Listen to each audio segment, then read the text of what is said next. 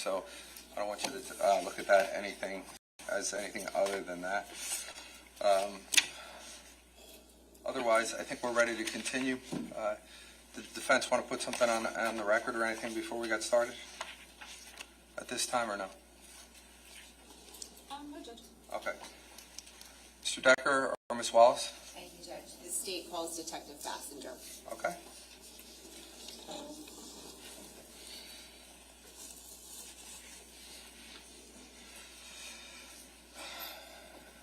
Good morning. Good morning. You can just watch your step going up there. Could you put your left hand on the Bible, raise your right hand? Do you solemnly swear or affirm to tell the truth, the whole truth, and nothing but the truth, so help you God? I do. Okay, once you get comfortable, can you state your name for the record and spell your last name, please? My name is Debbie Bassinger. My last name is Bassinder. Okay. Prosecutor, whenever you're ready. Thank you, Judge. Good morning, Detective. Good morning. Where are you employed? I'm employed at the Monmouth County Prosecutor's Office In what capacity? as a detective. And how long have you been employed at the prosecutor's office? 8 years this month. What unit do you work in? I work in the Financial Crimes and Public Corruption Unit. Can you tell us how long you've worked in that unit for? I worked in this unit for my entire time of employment at the Prosecutor's Office, with the exception of 2.5 months where I was assigned to the trial unit. What are your duties and responsibilities as a detective in the Financial Crimes Unit? My duties are to investigate allegations relating to financial crimes and/or public trust. Now, what, if any, law enforcement experience did you have prior to joining the Monmouth County Prosecutor's Office?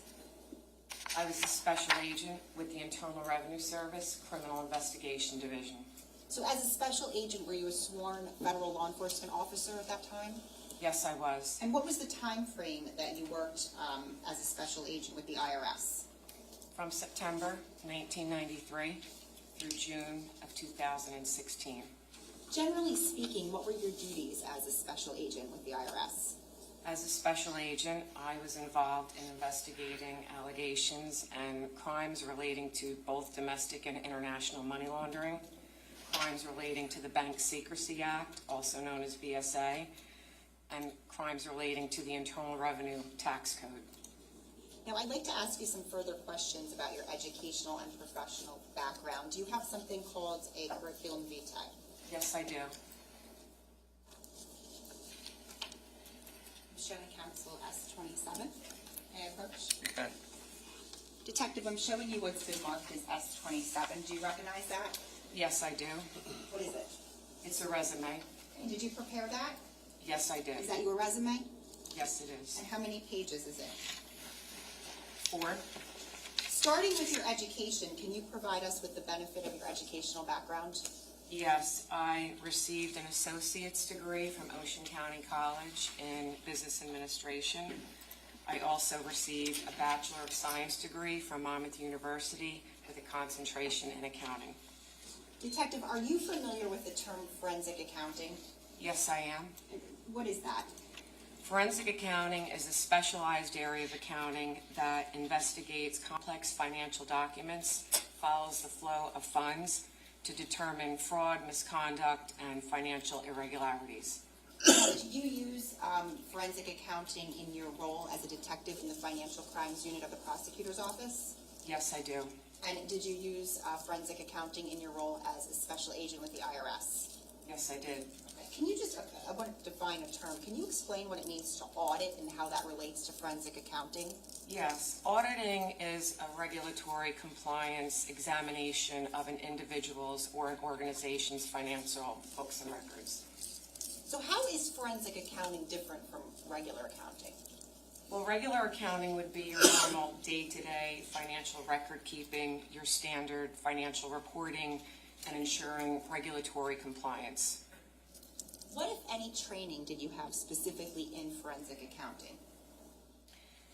I was a revenue agent with the Internal Revenue Service, which means you're an auditor. That encompassed approximately, in total, about 6 months of training on complex auditing individuals and business records. From there, my education in accounting focused on accounting 1 and 2, intermediate accounting 1 and 2, advanced accounting, auditing, taxation, business law.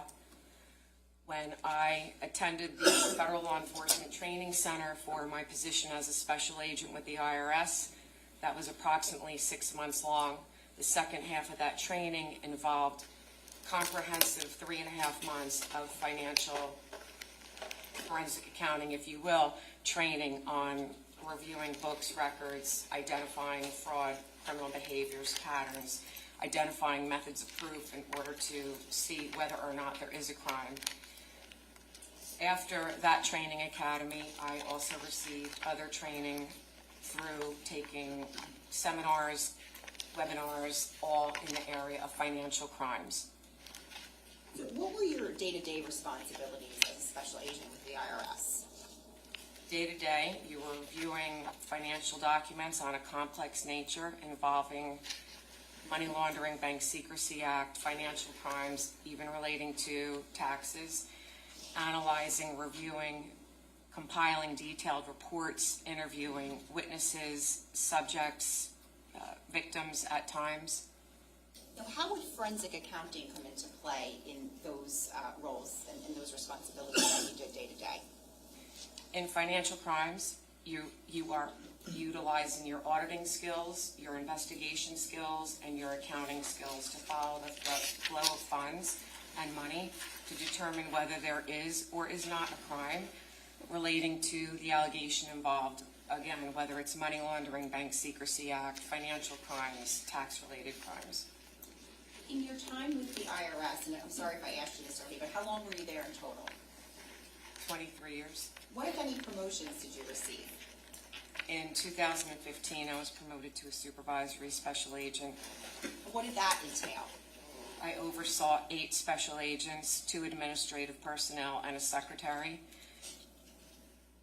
And the 8 special agents that I oversaw were conducting investigations as I just described what I did as a special agent. So I was overseeing their work, dealing with the U.S. Attorney's Office as it relates to those investigations. Now, as a special agent with the IRS, prior to receiving that promotion, approximately how many forensic accounting analyses had you conducted? Over 200. Approximately how many forensic analyses did you oversee during your time as a supervisory special agent? Over 100. What, if any, certifications did you receive while you were with the IRS? In 2009, I received a certification titled Certified Fraud Specialist. And what is that? It's a designation that validates your expertise in the detection, investigation, and prevention of fraud. What did you have to do to obtain that certification? You had to complete a certain amount of credits that they required an applicant to have. So, for example, your education garnered you so many credits. Your experience in your financial profession garnered you X amount of credits. You needed professional witnesses from a higher level than you were applying to that credential. You had to maintain those credits by continuing your education within a 2-year period to sustain those credits. Part of your credits also could come from testifying in your field, whether as a fact witness or an expert witness. Now, what, if any, certifications did you receive while you were with the IRS in 2013? I received a certification called Certified Anti-Money Laundering Specialist. What is that? It's a certification that validates your expertise in investigative techniques, regulatory compliance, and risk management. What did you have to do to obtain that certification? Very similar to my first certification, this certification required you to take an examination in addition to verifying your education, your years of experience. If you have done teaching, that counted as well. If you've testified, that counted as well. And then you're required to maintain a certain amount of credits by every 3 years to maintain that certification. With both of those certifications, are you currently up to date? Yes, I am. Now, after you worked for the IRS, let me just ask you, did you retire from there? Yes, I did. When was that? In June 2016. Where did you become employed after that? Ocean First Bank. And what was your position there? I was the Senior Vice President and the Director of BSA Department, Bank Secrecy Act, BSA Department, and also the Security Department. Okay. And what were the dates that you were employed at Ocean First Bank? August 2016 through January 2018. Would you be able to summarize your duties and responsibilities there? Sure. For the BSA department, I was responsible for implementing, administering, and ensuring the bank's compliance with all Bank Secrecy Act. The bank at that time had approximately 125 branches, over 800 personnel, a myriad of departments both within branch and corporate. BSA oversees every employee, every department, administers all training. No, what if I'm sorry, go ahead. Also oversaw my staff in BSA, and the staff was investigating alerts that would come in from the anti-money laundering detection system, your computer systems. So if there was an alert on a customer account, they would investigate it to determine if it's worth additional investigating or if it's okay. The second half of my role in the security department, which I oversaw a staff there as well, but we handled the both internal and external security of the bank. External security meaning bank robbery, internal security encompassed internal fraud, anything happening internal within the bank. What, if any, employment did you obtain after that? Then I became employed with the Monmouth County Prosecutor's Office. Did you have to go to the police academy for that?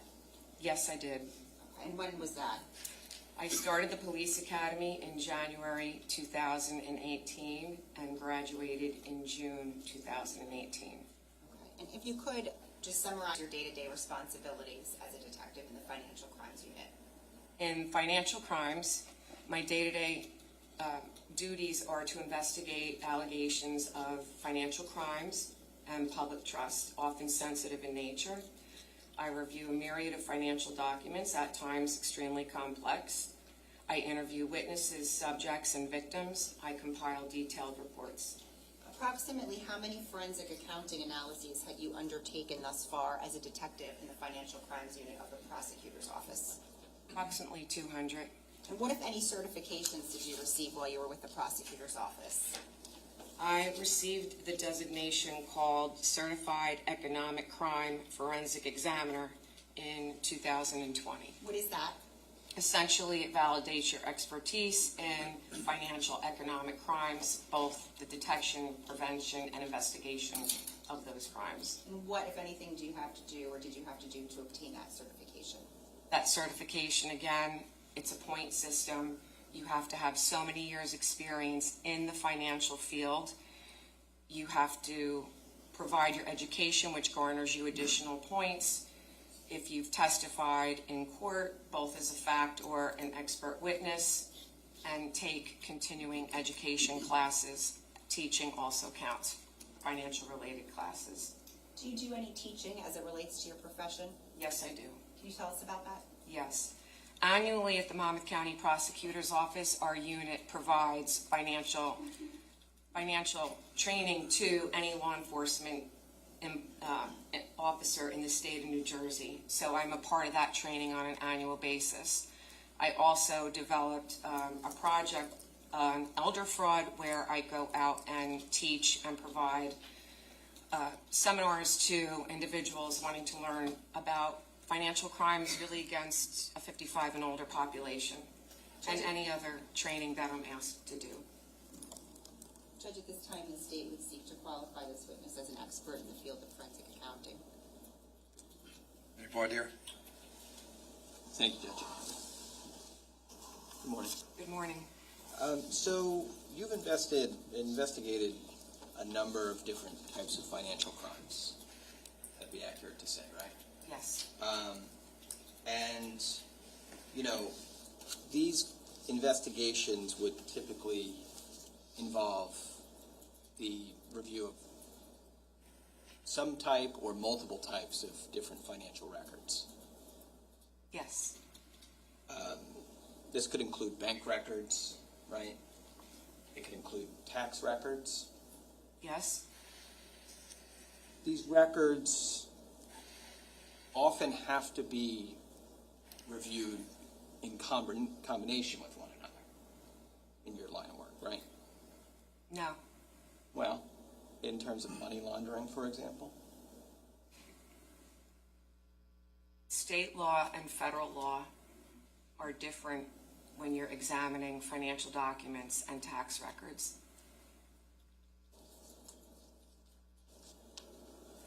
Okay, so let's just take a step back here. The records, they're helpful to you as an investigator because they show you a path that money takes from point to point.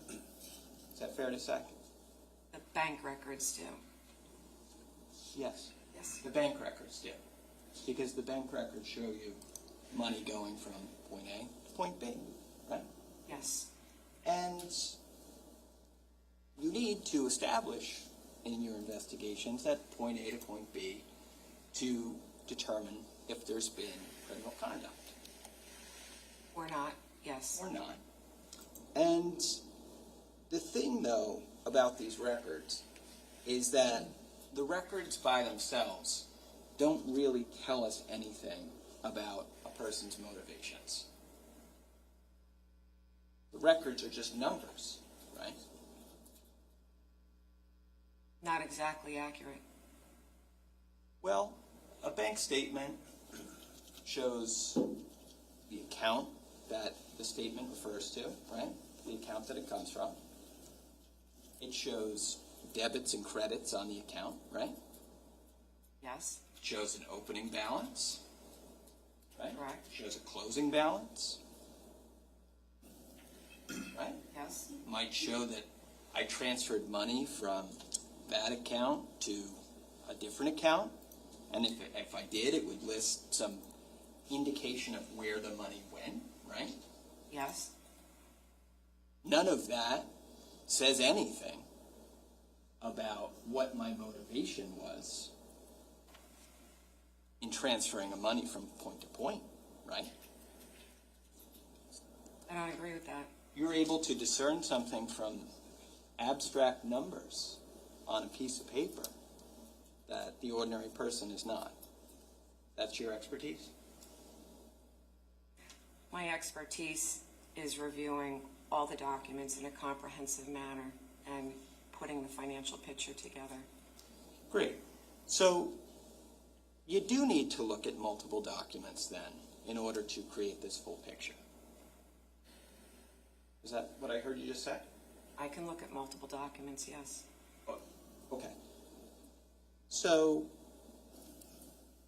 you're looking at multiple documents, and you're doing that because looking at multiple documents gives you a fuller picture of a situation than looking at a single financial record. Yes.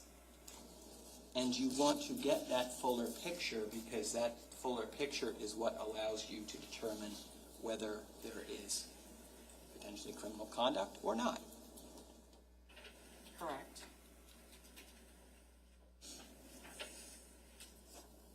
You are also looking for things in these records that could demonstrate motive.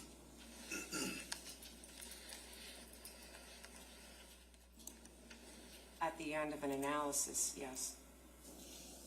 One of the things that you're trying to determine is if any of these records are supportive of or not supportive of motive.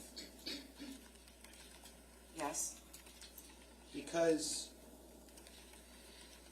motive is going to, if it exists, right, is going to help in furtherance of an investigation.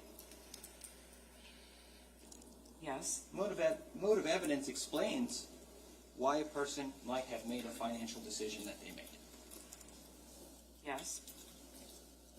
So if you find evidence of motive as part of your investigation, it's something that you would take note of.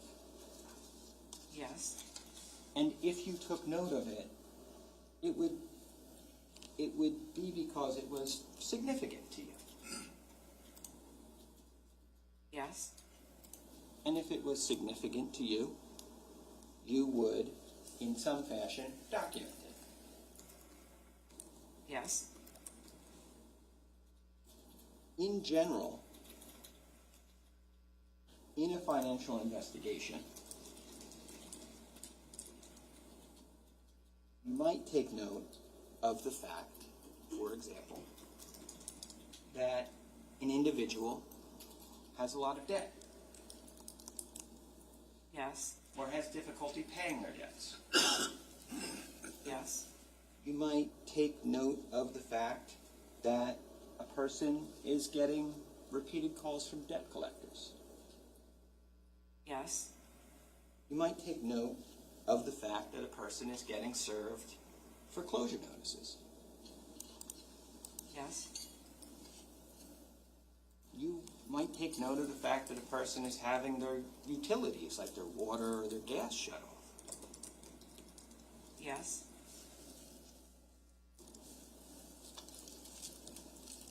You might take note of the fact that a person isn't able to come up with the money to afford basic things like food and gas.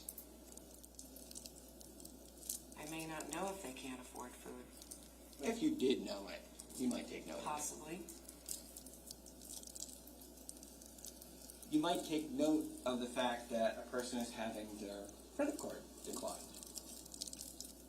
Yes.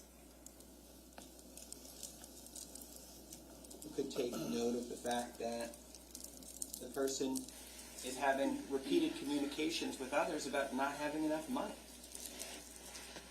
I may not know that. You may not, or you may, because sometimes you might have a person's record of text communications in a case, right? Not necessarily. Not necessarily, but sometimes you might. But I might not. And if you did have them, and you notice that the person is having communications about not having enough money, you might take note of that. Yes. If you had a record that a person is consistently borrowing money because they don't have sufficient funds, you might take note of that fact. Yes.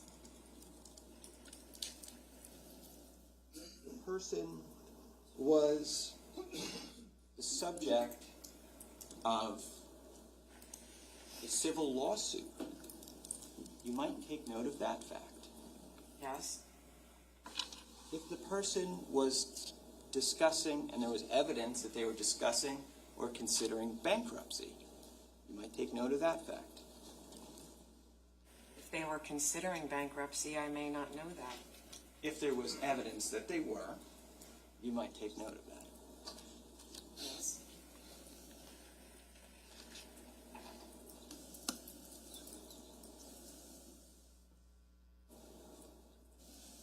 When you were with the IRS and as part of your work with the prosecutor's office,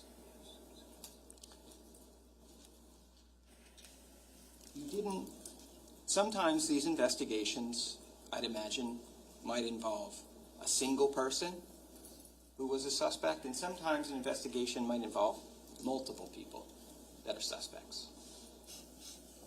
Is that fair to say? Federally, yes. And sometimes investigations might involve situations where multiple people had access to the same bank accounts. That's possible.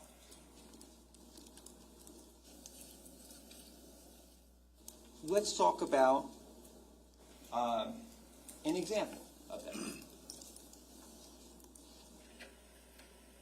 let's say we have a small business. Now, you're aware that small businesses often operate under a less regimented structure than large, highly regulated businesses, right? Can happen. Can I see counsel, please?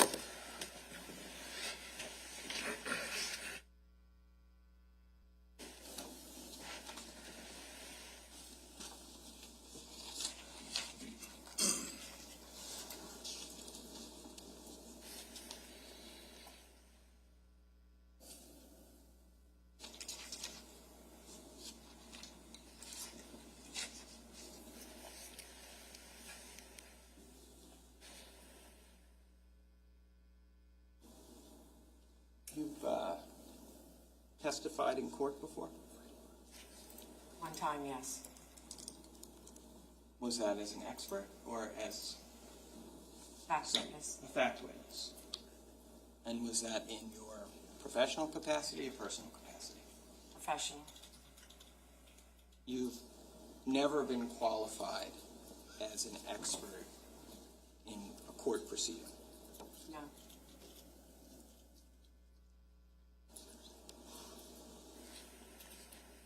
When you testified as a fact witness, that was about a financial investigation? It was a joint investigation with the FBI, and there was a financial component to it, yes.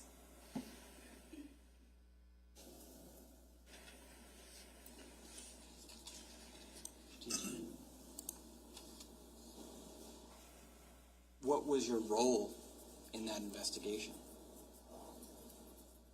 The defendant accepted bribes in the amount of $30,000. Excuse me, the defendant accepted bribes, and I was a fact witness to that. And there were also tax charges in combination.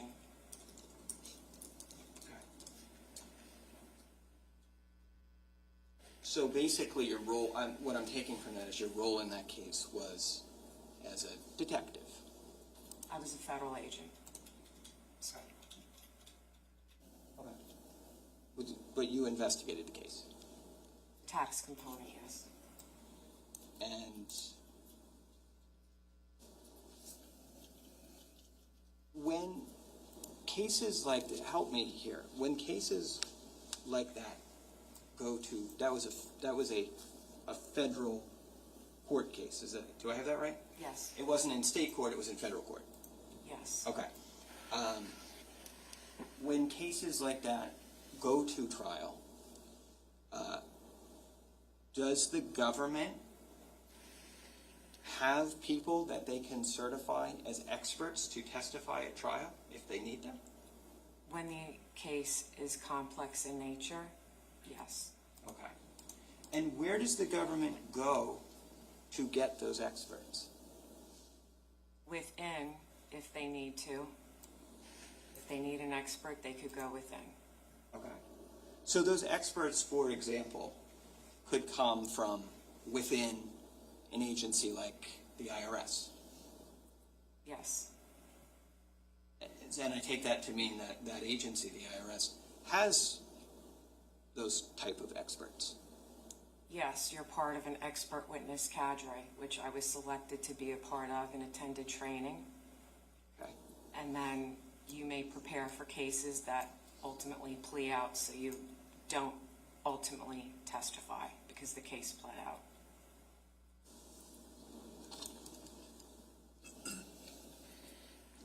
Fine. But this is the first time that you've been qualified, let's say, as a expert witness in a case. Yes, It never happened during all of your time at the IRS. no, because my case is ultimately pled out. Now, It's also never happened during all of your time up to now at the Monmouth County Prosecutor's Office. No, my cases have not gone to trial. This is my first trial case with the county. Judge, I have no further questions. Okay. Do you wish to be heard on the issue? I don't, yes. Okay. Under the circumstances, I find that this defendant is qualified based upon her years of experience, both as a special agent in the IRS for the years that she was there, 23 years, her time at Ocean First Bank, her time in the Monmouth County Prosecutor's Office, her certifications and training that she has had. She would be qualified as an expert in the field of forensic accounting. Ladies and gentlemen, just because that I find that legally a person can be considered as an expert in a particular case, I have to give you a charge to tell you what that means to you. All right? As a general rule, witnesses can only testify to facts known to them. This rule ordinarily does not permit the opinion of a witness who is not testifying as an expert. However, an exception to this rule exists in the case of an expert witness who may give their opinion as to any matter in which they are versed, which is material to this case. In legal terminology, an expert witness is a witness who has some special knowledge, skill, experience, or training that is not possessed by the ordinary juror, and who thus may be able to provide assistance to you in understanding the evidence presented and to determine the facts that you find them to be. In this case, as I mentioned, you can consider this detective as an expert in the field of forensic accounting.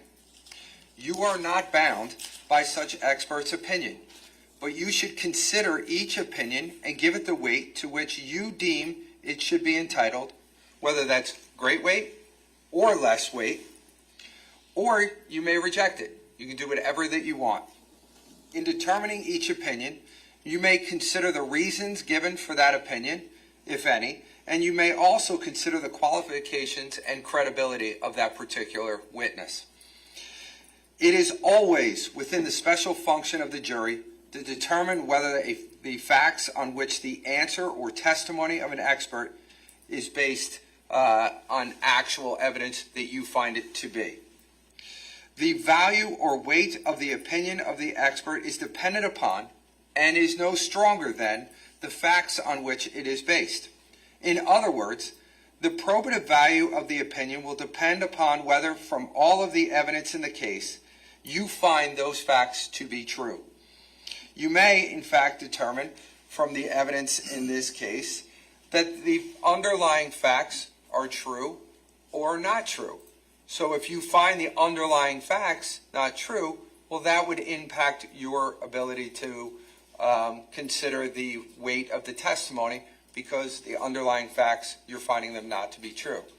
On the other hand, if you found them to be true, well, that would be assisting you on whether that you want to believe the opinions that are based upon those underlying facts that you wish to be true, or that you find to be true. Does everybody understand that? Yes. Okay. You and you alone are the sole fact finders in this case. You must be persuaded solely by the evidence presented at trial when determining whether the state has satisfied its burden, and it's you and you alone that will make these determinations as to the evidence in this case. With that being said, Ms. Wallace, I'll allow you to continue your direct examination. Thank you, Your Honor. Thank you. CV back.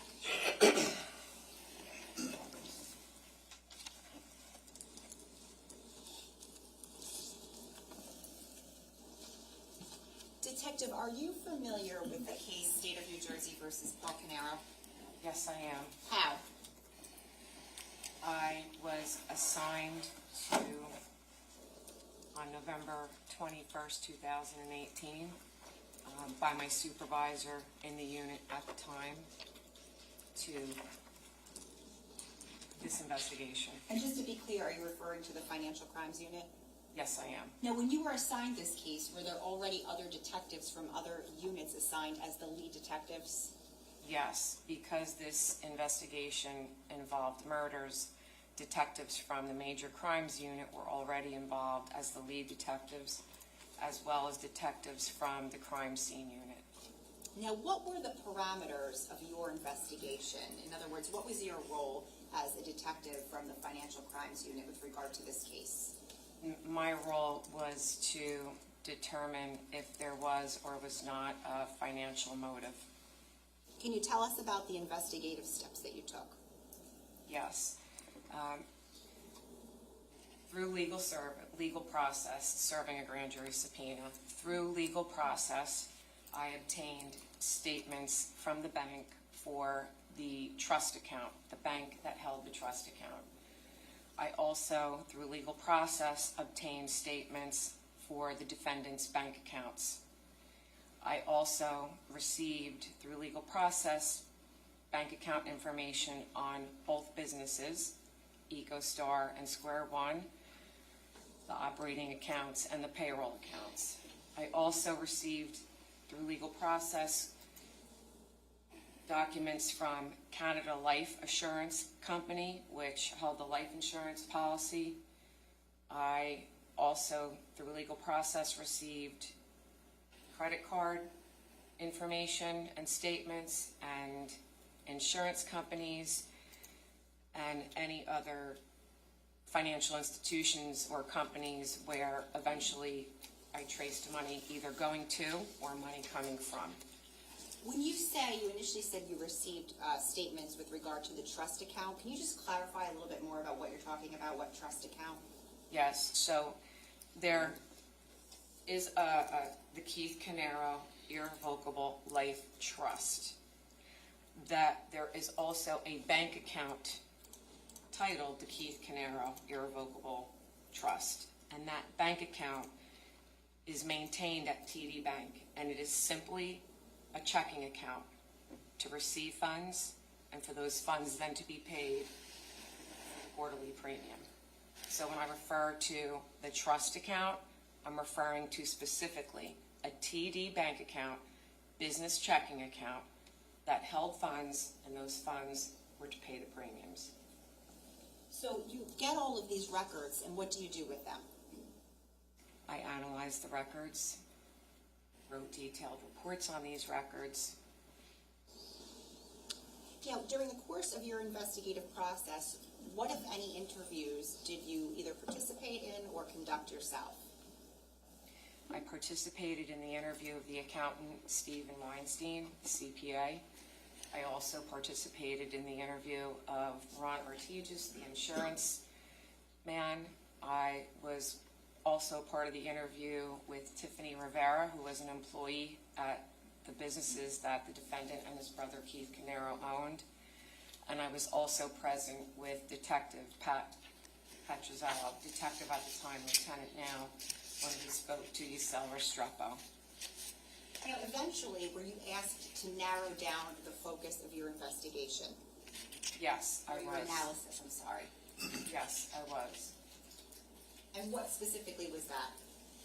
I was asked to narrow down the analysis to the years 2017 and 2018, and essentially do a review of the defendant's finances. So essentially following all the monies going into his accounts and all the monies leaving his accounts. Some of these were fixed deposits and fixed expenses, and in these years there were also one-off deposits and one-off expenses. When we're talking about bank accounts, how many personal bank accounts did the defendant have? 4. All right, and with regard to that TD trust account, how many accounts was that? There was 1. Okay, and then in terms of the businesses, how many bank accounts were there? A total of 4, because there were 2 businesses, each had an operating account, each had a payroll account. And just very briefly, the difference between an operating and a payroll account? The payroll account is going to pay the salaries of your employees for the businesses, and the operating account is paying your fixed expenses and other expenses. Okay, so right there, what we discussed, that's a total of 9 bank accounts? Yes.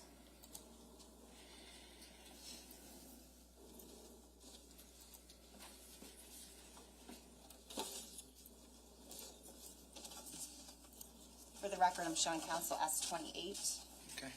May I approach, sir? You can. Detective, I'm showing you what's been marked as S28. Do you recognize this? Yes, I do. And what is this? This is a list of all the 9 accounts that I just described. Okay. And does this have the bank names of the checking accounts on here? Yes, this lists the name of the bank. It lists the type of account. It lists the account holders, and it lists the account number. Judge, permission to publish? Any objection? Okay, you can publish.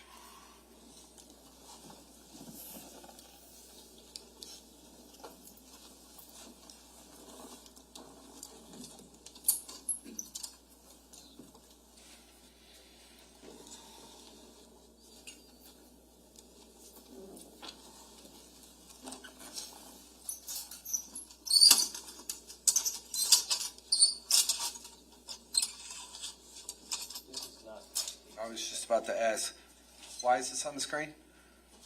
I didn't put it on. Okay, we can just turn that off, if you don't mind. Thank you. A little lopsided.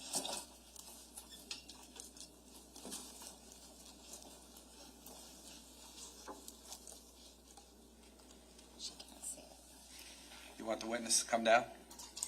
If we could, Judge, please. You can. Come on down. Just please make sure you speak up. Sure. All right, thank you.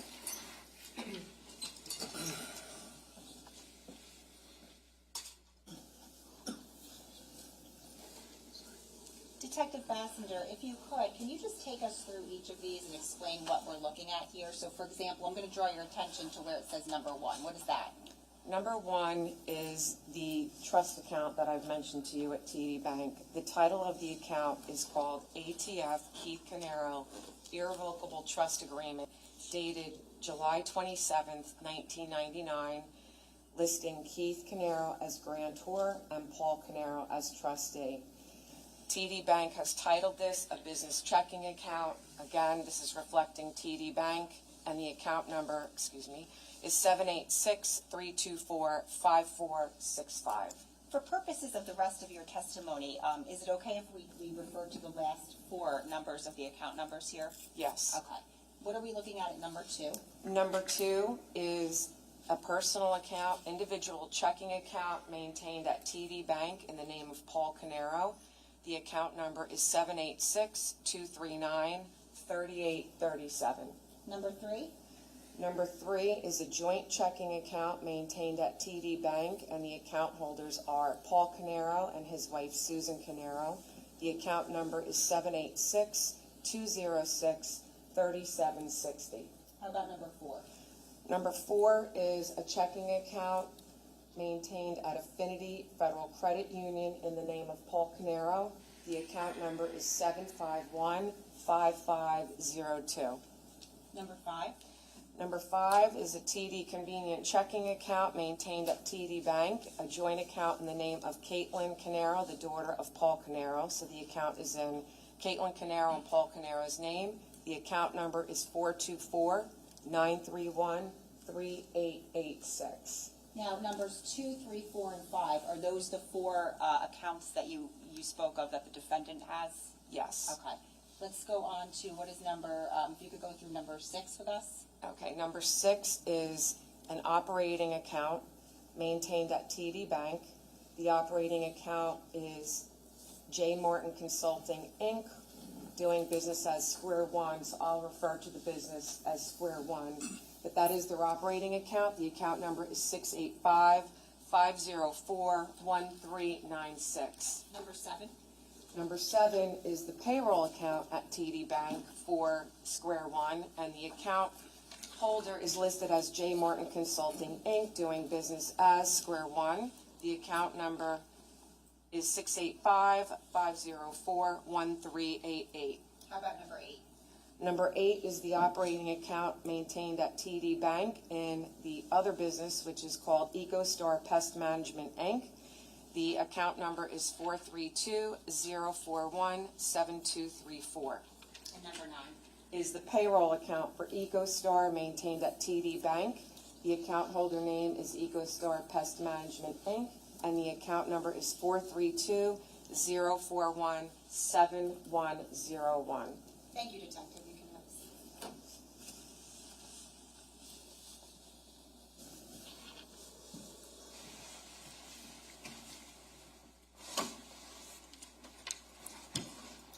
The bank accounts that are listed up on this board right here, which is S28, did you review the bank statements for each of those accounts? Yes, I did. For what years for each?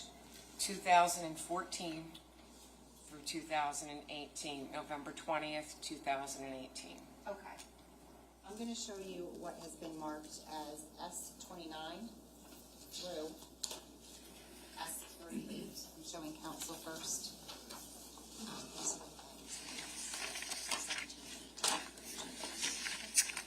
May I approach, Your Honor? Yeah, can you just tell me the numbers one more time?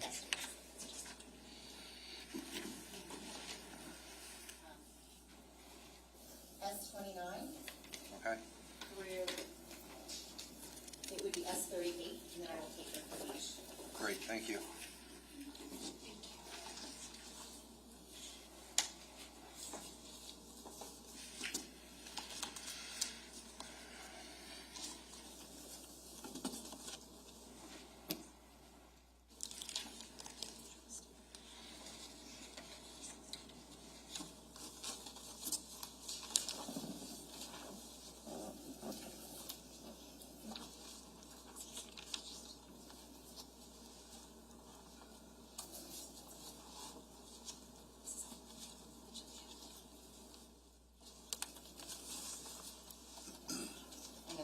Detective, but I'm going to ask you, I'm showing you what's been marked as S29 through S38. We're going to start with S29. Do you recognize that? Yes, I do. What is that? This is the bank statements from TD Bank in the name of Paul Caneiro. The account number, can I just say the last 4 digits Yes. for these? The account number ends in 3837, and the statement period is from December 24th, 2016, and it ends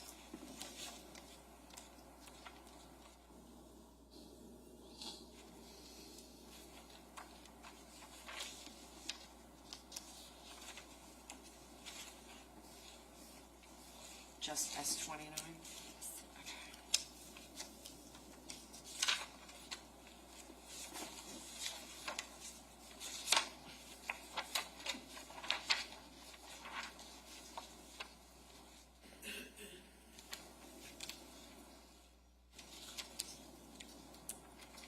Detective, if I could, are these the bank statements for 2017 for 3837? Yes, and it ends January 23rd, 2018.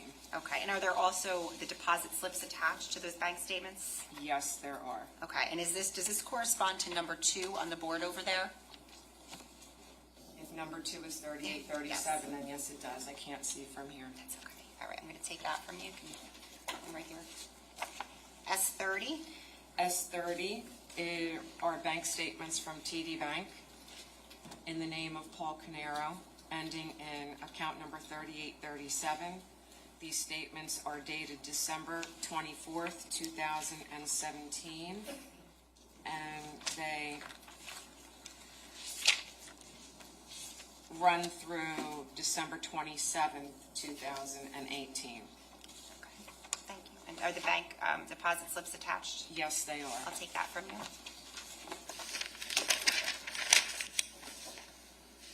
S31. S31 are bank statements from Affinity Federal Credit Union in the name of Paul Caneiro. The account ending in 5502. These statements cover the period January 1st, 2017 through December 31st, 2017. S32. Are bank statements from Affinity Federal Credit Union in the name of Paul Caneiro, ending in 5502. This has a variety of account numbers on it.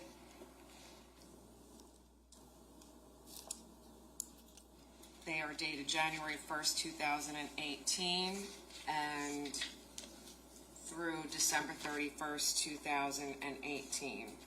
Okay, do you see S33?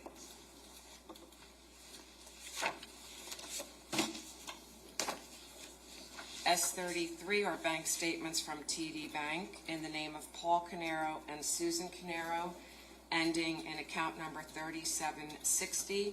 These statements period begins December 24th, 2016, and the statement period ends January 23rd, 2018.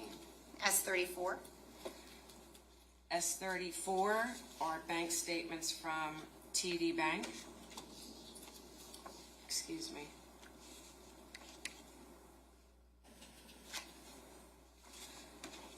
In the name of Paul and Susan Caneiro, ending in account number 3760. The statement period covers December 24th, 2017, and the last date is December 28th, 2018. S35. These are bank statements from TD Bank in the name of Caitlin Caneiro and Paul Caneiro. The account number ends in 3886. The statement period covers December 14th, 2016, and the statement period concludes on January 13th, 2018. Okay, and S36. Are statements from TD Bank in the name of Caitlin Caneiro, Paul Caneiro, ending in account number 3886. The statement period begins on December 14th, 2017, and the last date is December 26th, 2018. And the last two, S37. Are statements from TD Bank in the account holder is ATF Keith Caneiro Irrevocable Trust Agreement dated July 27th, 1999. Keith Caneiro Grantor, Paul Caneiro Trustee. The ending account number is 5465. The statement period begins January 1st, 2017 through December 31st, 2017. Did you mean 2018? Are you? 17, I'm sorry. And finally, S38. Are statements from TD Bank. The account holder is listed as ATF Keith Caneiro Irrevocable Trust Agreement dated July 27th, 1999. Keith Caneiro Grantor, Paul Caneiro Trustee. The account number ends in 5465. The statement period begins January 1st, 2018 through December 31st, 2018. Thank you, Detective. Did you obtain each of these bank statements through legal process? Yes, I did. Meaning you obtained them directly from the bank? Yes, I did. And did you review each one of them in terms of your conducting your analyses? Yes, I did. Now, what, if anything, did you do to memorialize your analysis with regards to what you had mentioned earlier, the defendant's revenue, sources of revenue, and sources of income for the years 2017 and 2018? I prepared a report, and then I also prepared a supplemental report. Showing defense counsel S39 and S40. I'm showing you what's been marked as S39 and S40. Let's start with S39. Do you recognize that? Yes, I do. What is that? This is a summary of sources of revenue and income and expenses for the period 2017 and 2018. Is S39, though, is that a report? It's That's your report, right? it's my report. Okay, what's Yes. the date? This is dated July 21st, 2025. Right, and how about S40? Do you recognize that? Yes. What is it? This is a supplemental report dated December 8th, 2025, and this includes corrections. Okay, and those, just to be clear, those are both your reports that you created, right? Yes. Okay. Now, what, if any, summary charts of your analyses did you create? I created a summary chart of revenue for 2018, and I created a summary chart of expenses for 2017 and 18. And where are those summary charts reflected? They are reflected in the most updated summary charts are reflected in the December 8th, 2025 report. So S40? Yes. Specifically, I'm going to draw your attention to pages 3 on that report. Yes. What are we looking at there? Page 3 lists the sources of revenue and income for the years 2017 and 18. How about pages 4 and 5? What does that reflect? 4 and 5 reflect expenses for the years 2017 and 18.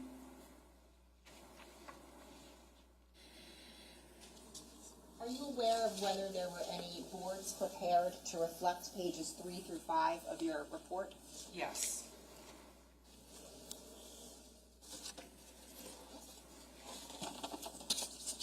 Showing council has been marked as S40A and S40B.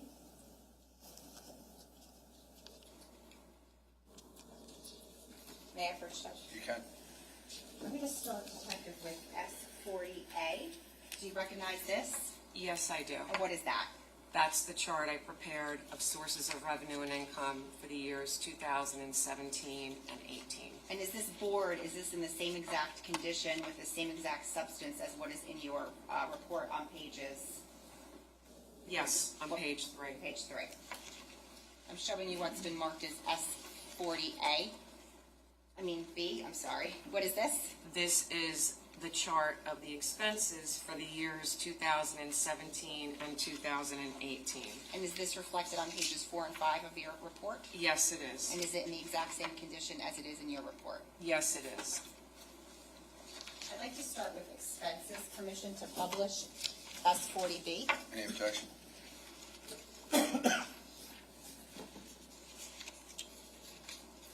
No, Judge. You can.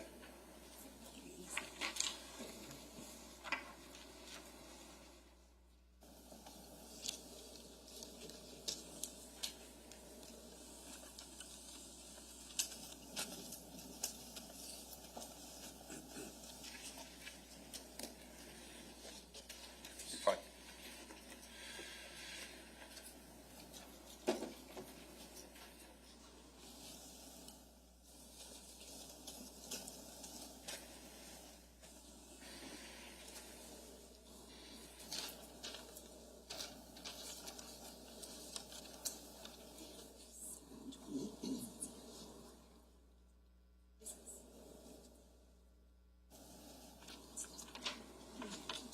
I'm sorry, Judge, just a moment. Detective, just to make it easier, I'm going to show you, and I'll show counsel, just what's been marked as S28. Just a copy of that board. Can you just tell us what that is? This is the listing of the 9 accounts that I previously spoke about and are listed on the board over there. Okay, so that is, I forget the number, I just want to be clear for the record. A reflection of S28. Yes. I'm going to ask to keep that with you, just so you have it to reference. Okay.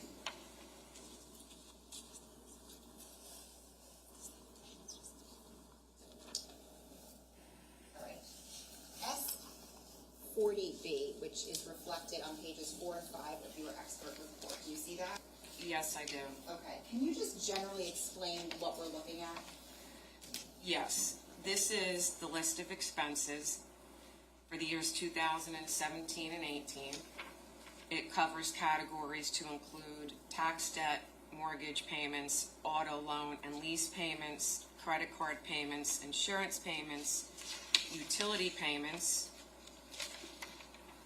educational costs, and miscellaneous payments, as well as payments made to Caneiro Life Insurance Company.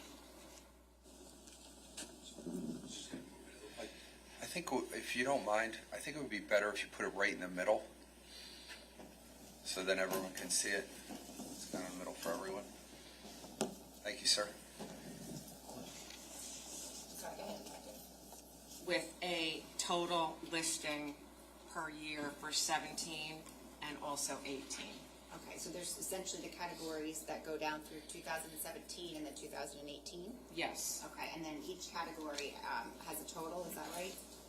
yes, And then is there a total expenditure reflected for 2017 yes, and 2018? yes. Okay.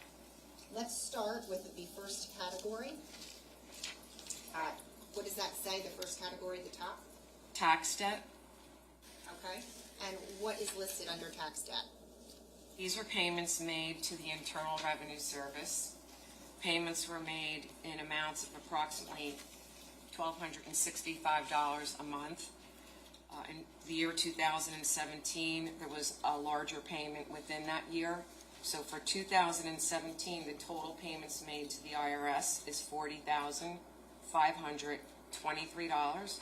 And in 2018, total payments made to the IRS were $15,107. And just to be clear, these payments came from which of the 4 accounts of the defendants? You could just say the last 4 numbers. It came from number 2, the account ending in 3837, the defendant's personal account. Okay. Do you know what kind of payments they were? Electronic? Electronic. checks, Electronic. What is the next category? The next category is mortgage. These payments were made to City Mortgage. The payments were in the amount of approximately $3,050 per month. In 2017, those payments totaled $36,600. In 2018, the payments totaled $33,550. Which of the defendant's 4 bank accounts did those come from? These payments were made from account 2, ending in 3837. What type of payments were they? Electronic payments. What is the next category?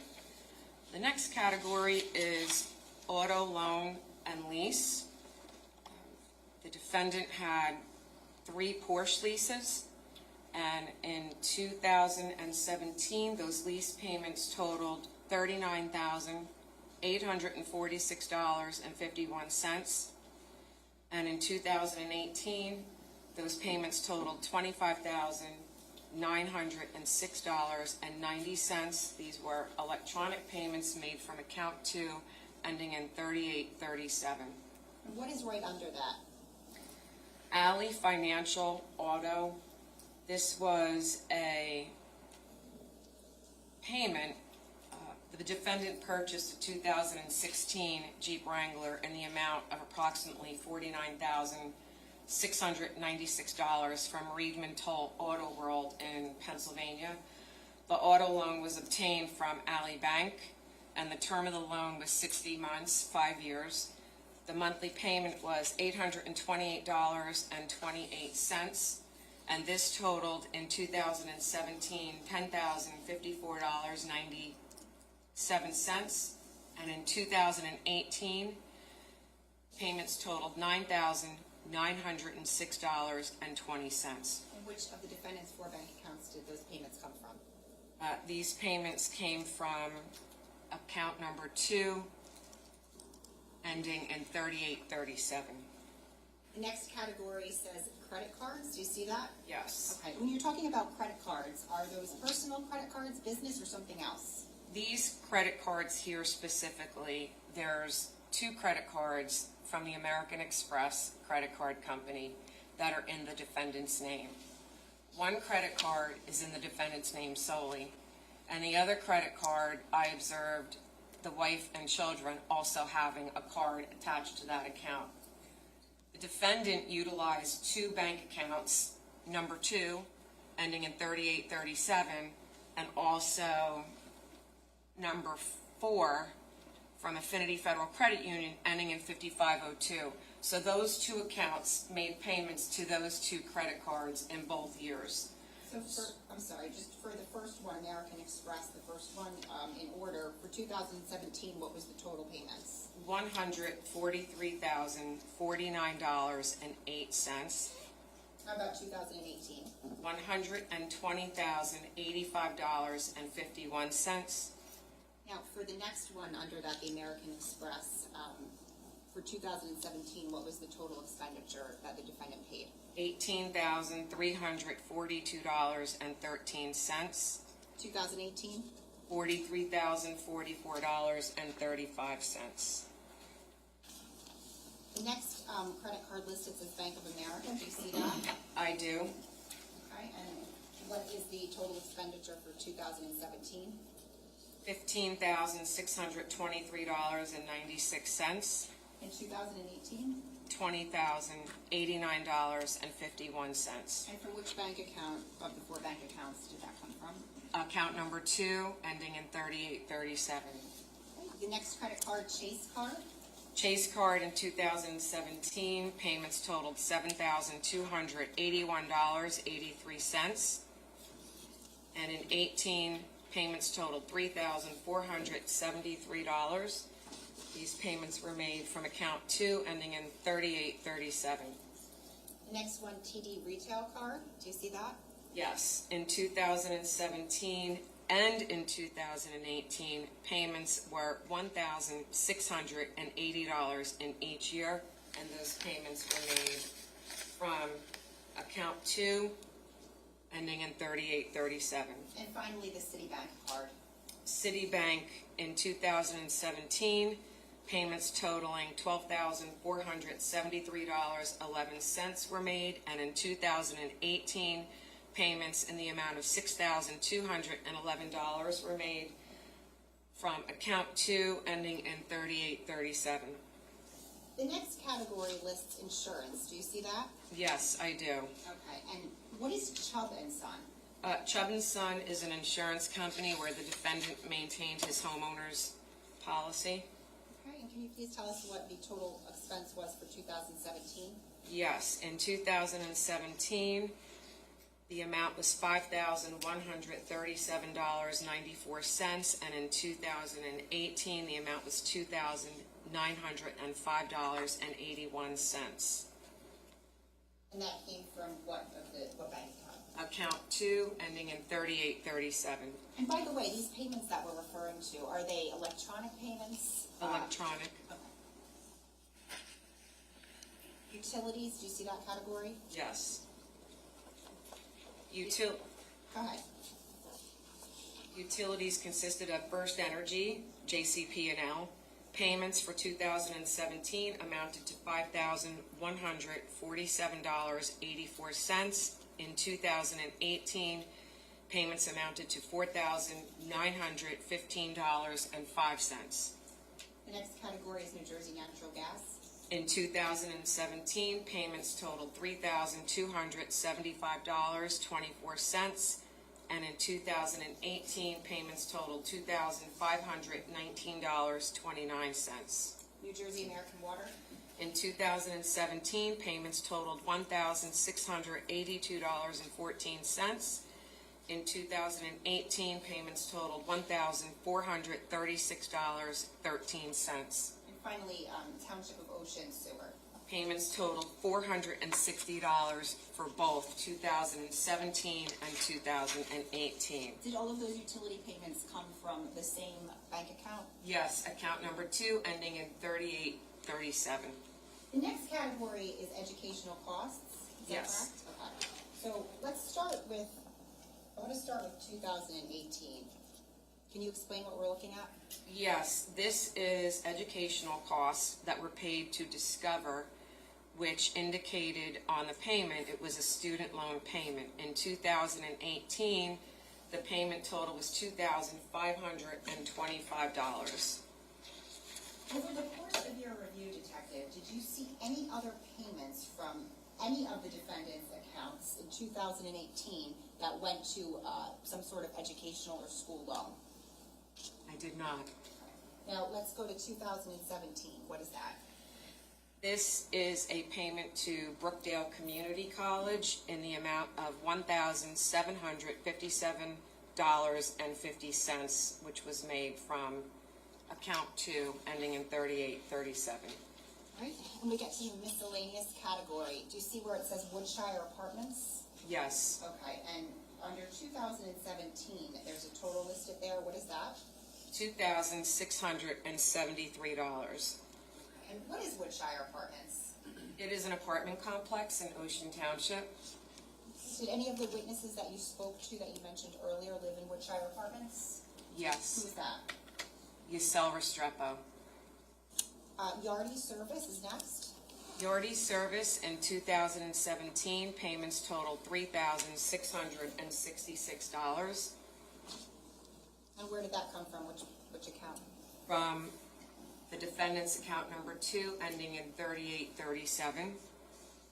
Restoration Hardware. Restoration Hardware payments totaled $15,720.47 in 2017. In 2018, payments totaled $7,701.17. And where did those come from? Account number 2 ending in 3837. Next category is Tiffany and Company. Do you see that? Yes. In 2017, payments totaled $17,714, and in 2018, payments totaled $2,625. And they came from which bank account? Account number 2 ending in 3837. Volkswagen Audi. Do you see that? I do. Okay, and can you tell us, so it's just 2018, is that accurate? Yes. What was the total amount? The total amount was $9,920.78. Okay, and that came from which account? Account number 2 ending in 3837. Did you review the records from Volkswagen Audi? Yes, I did. Okay, what, if anything, did you learn from those records? That Yusel Restrepo leased a 2018 Audi Q5 SUV from Audi in Eatontown. The invoice was listed at $53,766.13. The payments were made from the defendant's account to VW Credit in the amount stated. Now, the last category on there is Canada Life Insurance Company, Keith Caneiro Trust. Do you see that? Yes. Okay, and under 2017, what is the amount listed? $19,880. Okay, and that came from which of the defendant's accounts? That came from account number 2 ending in 3837. Was there anything paid to Canada Life in 2018 from any of the defendant's personal accounts? No. Okay, so what is the total expenses in 2017? $402,588.72. And how about 2018? $314,061.70. Before we move on to the sources of revenue that you analyzed, I just want to ask you some questions about Canada Life. So if you could tell us, and I think you may have said it before, but just clarify, what is Canada Life? Canada Life Assurance Company is the company where the Keith Caneiro life insurance policy was held. And I think before you indicated that you obtained records from Canada Life. Yes, I did. Okay, and those records, did they include Keith Caneiro's whole life insurance policy? Yes, it did. Did those records include Keith Caneiro's application for that policy? Yes, it did. And did those records include the trust document itself? Yes, it did. Okay. Did you review those 3 documents? Yes, I did. Thank you. I'm showing counsel what is marked as S26, S42, and then S43. May I approach? Okay. I'm going to show you what's been marked as S26, S42, and S43. We'll start with S26. What is that? S26 is the Keith Caneiro irrevocable trust agreement. Okay, and how about S42? S42 is the Canada Life Assurance Company policy. And S43? Is the Canada Life Assurance Company application. I'd like you to take a look, if we could, at S26 first, the Keith Caneiro irrevocable life insurance, I'm sorry, S42, the Keith Caneiro whole life insurance policy. Do you see that? Yes. How many pages is that document? 17. Are the terms of the life insurance policy contract outlined in that document? Yes. If we could go, what is on page 1 of that document? Page 1 is the cover one, sheet cover. for the whole life insurance policy. Okay, and page 2, Page 2 is the table of contents, and page 3 is what? policy details. Judge's statement seek permission to publish S42. Any objection?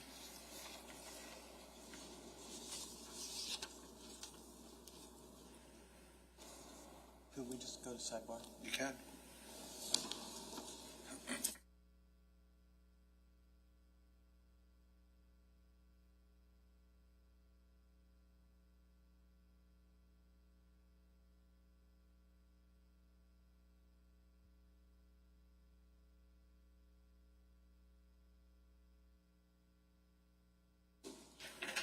All right, ladies and gentlemen, before we get into this, we're going to take our mid-morning break now, just to give everyone a chance to take a break. We'll start back up at 10 minutes after 10, first time reading a clock. So you guys want to just take your break, don't discuss this case, don't do any research. We'll be back out at 10 after 10.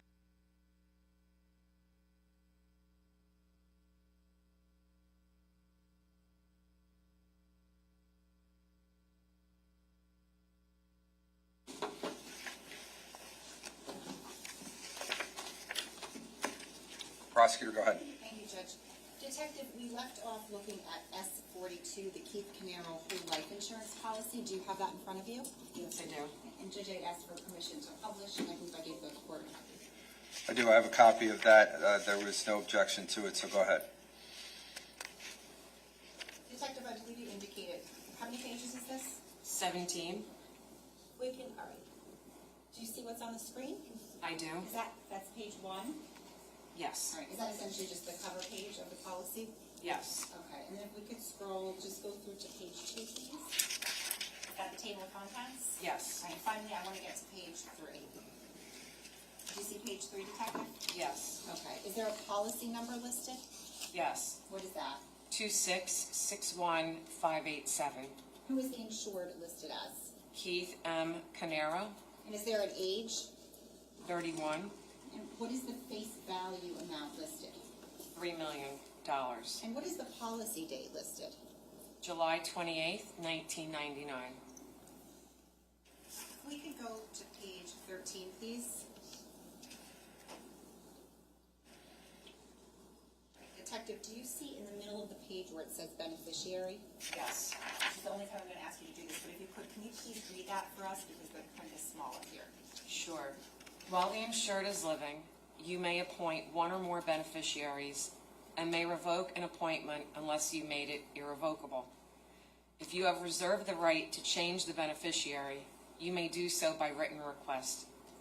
You must revoke any previous appointments and designate the new person or persons to be beneficiary or beneficiaries. Continue. Yes, please, just one No. beneficiary. No appointment or change in appointment will take effect unless we receive the request. When received, the request will take effect as of the date it was signed, subject to payment or other action taken by us before it was received. The beneficiaries of this policy shall be as stated in the application unless later changed. We will pay the amount due at the death of the insured under the beneficiary appointment in effect at the date of death. If more than one beneficiary has been appointed and one or more of them dies, the proceeds will be paid to the surviving beneficiaries equally unless otherwise designated. If no other beneficiary is alive at the date of the insured, or if none has been appointed, we will pay the proceeds to you or to your estate. Detective, who To your knowledge, if you know, based upon your review of these documents, who was the beneficiary of this life insurance policy contract? The Keith Caneiro Irrevocable Life Trust And where is that listed specifically? on the application. Can I take that out for you? I'm going to ask you to take a look at S-43 now.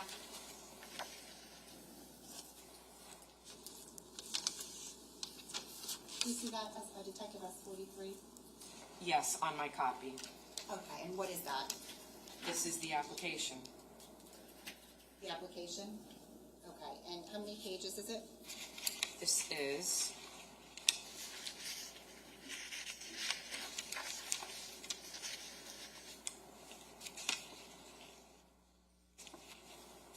And I'm sorry, they're not numbered, so if you don't mind. 9, How many? I believe 9. Okay. Judge, permission to publish? You can. We've already discussed that with defense counsel. Okay.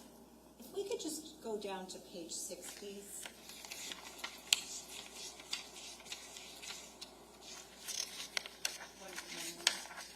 Detective, do you see this page in front of you? Yes, Okay. Are there signatures on there?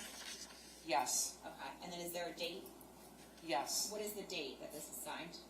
August 9th, 1999. Okay, if we could just go to section 1 on page 1, please. Detective, I'm going to refer your attention to that section, section 1, page 1.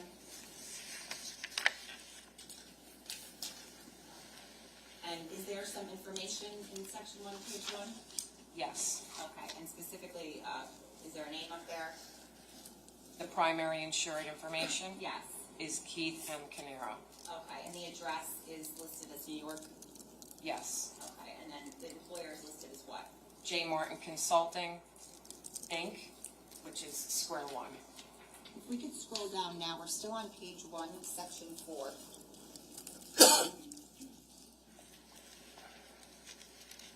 Do you see where it says owner information? Yes. Okay, and what does it say up there as to owner information? The owner is Keith Caneiro, Irrevocable Trust Agreement dated July 27th, 1999. And what is the address listed as? 27 Tilton Drive, Wayside, New Jersey, 07712. Okay, and what's listed in front of that address, though? Paul Caneiro as trustee, in parentheses, settler. If we can now look at, it's still page 1, but section 5 right there where it says beneficiaries, do you see that? Yes. And what is listed as the beneficiary? Under primary, it's listed Paul Caneiro, trustee of the Keith Caneiro Irrevocable Trust Agreement dated July 27th, 1999, and the address as 27 Tilton Drive, Wayside, New Jersey, 07712. All right, still on page 1, if I'm going to direct your attention to section 6 where it says premium payment, do you see that? Yes, Do you see section A, mode? yes. Okay, and what is that list? An annual premium payment. Did that later change at some point? Yes, What did it change to in terms of the frequency of the premium payments? to quarterly. Okay, and do you see section B where it says send premium notice to owners? Yes. Okay, and what is listed there?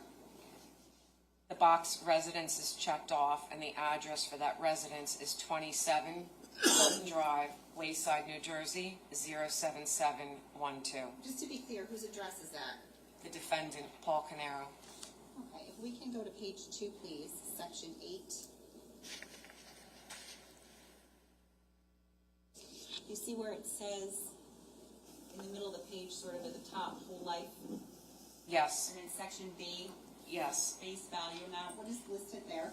$3 million. Okay, and then looking down at section 8, where it says automatic premium loan, question mark, and a yes or no, what is checked off? Yes, And then we looked at the signatures on page 6. Thank you.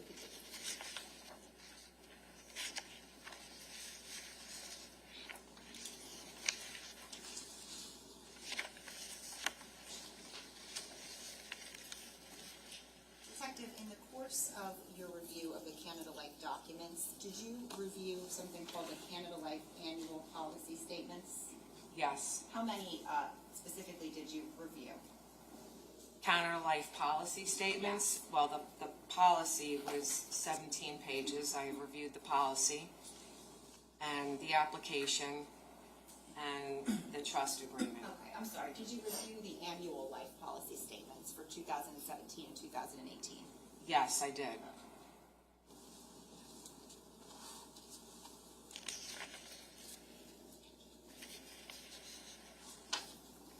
For the record, I'm showing council what's been marked as S44 and S45. Judge, may I approach? You can. I have copies. Thank you. Generally speaking, Detective, do you recognize S44 and S45? Yes, I do. What are those? These are the annual policy statement for 2017 dated July 28, 17, and also dated July 28, 2018 from Canada Life, Okay, so S44 corresponds with what? What year? 2017. Okay, is there a date on there?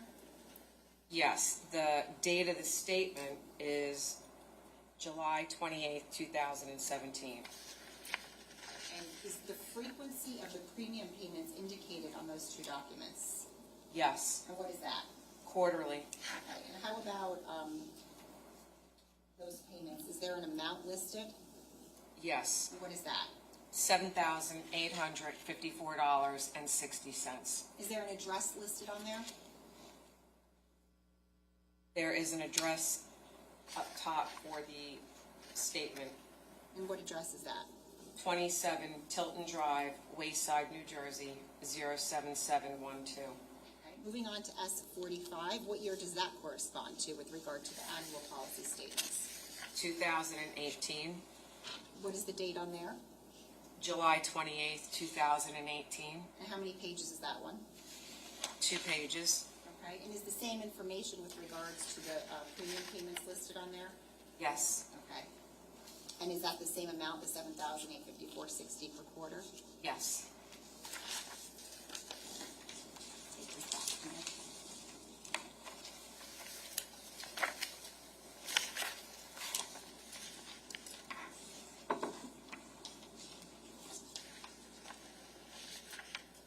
Before we move on, Detective, to the sources of revenue that you analyzed, I want to ask you some questions about the TD Trust Bank account 5465, named ATF Keith Caneiro Irrevocable Trust Agreement.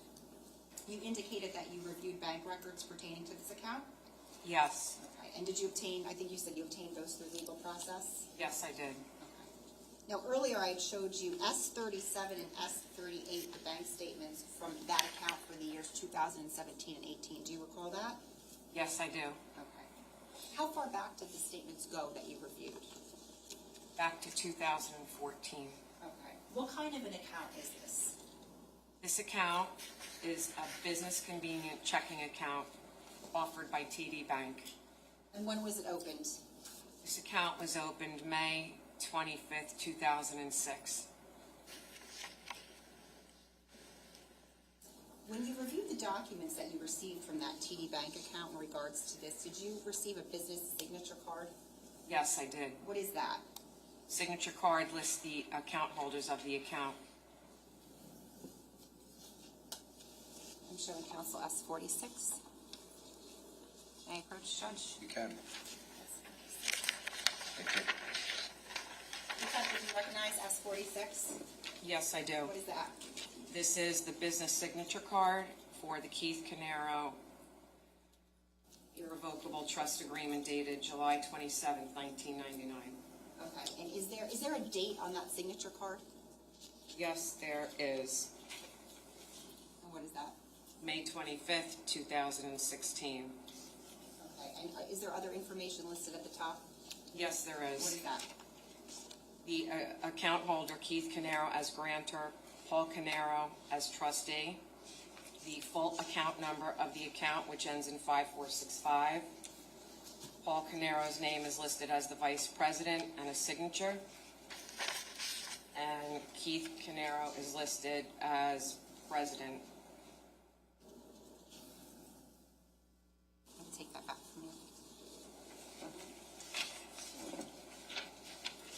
Detective, during the course of your review, were you able to determine how this particular account, 5456, the TD Trust account, was funded? Yes. How was that? This account was funded through payroll checks from Keith Caneiro, from Jay Martin, and then in time, it was from Jay Martin and EcoStar. Okay, They sorry. were direct deposits into the account from payroll. Aside from those direct deposits from payroll, did you see this account being funded in any other way? In 2017 and 18, no. Based upon your review of these bank statements for 2017 and 2018, where were funds going out of from this account and to? Funds were going out to the defendant's bank accounts and Canada Life. Anywhere else besides the defendant's bank accounts and Canada Life? No. You say defendant's bank accounts. Did it go to did the monies go to multiple accounts or just one? Multiple accounts. Okay, of the board I believe it's S28. Can you just tell us which accounts you saw money going into in 2017 and 18 from the TD Trust checking account 5465? Yes, collectively for both years, funds went into account number 2 in the name of Paul Caneiro, TD Bank, ending in 3837. Funds in both years went into the joint account of Paul and Susan Caneiro at TD Bank, ending in 3760. And in 2017, funds went into the account of Caitlin Caneiro and Paul Caneiro at TD Bank, ending in 3886. Detective, when you prepared your report and your summary chart of the defendant's sources of revenue for the years 2017 and 18, did you include these funds in that chart? Yes, I did.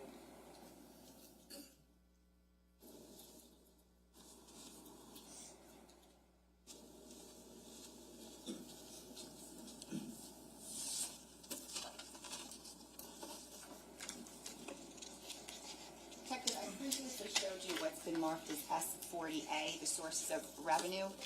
Judge, the state would seek permission to publish that. Any objection? No, thank you. You can.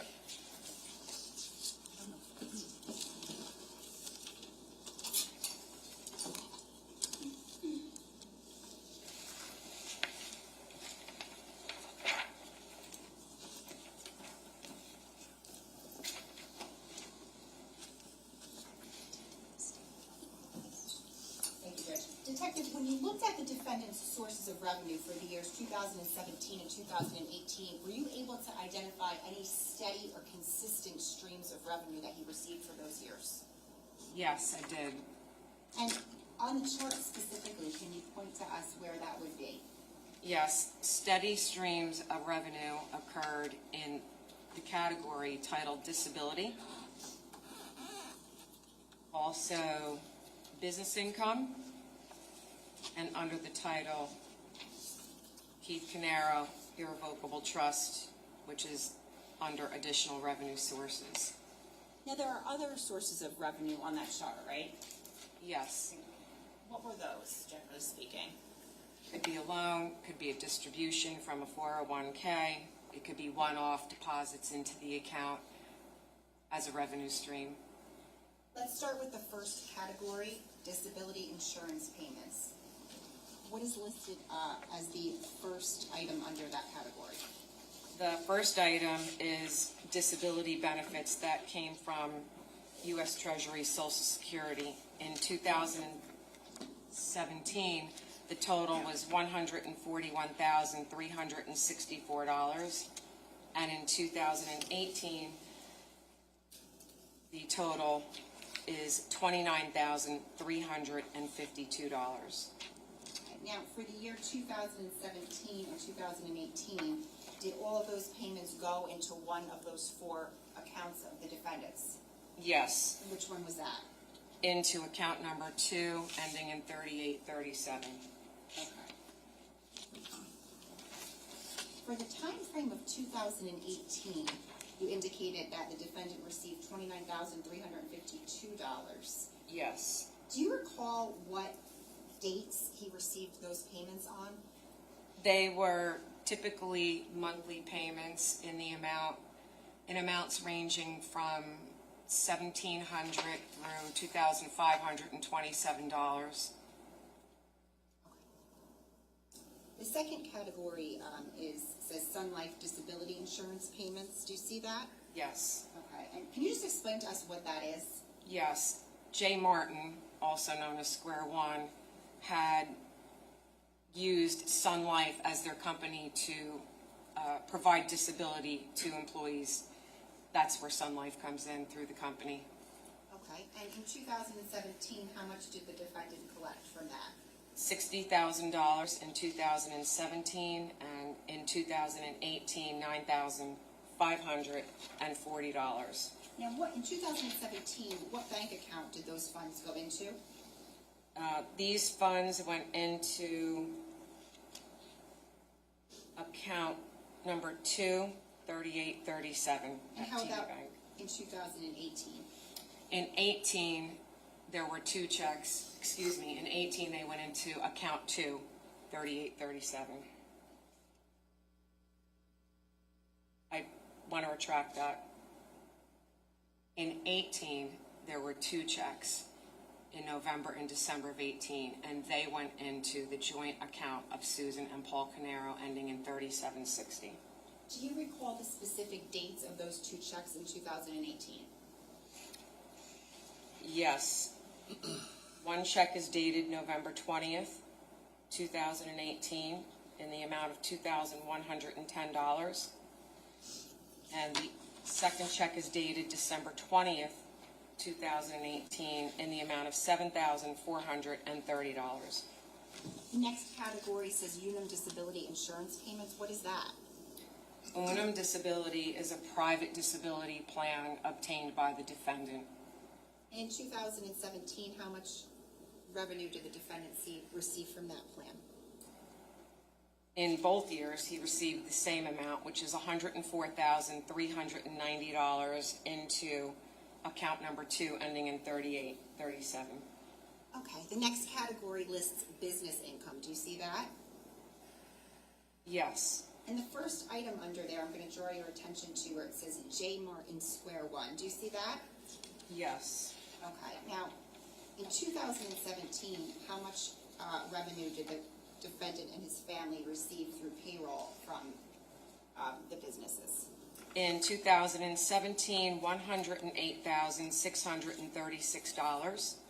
In 2018, the amount is $117,851. Just to clarify, does that reflect a gross or a net? Gross.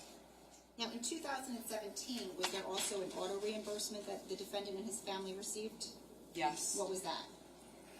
$27,290.11. And in 2018, $36,627.19. Was that a lump sum or something else? It was a lump sum added into the paycheck. Would they receive it all at once, I'm asking, or was it put into the paycheck each pay period? It was put into the paycheck. Okay. So you would have gross pay plus the auto reimbursement, then the deductions. Understood. What, if any, other benefits did the defendant and his family receive through the businesses? The business paid their health insurance. And the next category under business is EcoStar. Do you see that? Yes. And for 2017, what was the amount that was received through income from the payroll to the defendant and his family? $5,400 in 2017, and in 2018, $26,400. And again, does that reflect gross or net? Gross. Now, I should back up. I should have asked you this. Let's go back for a second to J. Martin Square One. In 2017, that $108,636, which account did that go into? That went into the defendant's account. One moment. Just if you're referring to your report. I am referring to my report.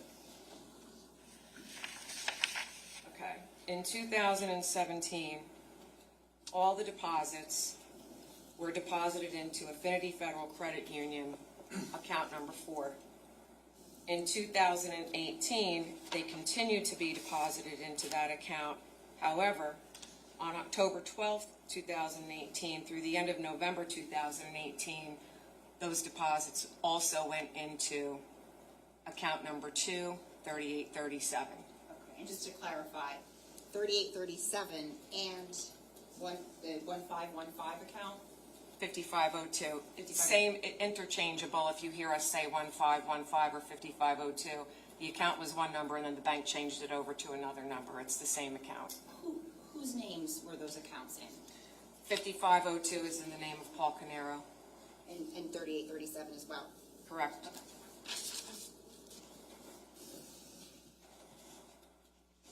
We just spoke about EcoStar, and you had indicated that, I believe in 2017, the payment was $5,400 for that year. What bank account did that go into? Those deposits, I'm referring to my report, in 2017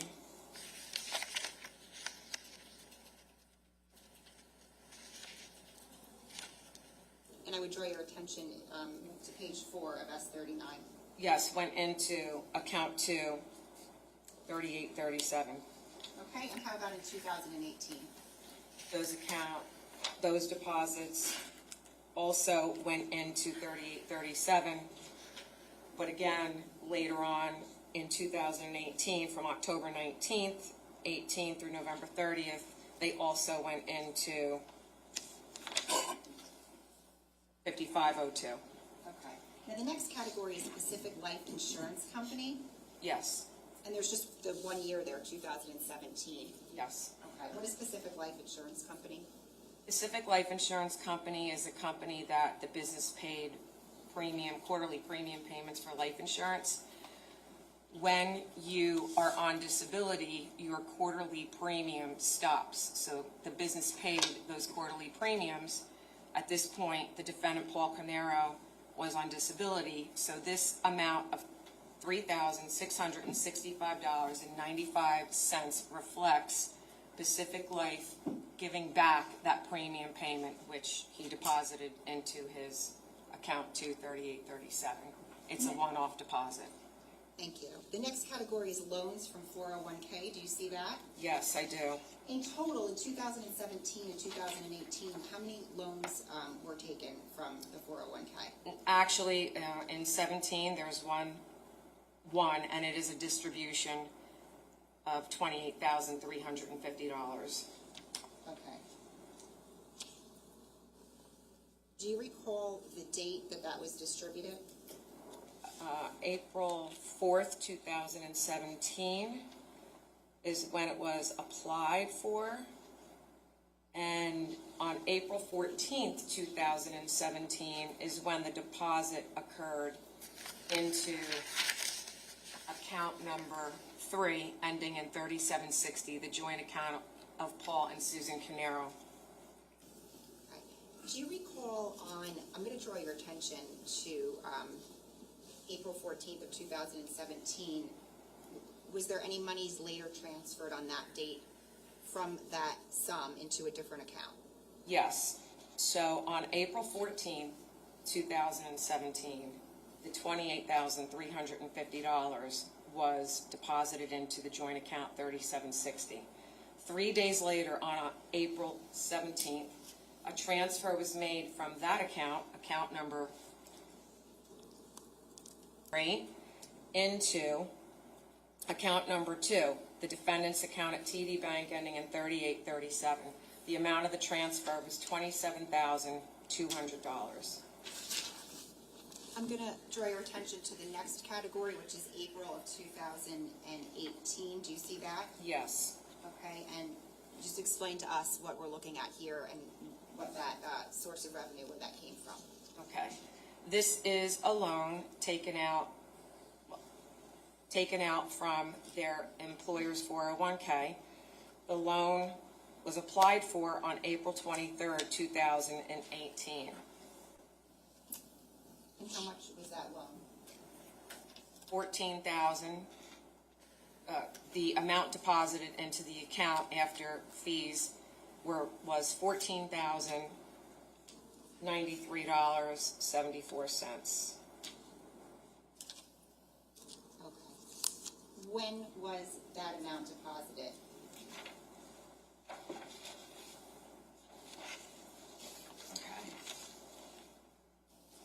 The amount of the deposit after the fees was on April 30th, 2018, and it came from Ameritrade Trust Company in the amount of $14,008.74, and that was deposited into the joint account with Susan and Paul Caneiro, account 3, ending in 3760.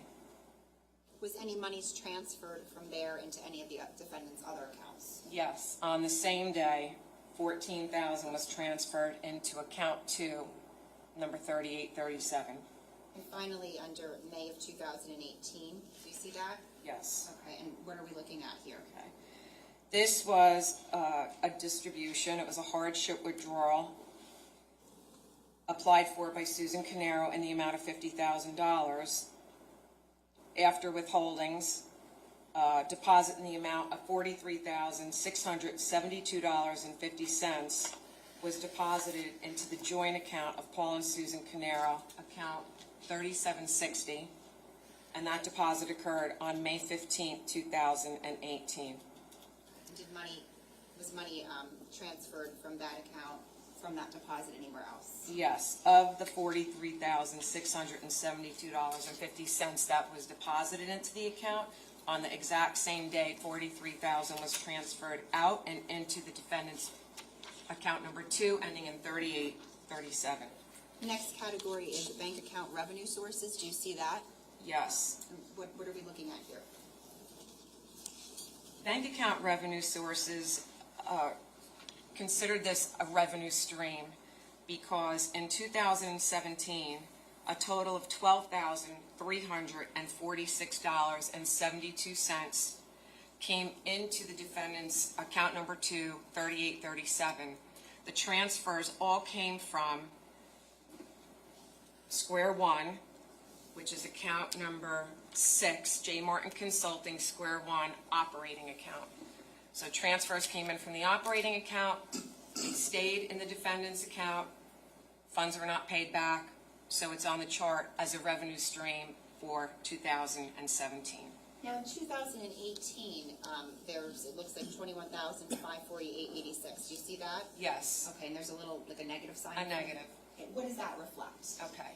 So in this year, there was approximately $5,000 and change. I can be exact if you have bank statements in front of me, but there was a transfer from the same Square One account for over $5,000 into the defendant's personal account number 2 at 3837. After that, there were 4 transfers back into that business account. And those 4 transfers back totaled approximately $27,000. What I did is gave the defendant credit because I'll make it easy math. 5 came in, 27 went back, the difference is 22. That's easy math. I can give you the exact dates and amounts of the transfers and give you the exact. So I gave him credit for $21,548.86. That's okay, but is that the accurate amount? Yes. That's on the chart? Yes. Okay, so essentially the defendant paid money from his personal account into the operating account? Yes. Okay.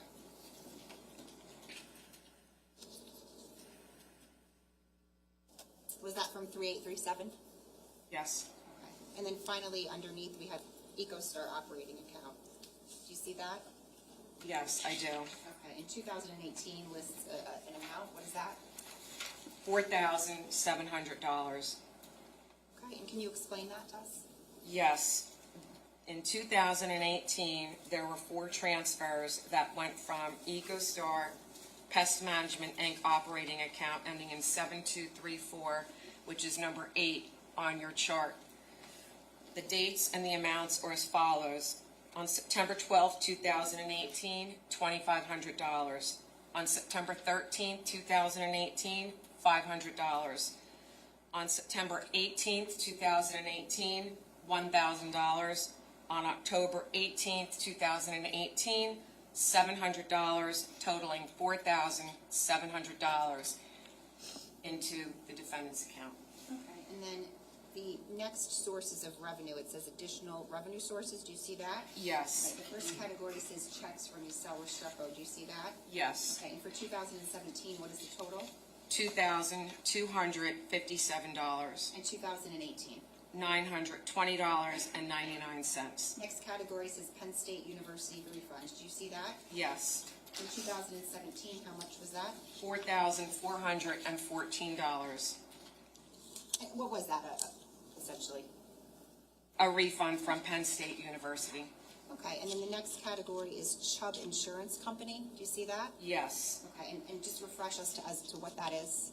That is the company where the defendant maintains his homeowner's insurance policy. Okay, and for 2018, you list $73,512. Do you see that? Yes. Okay, and was that all one lump sum, or was it broken up? No, there was a Chubb payout on two separate claims.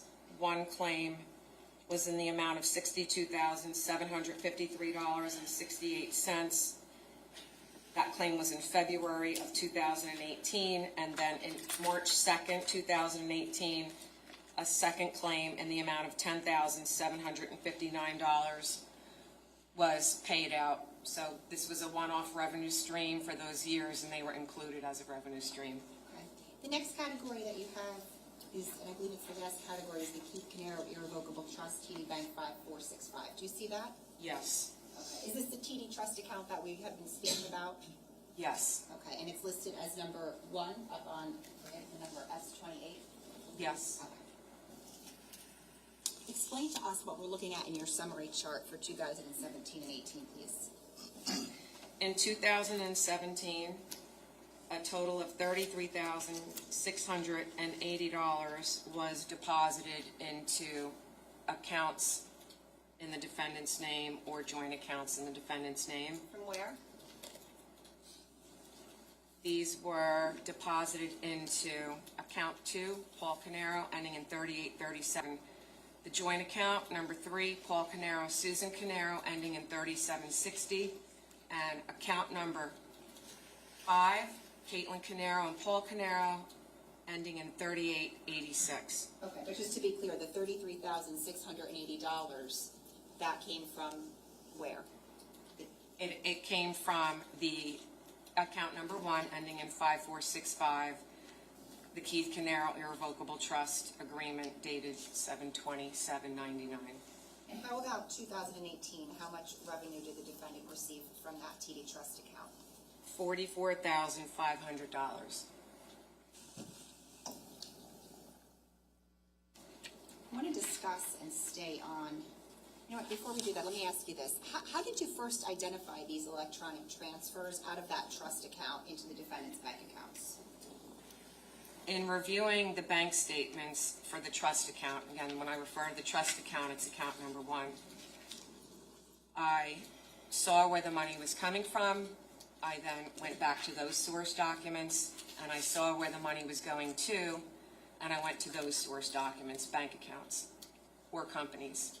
So just to clarify, during the course of your investigation of all of the bank accounts, what did you review first?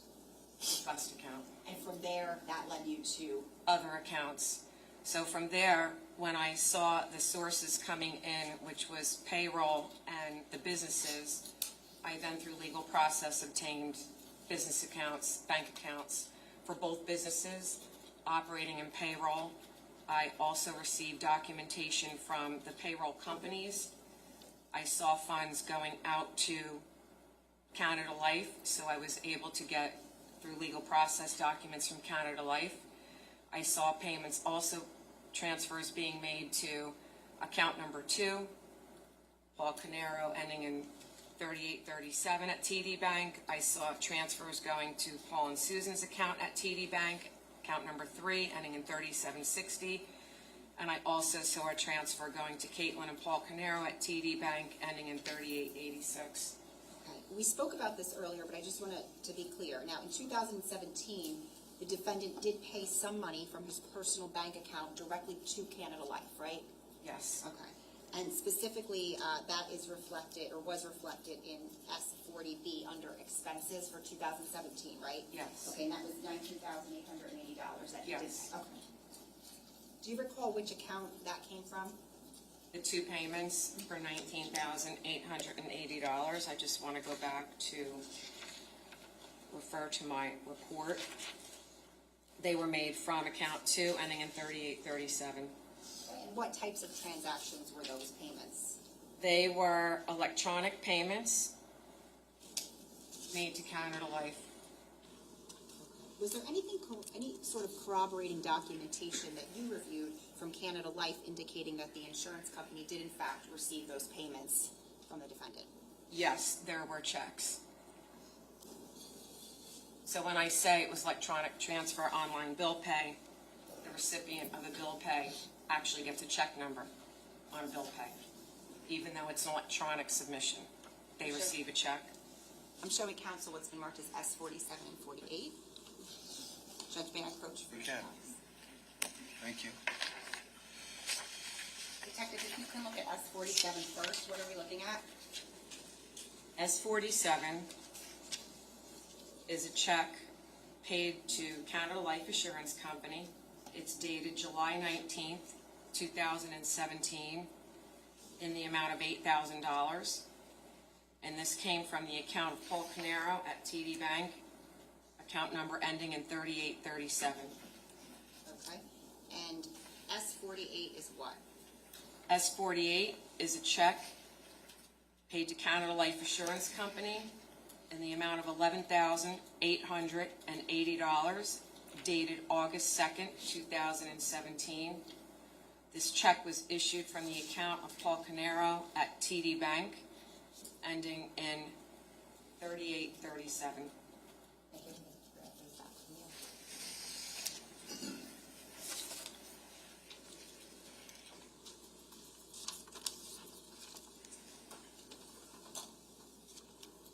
Detective, I want to talk to you about the defendant's bank account 3837, specifically for the year 2017. If I showed you that bank account, would you be able to identify for us each transaction in that account where the defendant transferred money out of that TD Trust account into 3837? Yes. I'm going to show you what's been marked, and I'll show counsel first as S29.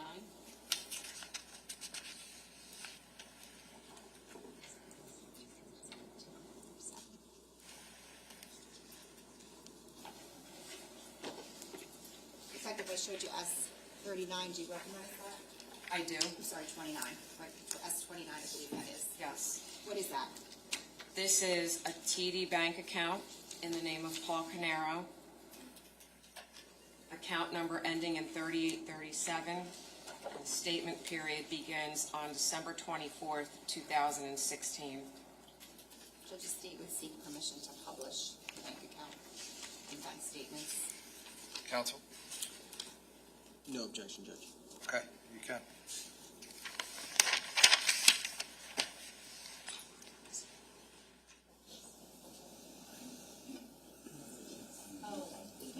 There should be an undo button up there. Should be in the bottom corner there. It's undo button. Do we have the little stylus for her? For the witness? On your screen, Yes? there's in the corner, there's a little undo button, right hand corner. Where? Here? Yeah, it should pop up, and you just hold Is it that it? down. Yeah, 3 seconds. It's in the black area on the right. You can almost not see it. All the way to the right in the bottom corner. Yeah, if you look at the screen, in the bottom right. Yeah, I'm on it. I'm on it. This here? Yeah. Just keep it there. One more.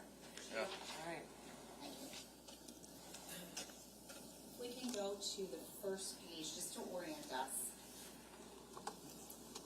At the top of the page, on the right, where it says statement period, what is that? December 24th, 2016 through January 23rd, 2017. Okay. What dates of the month do the bank statements start and end on here? They start on the 24th, they end on the 23rd. Okay, and just to clarify, the pages are numbered that way, so with the 24th being page 1, and then the last page would be the last page. The last Correct. page, okay. We can go to page 3, please, for a moment. Just to get us familiar with the layout of this. So the top right of the page up there, what are we looking at? What date is this? It's dated statement period December 24th, 2016 through January 23rd, 2017. The first transaction on the statement is dated January 3rd, which would be 2017, And the account number on this is what? ending in 3837. Detective, if I ask you to identify each time that a transfer was made into this account from the TD Trust Bank account, would you be able to do that? Yes. Okay, I'm going to direct your attention, if we could please go to February 16th.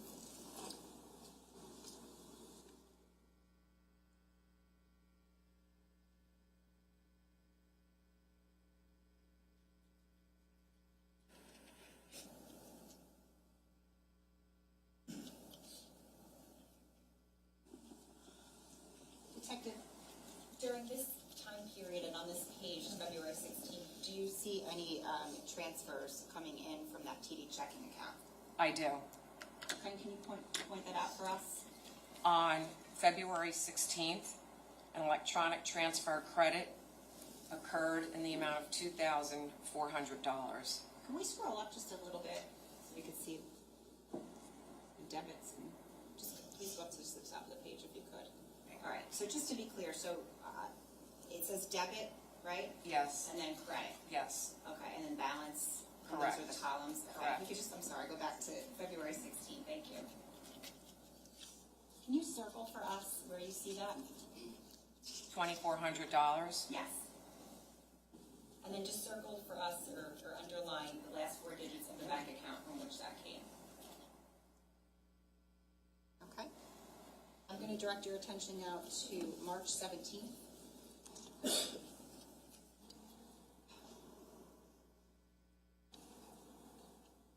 Oh, actually.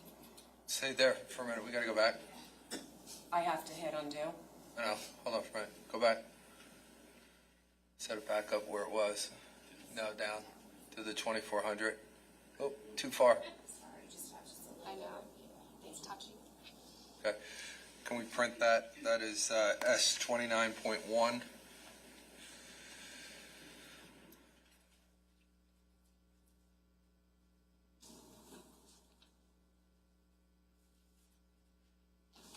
All right, we can now undo it. Thank you.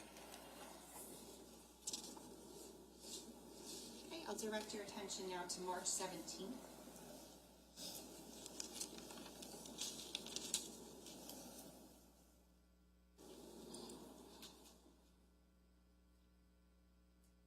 Detective, do you see any transfers on March 17th from the TD Trust account?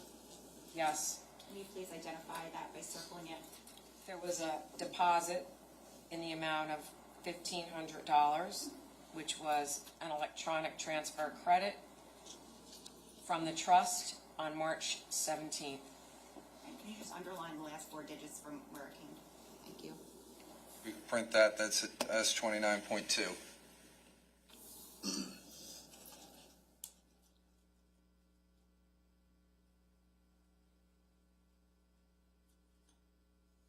You can undo it. Thank you.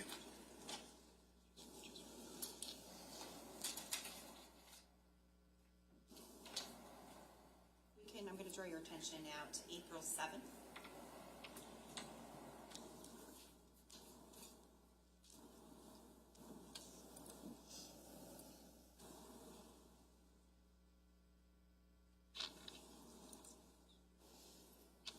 Do you see any transfers on April 7th from the trust account on that date? Yes. And the same thing, if you could circle it and underline the last 4 digits. $1,000.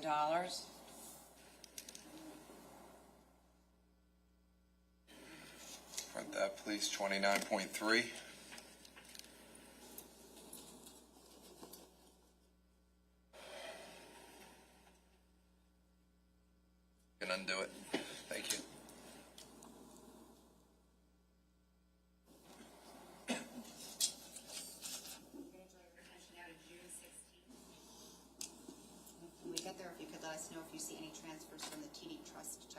on that date?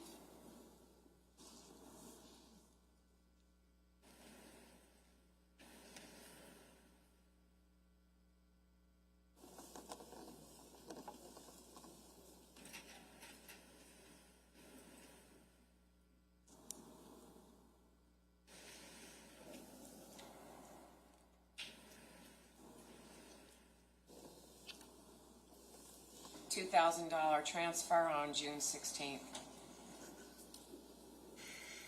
29.4 in print.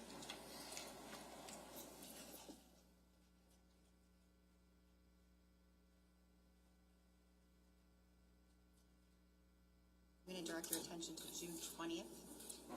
$4,000 transfer, electronic. Print that as 29.5, please.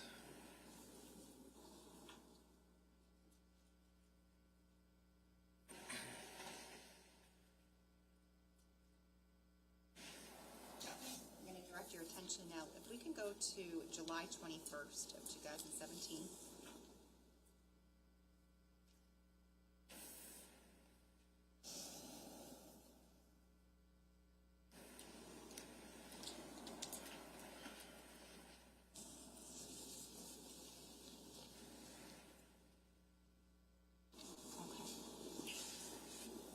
Detective, I'm going to draw your attention to July 21st of 2017.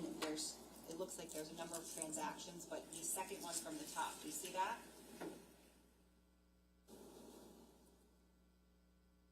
To Canada Life? Yes. Yes. To Canada Life, okay. And that was for $8,000? Yes. Okay, does that correspond with the checks that I showed you that went to Canada Life? Yes. And that is from the defendant's account, that's him paying Canada Life? Yes. Okay. Now, it says next to 721, just tell us what that says. TD Bank bill paycheck, Canada Life Assurance Company, check number 995345. Thank you. If we could please go, I'm going to direct your attention to July 28th now.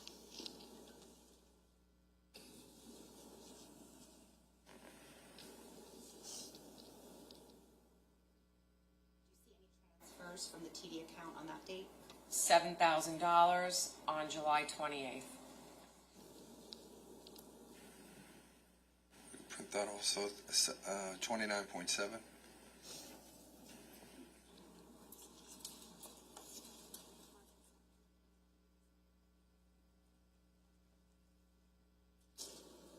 You can undo that one. Thank you.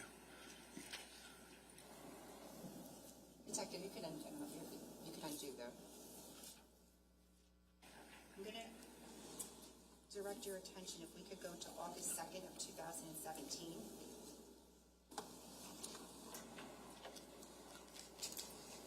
Detective, do you see where there's a payment of $11,880 Yes. to Canada Life? Yes. Okay, and again, does this correspond to one of the two checks, payments that the defendant did in fact make to Canada Life from this bank account in 2017? Yes. Okay. You don't have to circle it. We didn't circle the last one. I just want to remain consistent. I just want to point it out, though, for the jury. And is there a check number under Canada Life Assurance Company? Yes. Okay. If we can, I'm going to direct your attention now to December 1st.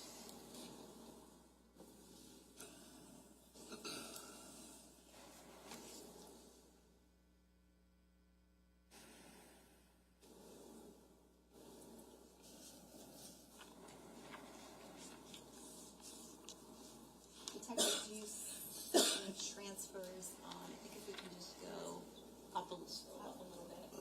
Okay. Oh, down.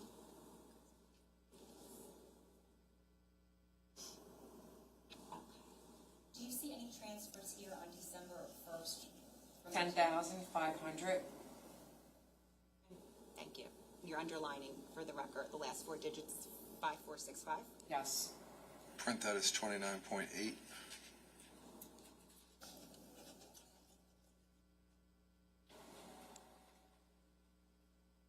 You can undo it. I'm going to direct your attention now to 1218.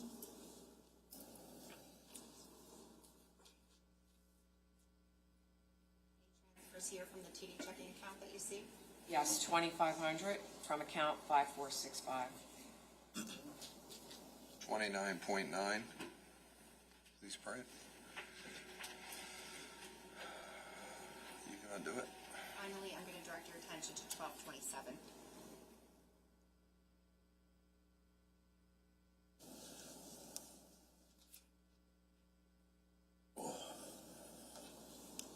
Any transfers from the TD checking account here that you see on 1227? Yes, $1,000 from 5465.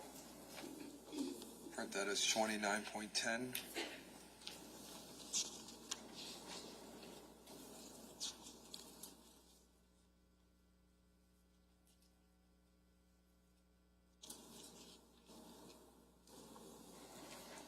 Take this down. Showing council what has been marked. Actually, let me ask the credit question. Detective, you indicated that you noticed in 2017 multiple transfers going into multiple of the defendant's bank accounts for that year. Yes, Did you notice any going into the joint checking account 3760 in 2017? yes. Okay. I'm going to show you what's been marked as S33. I'm showing council. Yes. I don't know if they're legally okay. I'll take that back. Detective, do you recognize S33? Yes, these are TD bank statements in the name of Paul Caneiro and Susan Caneiro, ending in account number 3760, which is number 3 on the chart. And this is for the statement period December 24th, 2016 through January 23rd, 2017. And just for the record, how many transfers, if you recall, were into this account for 2017 from the TD Trust account? One transfer. One. Okay. Judge, permission to publish? Counsel? Oh, no objection, Judge. Okay, you can. Okay, just to orient us again, the top of the page, what are we looking at the right, the date? The statement period is December 24th, 2016 through January 23rd, 2017, involving account number 3760. This is a joint account with Paul and Susan Caneiro at TD Bank. Okay, but despite the date, this is the entire year of 2017, is that right, these records? Yes. Okay, I'm going to direct your attention to May 9th.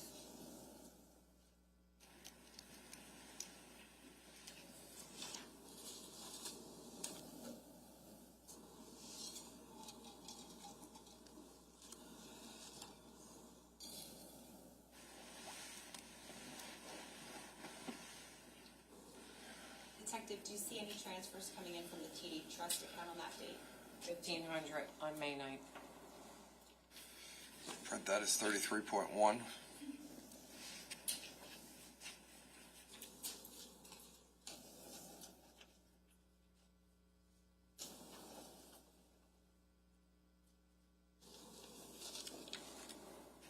Detective, we can take this down, please. Thank you. Detective, which of the other bank accounts that the defendant had did you notice any transfers coming from the TD Trust checking account in 2017? There was a transfer made to the TD Bank account with Caitlin and Paul Caneiro, ending in 3886. How many? One. Just one? Okay. Showing counsel S35. I'm showing you what's been marked as S35. I'll take the other ones back. Thank you. Detective, do you recognize that? I do. What is that? These are TD Bank statements in the name of Caitlin Caneiro, Paul Caneiro, ending in account number 3886, and the statement period is December 14th, 2016 through January 13th, 2017. Permission to publish. No objection. Okay, Ken? Detective, what is the last 4 digits on this account? 3886. And just to be clear, are these the statements from 3886 for the entirety of 2017? Yes. Okay, I'm going to refer your attention to February 21st.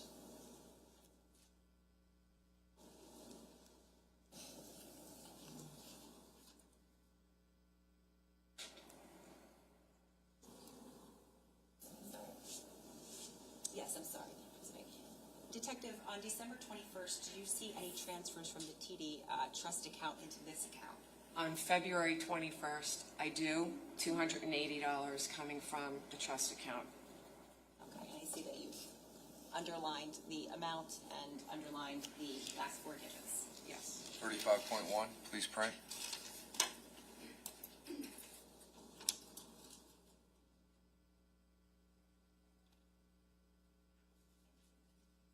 Take those back.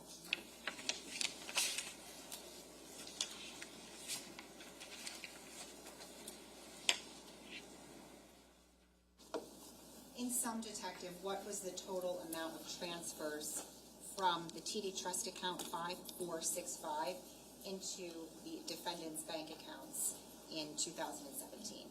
$33,680.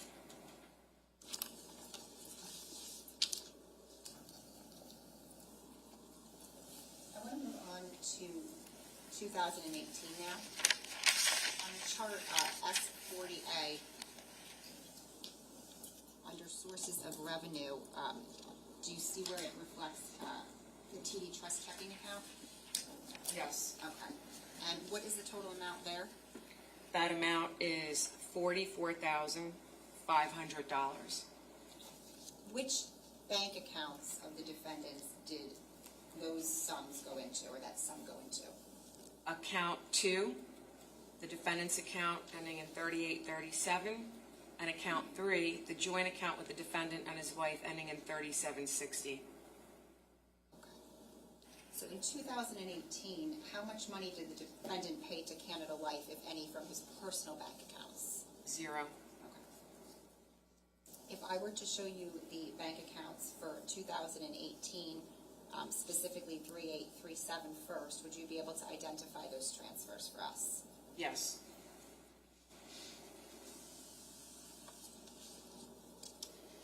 I'm showing counsel which is S30. Detective, do you recognize this? I do. What is that? These are bank statements from TD Bank in the name of Paul Caneiro. Account number ending in 3837. Statement period covers December 24th, 2017 through January 23rd, 2018. Like we did with 2017, would you be able to identify each of the transfers that the defendant made into this account from the TD Trust checking account? Yes. Permission to publish. Go ahead. Again, just for purposes of identification, is there a bank number on here? Yes, four digits? The account number ends in 3837. Okay, this is the entirety of the bank statements for 2018 from this account. Yes. I'd like to direct your attention to January 2nd.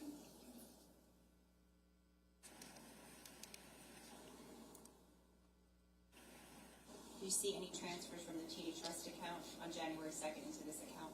$1,000. Please print as 30.1. Okay,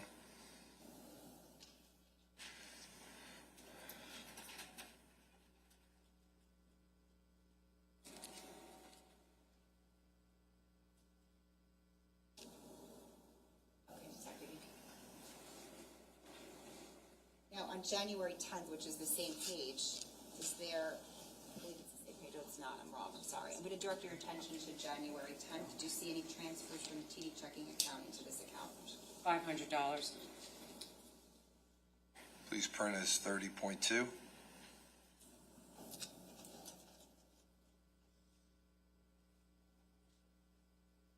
Directing your attention to January 22nd now.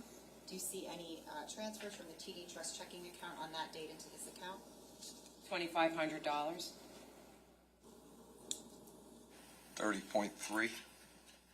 Drawing your attention now, I'm sorry, you can take that off. Drawing your attention to February 5th. Same thing, if you see any transfers from the TD Trust checking account. $2,200. Let's not move for a second. And just make sure it printed on the 30.3. It did. Okay, so this would be 30.4.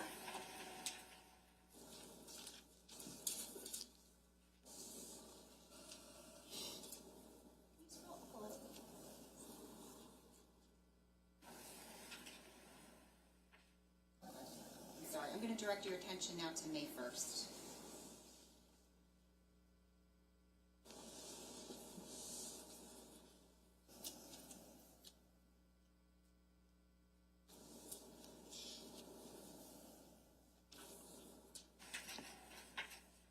Same thing, Detective. Any transfers here? $5,000. Detective, just prior to this particular transfer on May 1st, did you see the previous transaction on May 1st, right above it? Yes. Okay, what is that? That is an online mortgage payment to City Mortgage in the amount of $3,050. After that payment was made, what was the defendant's balance here? Negative $759.86. Please print as S30.5.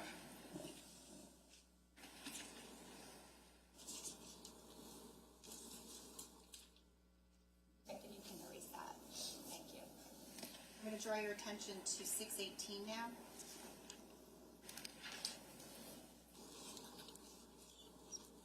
Actually, I'm sorry. Let's back up. If we could go to, I'm going to draw your attention to May 15th.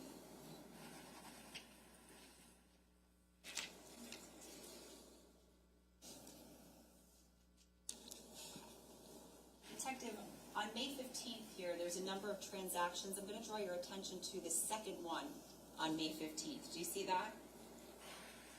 The amount, The amount that went into this account. $43,000. And where did that come from?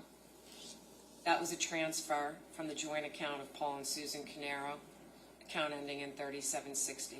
And what does that, what if anything, does that correspond with that we spoke about earlier in terms of the defendant's sources of revenue? It corresponds to the gross distribution that was taken out in May 2018, and the funds were deposited into the joint account.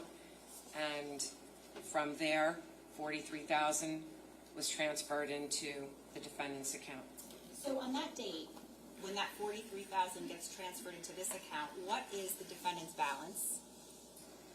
$1,137.61. Okay, I'm going to direct your attention now to 618.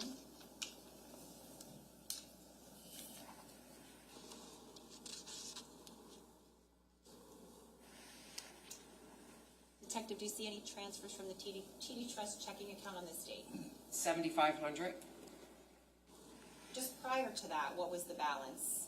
$4,015.66. Thank you. Please print as 30.6.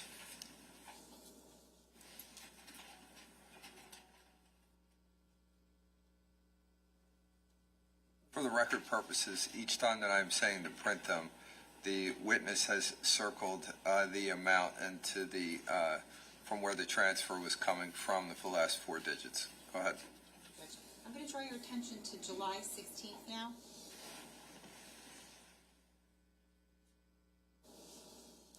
Any transfers on this date from the trust account? $4,500. Thank you. 30.7.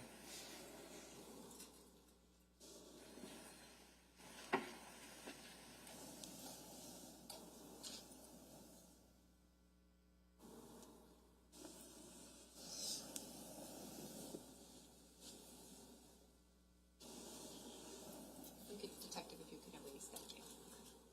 I'm going to draw your attention to August 3rd.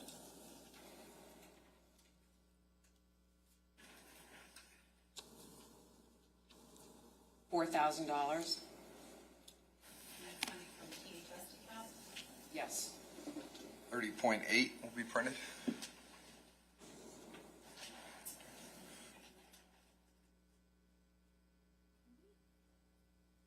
going to go up now where it says, do you see where it says August 1st? And Yes. it would be the 1, 2, 3, 4th August 1st transaction down. Yes. What is the balance there? Negative $2,631.48. What is the transaction right after it reflect? An overdraft return fee. And that's on August 2nd? Yes. The next transaction on August 2nd, what does that reflect? An ACH returned item. Of how much? $3,050, which went to city mortgage. What does that mean, a returned item? There was insufficient funds in the account.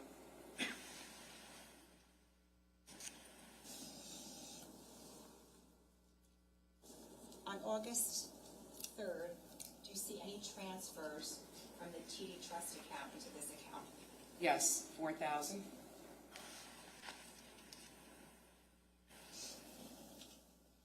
Just prior to that, on August 3rd, there's a deposit. Do you see that? Yes. And how much is that? $441.76. And that comes from where? EcoStar Pest. Thank you. Printed as 30.8.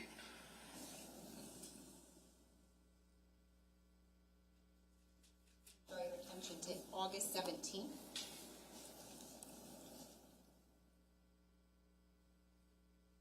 Any transfers here, Detective, from the trust account? $2,500 from account 5465. What was the balance just prior to that on August 17th? $452.84. Thank you. Print is 30.9.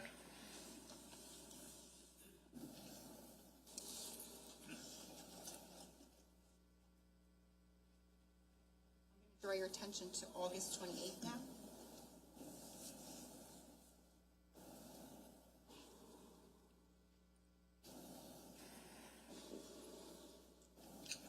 $1,000 from account 5465. Just prior to that transaction on August 28th, did you see that there's another transaction right above it on August 28th? Yes, What is that? the transaction is an electronic payment to Bank of America, For how much? $1,333, And then what is the balance after that? negative $517.29. Thank you. Print is 30.10. I'm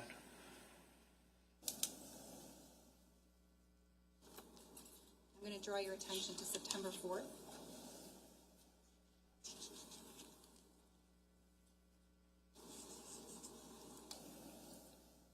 $300, From? 5465. Just prior to that, on September 4th, right, so that takes place on September 4th, that transaction, the 300, Detective? Yes, Just prior to that, on September 4th, what is the defendant's balance? $9.32. Is there another transaction on September 4th that takes place? Yes, And specifically, what is that? $200 is transferred to the joint account with Paul and Susan Caneiro, ending in account number 3760. I'm sorry, I should have been clear. Is there any other, on 9/4, is there any other transactions? I missed that, I think it's actually above it. Are there Yes. any other transactions prior to this on 9/4 that, where money comes in from the TD Trust account into this account? Yes, $1,000. Thank you. Print that as 30.11. Wait, hold on for a minute. Did you undo the one below it, the Yes, 300? If we're circling both, this is all 30.11.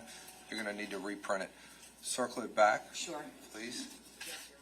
And on the underline, so we'll print that one, and that will be 30.11. So for the record purposes, there's two areas that are circled on there. It's a $1,000 transfer and a $300 transfer for September 4th in two separate timeframes. Now you can undo it. Thank you. I want to direct your attention now to September 7th. September 7th.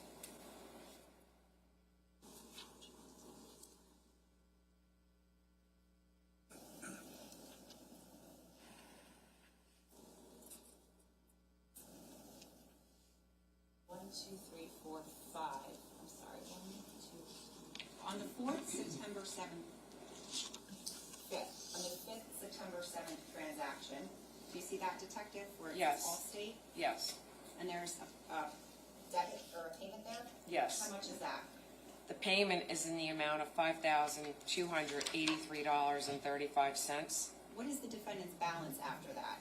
negative $4,452.91. And then the next transaction, do you see that where it says 97 Bank of America? Yes, And how much is that? $1,446.47. And what is the balance there? Negative $5,899.38. Next transaction, 910, do you see that? Yes, Okay, and what specifically what does that say? it is a $200 debit. It's a debit card purchase. Okay, and what is the balance after that? Negative $6,099.38 Okay, and the next transaction on 910? is a electronic payment in the amount of $765.21. Where's that to? Volkswagen Credit Online, which is the lease for you sell Restrepo's Audi Q5. And what is the balance after that? Negative $6,864.59.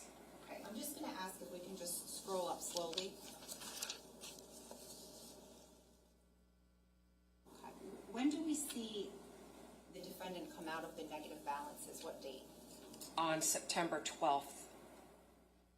Okay, and that is based on a transaction Based on a transfer, of what? an electronic transfer credit from checking account ending in 7234, which is account number 8 on the chart, the EcoStar Pest Management operating account. Thank you. I'm going to draw your attention now to 917. Any transfers from the TD Trust account on this date? 1,300 from 5465. After that, on that same date, is there a transaction? Yes. What is that? On the same date, there's an electronic payment to Ally Financial Auto, online payment in the amount of $828.28. And what is the defendant's balance after that? Negative $307.25. I'm going to draw your attention to 10-4. Let's print that. If we could print that as 30.12, please. Go ahead, counsel.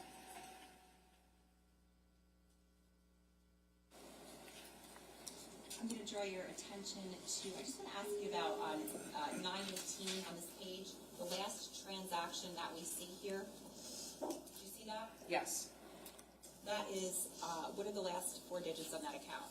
7234. And what does that account correspond to? That is the operating account to EcoStar Pest Management.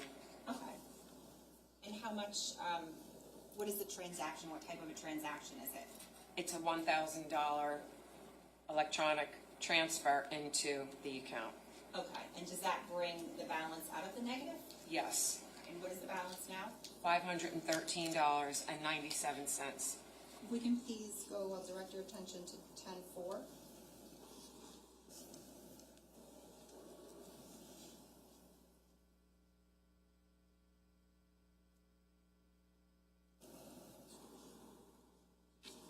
Any transactions or transfers on this date from the TD Trust account? $1,500 from 5465. And just prior to this transfer, still on 10-4, what was the defendant's balance?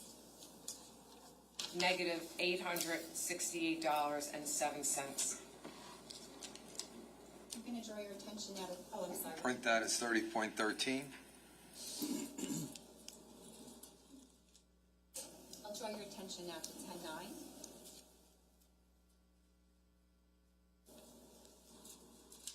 Any transfers? $2,000 from account 5465. Just prior to this transfer, still on 10-9, what was the defendant's balance here? Negative $1,628.51. We could print that as 30.14. I will draw your attention now to 10-15. Any transfers from the TD Trust account here?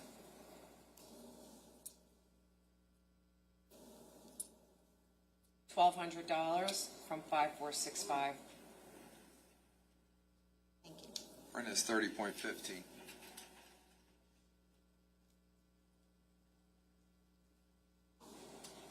I'd like to draw your attention now to 1029.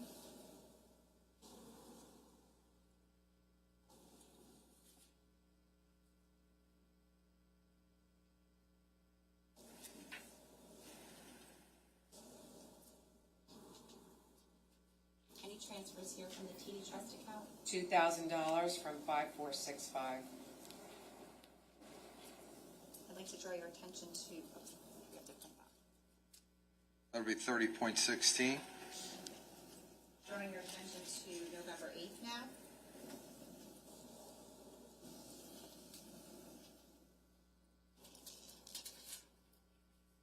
$1,000 from 5465. Brenda's 30.17.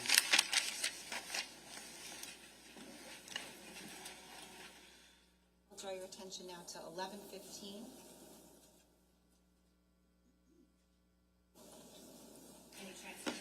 $1,300 from 5465. 30.18. Prior to this transfer, what was the balance? $380.12. You can just scroll up a little bit. I'm sorry, down. Just to the next page. Okay. 11:15 through it now, so let's, if we can just scroll down a little bit to the 19th. Now from 11:15, hold on, detective, I just don't want you to circle anything yet. From 11:15 to November 19th now, November 19th of 2018, did the defendant's balance remain in the negative? Yes, it did. Or actually, there is one, I'm sorry, so go back please to 11:15. Okay, on 11:15, we see an IRS check payment, do you see that? Very top. Yes. What was that for, how much? $1,265. And the balance is what? Negative $24.41.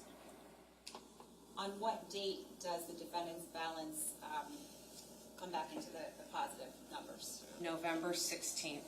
Okay, and that is after what? A payroll check from J. Martin Consulting. Okay, and then on that same date, do we see the balance go back into the negative? Yes. And it stays in the negative until when? Stays in the negative up through November 19th, where it became in the positive. Okay. Now I'm going to draw your attention to November 15th. Again, and you circled it before, so I apologize, but do you see any transfers on this date from the TD Trust account? On November 15th? Yes.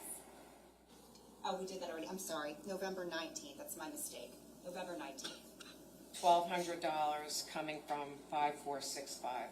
Okay. And just to be clear, we're talking about November 19th of 2020? Of 18, sorry. 2018. Okay. November 19th. After that date, are there any other transfers? Can we print that as 30.19? I'm sorry, I didn't mean to cut you off. Are there any other transfers after the 19th from that TD Trust checking account into any of the defendant's accounts? No. Thank you. Okay, we can once it's take this down.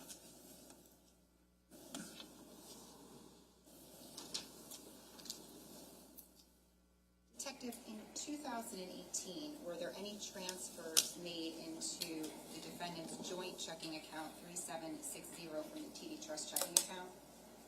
Yes. How many? One. Okay, I'm going to show you what's been marked as S34. And I'll take this back from you. Do you recognize S34? Yes. What is that? It's TD bank statements in the names of Paul and Susan Caneiro, account number ending in 3760, and this statement period starts December 24th, 2017 through January 23rd, 2018. With permission to publish? No objection. You can. Thank you. And just very first page. What is the account number listed, last four digits? 3760. And is this the entirety of the bank statements for 2018 from 3760? Yes, it is. I'll draw your attention to September 7th, please. And when we get there, tell me if you see any transfers from the TD checking account into this account on that date.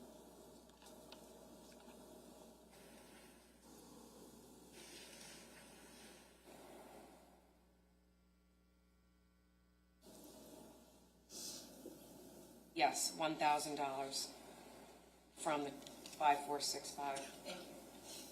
Printed's 34.1.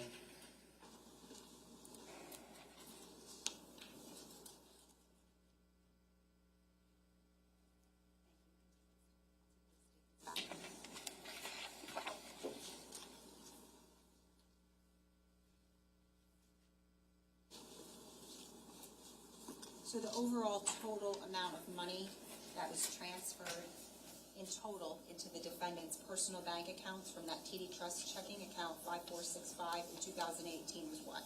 $44,500.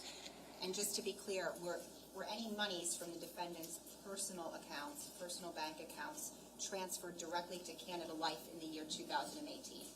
No. All of the transactions that you just identified as being transfers from the TD Trust account into the defendant's personal bank accounts, did you corroborate those in any way? Yes, I did. How did you do that? The transfers from the trust account into the defendant's accounts through legal process, I obtained the bank records through legal process, and I was able to verify that the money that was transferred out of the trust was transferred into the corresponding accounts.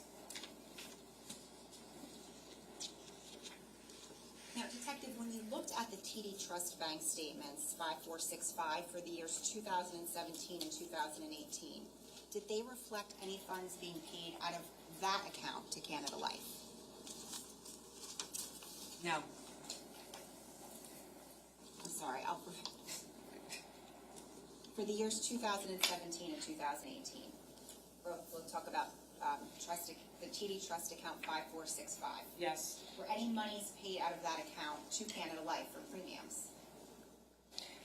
Can I see my supplemental report for Canada Life, please? Yes, of course.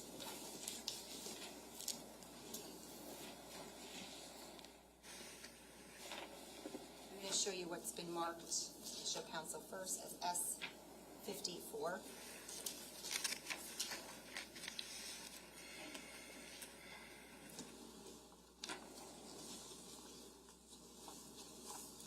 If I showed you this, would that refresh your memory? Yes.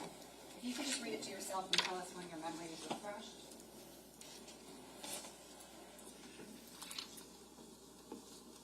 Continue. Okay, so for the years 2017 and 2018, were any payments made from the TD Trust checking account to Canada Life, the insurance company? Yes.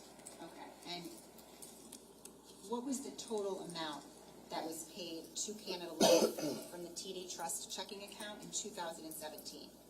$25,709.20. Okay, so let's stay on 2017. What were the dates and amounts of those payments? On January 3rd, a payment was made in the amount of $15,709.20. Okay, and was that one check or multiple transactions, I should say, or one transaction?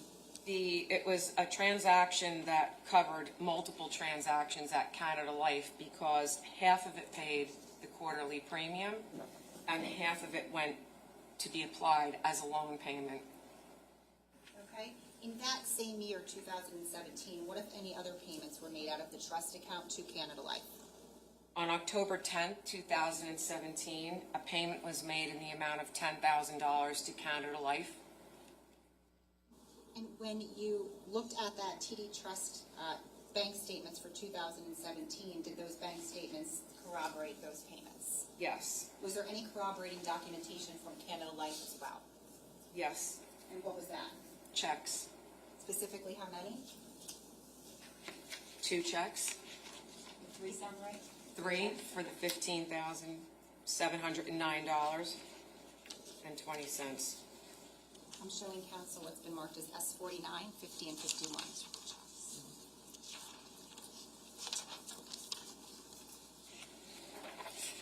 Start with S49, Detective, do you recognize that? Yes. What is that?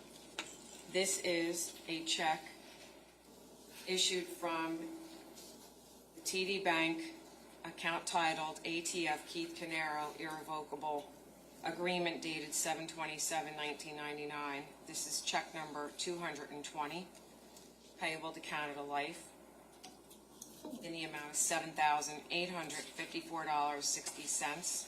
It is dated December 27th, 2016, but it was recorded and received at Canada Life on January 3rd, 2017.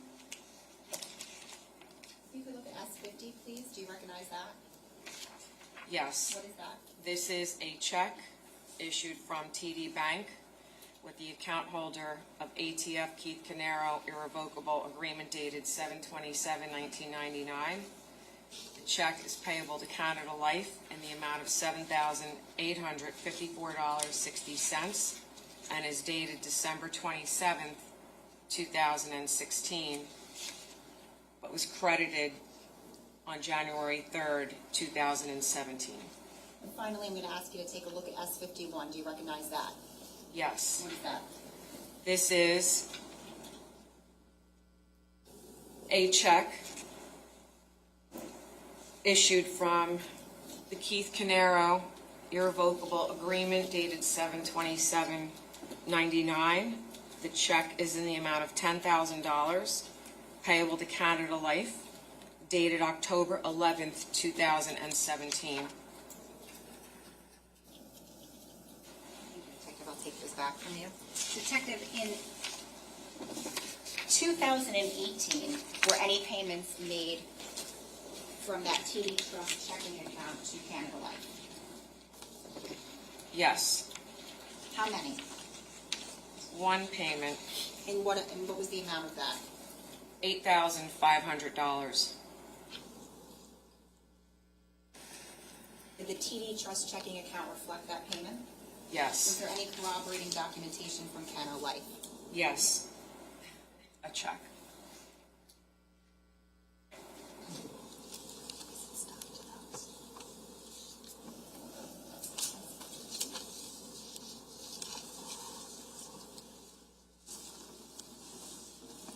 Sorry, just have one moment. Thank you. Showing council S52. Detective, I'm showing you S52. Do you recognize that? Yes, What is that? this is a check issued to Canada Life Assurance Company in the amount of $8,500. It's dated April 5th, 2018, and this is drawn on TD Bank, account 5465, titled ATF Keith Caneiro, irrevocable trust, agreement dated 7/27/99. Take that back. Thank you.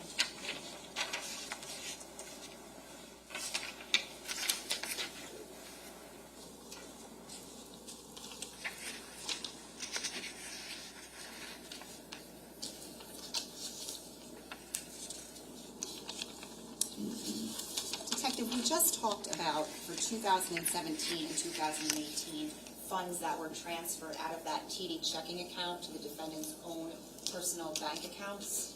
Were you able to trace those funds as to where they went? Yes, And what was that? What were they used for? to pay the defendant's personal living expenses. Now, during the course of your investigation, was there any documentation from Canada Life that you reviewed regarding missing premium payments? Yes. Okay, and do you recall specifically what that was?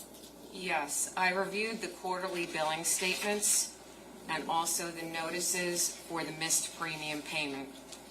The missed premium payment notices went out 60 days after the payment was due. So for example, if the quarterly premium payment was due January 28th, the notice would be dated March 27th. Also indicated in those notices was What was indicated in the notices is that the automatic loan provision of the policy paid the missed premium payment. Showing council what's been marked as S53. Detective, I'm showing you what's been marked as S53, if you could take a look at that.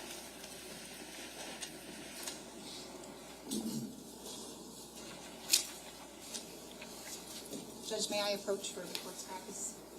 Thank you. Thank you. Appreciate it. Detective, do you recognize what's in that binder? Yes, I do. And specifically, what are those?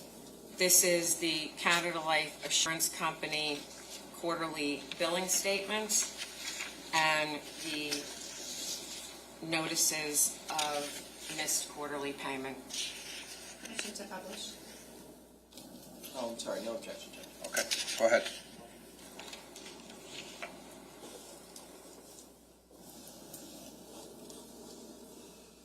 Okay, just to stay here for a second, Detective, I should clarify, are these notices for what years? Just tell us what years they're for. This is 2017. And the binder contains, so just to clarify, the binder is for the years 2017 and 2018? Correct. Okay. If we could go to the first page now. Do you see where it says due date? Yes. What is that? January 28th, 2017. And is there a premium amount that's Yes. due? What is that? $7,854.60.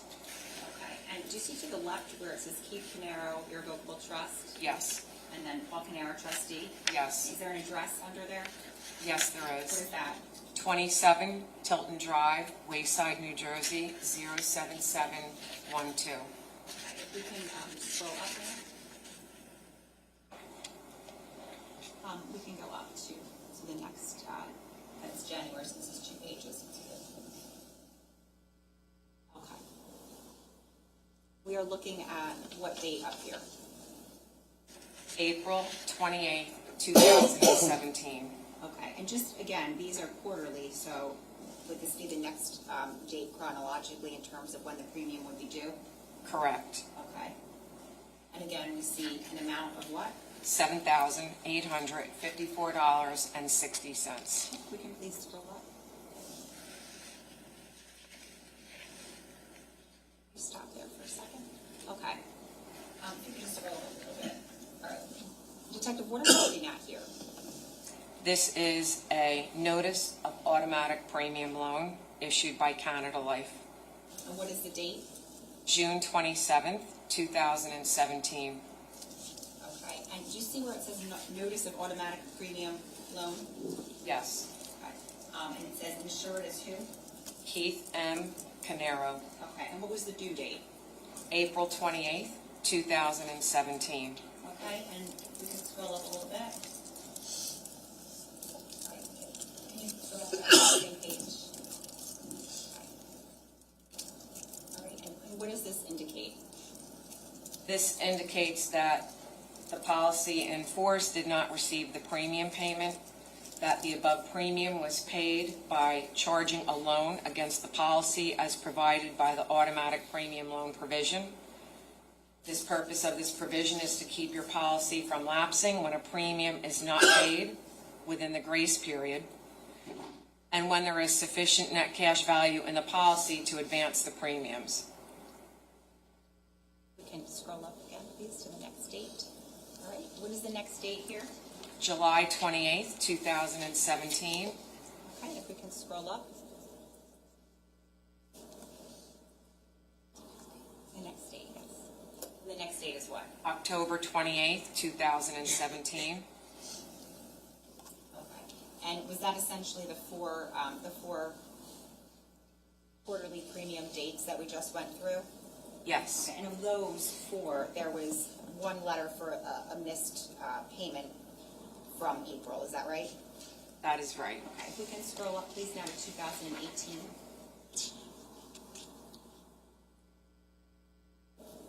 Okay. Do you see where it says due date January 28th of 2018? Yes. Okay.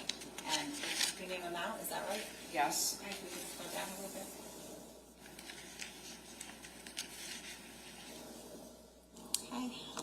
now, what are we looking at here, Detective? This is a notice of automatic premium loan issued by Canada Life. What's the date? It is dated March 29, 2018. Okay, and is there a due date?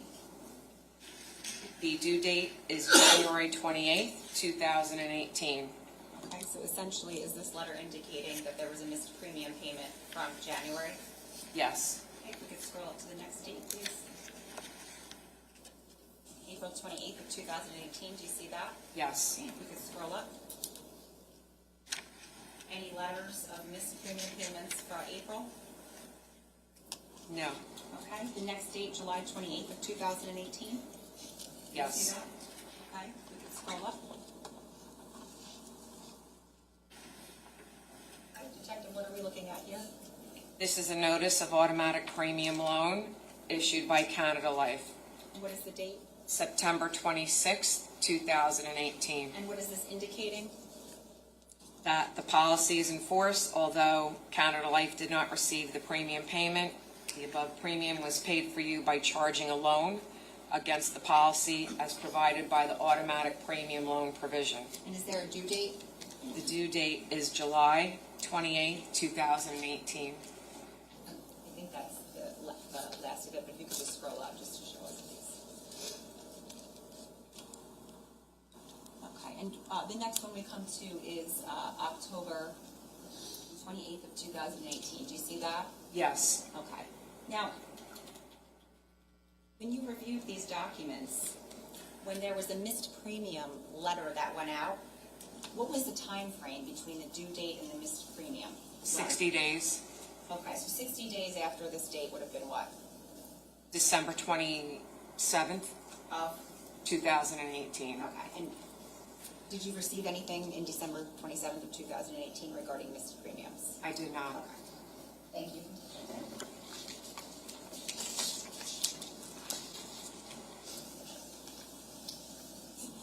Detective, during the course of your investigation, what, if any, documentation did you receive from Stephen Weinstein?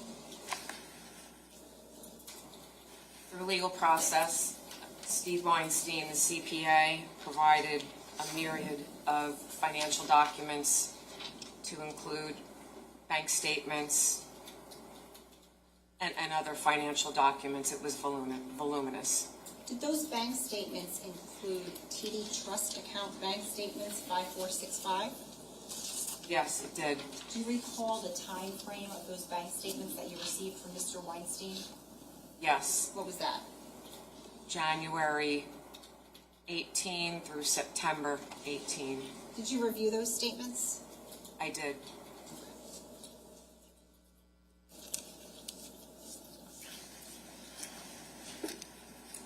Should counsel S12? Detective, I'm showing you what's been marked as S12. Do you recognize those? Yes, I do. I'm sorry, S53. Which name? No. Oh, okay, I'm sorry. This is S12. Just to clarify, these statements cover the dates January through September of 2018.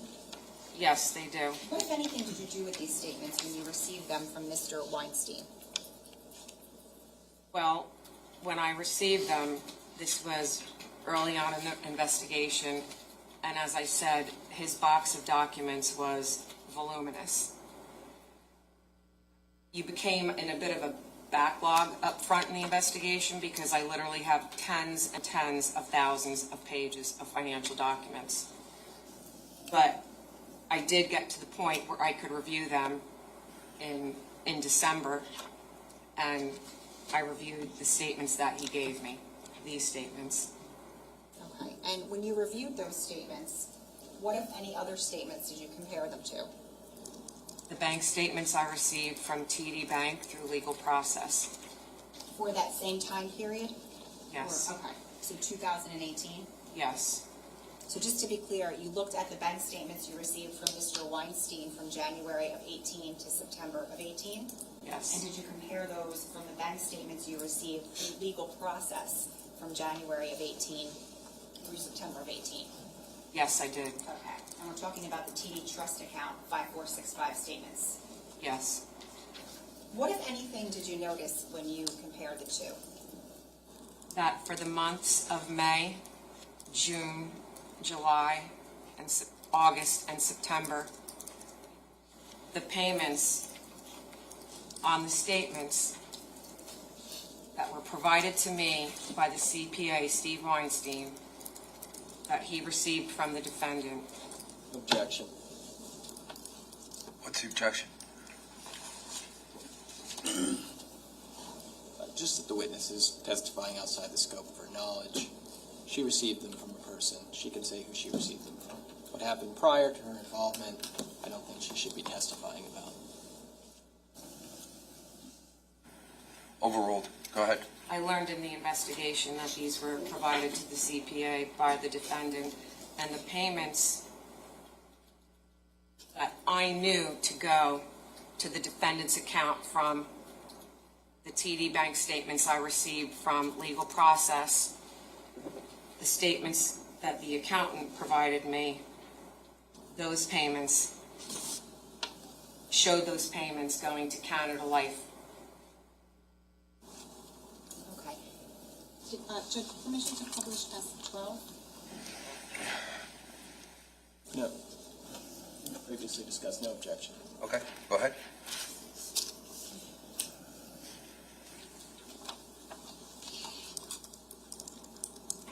Detective, what you're looking at on the screen, is that the same thing as S12 that you have in front of you in its entirety? Yes. Okay, if we can go through this for a moment, we can scroll up. Now, you indicated that you noticed alterations starting in when? May. May, okay. We can go to May.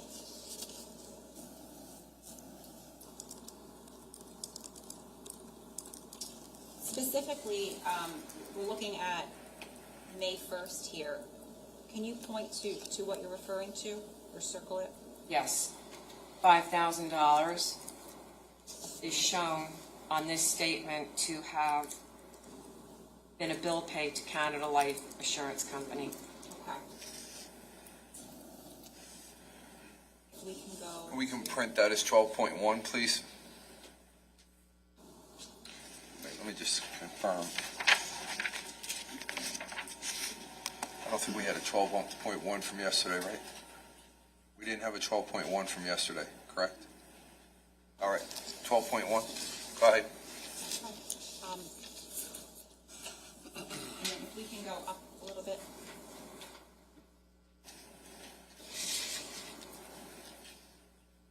We're looking at, I'm going to draw your attention to June 18th. What are you circling here? $7,500 is shown to have been a TD bill paid check to Canada Life Assurance Company. Okay, we can scroll up a little bit. That's 12.2.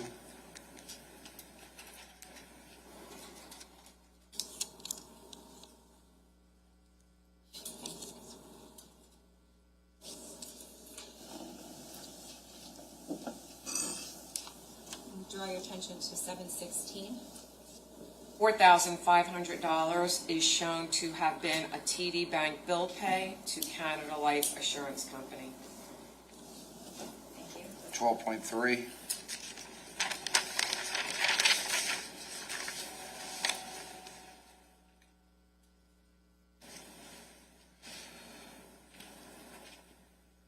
We're on August 3rd now. $4,000 is shown to have been a TD Bank bill pay to Canada Life Assurance Company. We're going to stay on the same page. Judge, I don't know if you want to print or since it's the same page. We'll do both on the same page. Go ahead. Okay, is there any others that you see on this page? $2,500 is shown to have been a TD Bank bill pay on August 17th to Canada Life Assurance. Detective, any others on this page? $1,000 is shown to have been a TD Bank bill pay to Canada Life Assurance Company on August 28th. Thank you. 12.4.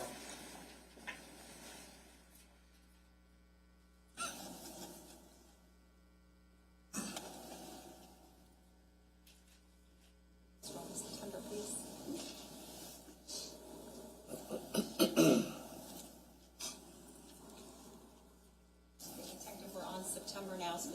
starting with September 4th. September 4th, TD Bank bill pay shown to have been sent to Canada Life Insurance. September, should I continue? Yes, please, on this page. September 4th, TD Bank bill pay in the amount of $300 shown to have gone to Canada Life Insurance Company. September 7th, $1,000, TD Bank bill pay shown to have gone to Canada Life Insurance Company. And $1,300 on September 17th, TD Bank bill pay shown to have gone to Canada Life Assurance Company. Thank you. 12.5.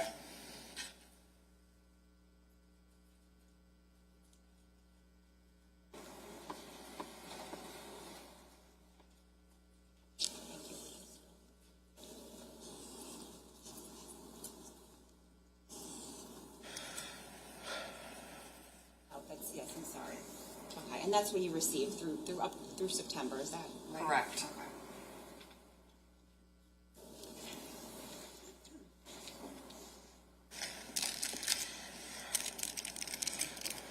Detective, all of those transactions that you just underlined and circled reflecting transactions that went to Canada Life, where did they actually go? To the defendant's bank accounts, And how do you know that? because I have the bank documents through legal process for TD Bank, and I was able to see exactly which accounts the money went to. Now, Detective, in April of 2018, there actually was that one payment that did go to Canada Life, is that right? Correct. Was there anything different about that payment, specifically the way it was titled on the bank statements as to the ones that were altered? It listed a check number. It actually had check and then the number. During the course of your investigation and preparation, was anything prepared to depict the altered statements side by side with the statements you received through legal process? Yes, And what was that? an exhibit.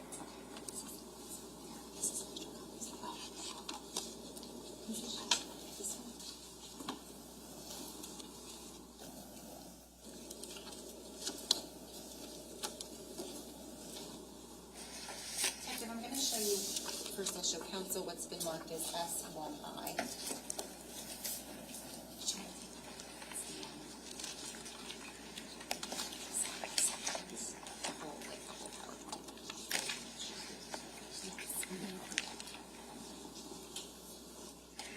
Detective, I'm showing you what's been marked as S1I. Do you recognize this? And I'll ask you to just flip through it. Yes. Okay, and what is this? Is this what you just referred to? Yes. Okay, let's just go, the first page depicts what? First page depicts bank statements from TD Bank for the trust, bank account ending in 5465. The first sheet on the left, the statement date is April 1st, 2018 through April 30th, 2018. And the statement on the right is for the same account number, and the statement period is May 1st, 2018 through May 31st, 2018. Okay, now just staying on this first page, each of these bank statements, so from April of 18 and May of 18, were these the statements that you received from Mr. Weinstein? Yes, Okay, and you indicated that they began, I think you said they started being altered in May, it appeared? yes. Okay, in April, there is actually what? In April, there is one payment to Canada Life in the amount of $8,500. The payment was made on April 9th. It's a TD Bank bill pay check to Canada Life Assurance Company, and it lists check number 995002. Did that payment actually go to Canada Life? This payment for $8,500, yes. Okay, and how about the payment listed for the slide next to it in May? That would be the May 1st payment for $5,000. No, It did not. no. Okay, and then just tell us, if you can, what the rest of the pages depict. You don't have to go page by page, but just generally speaking.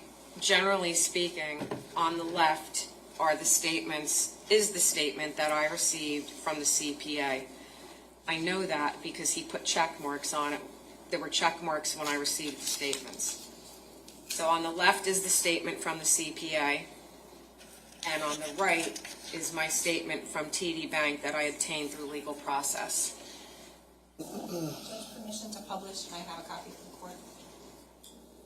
No, Judge. You can. I have it. Thank you.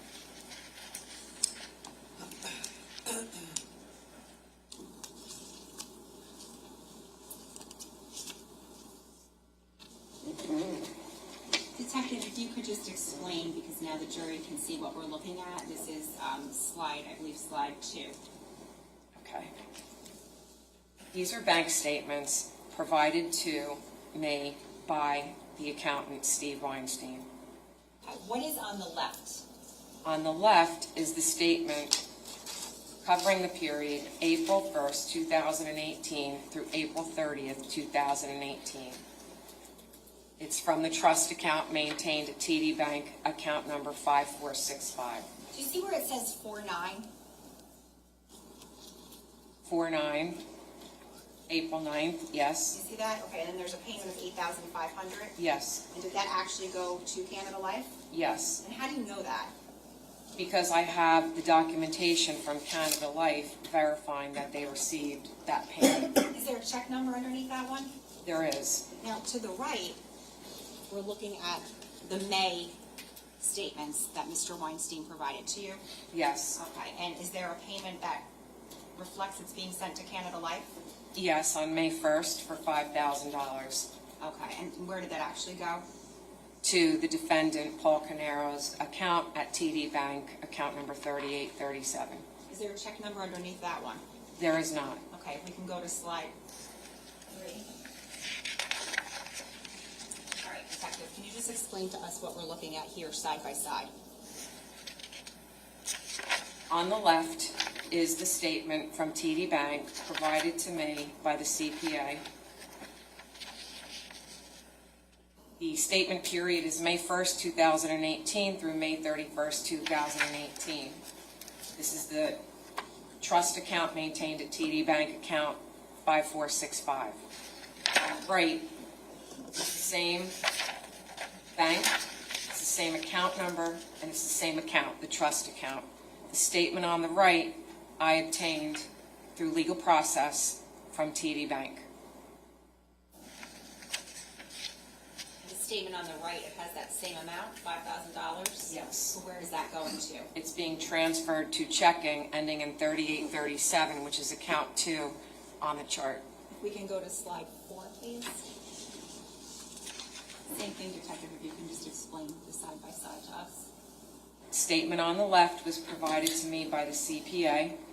The statement on the right was obtained through legal process from TD Bank.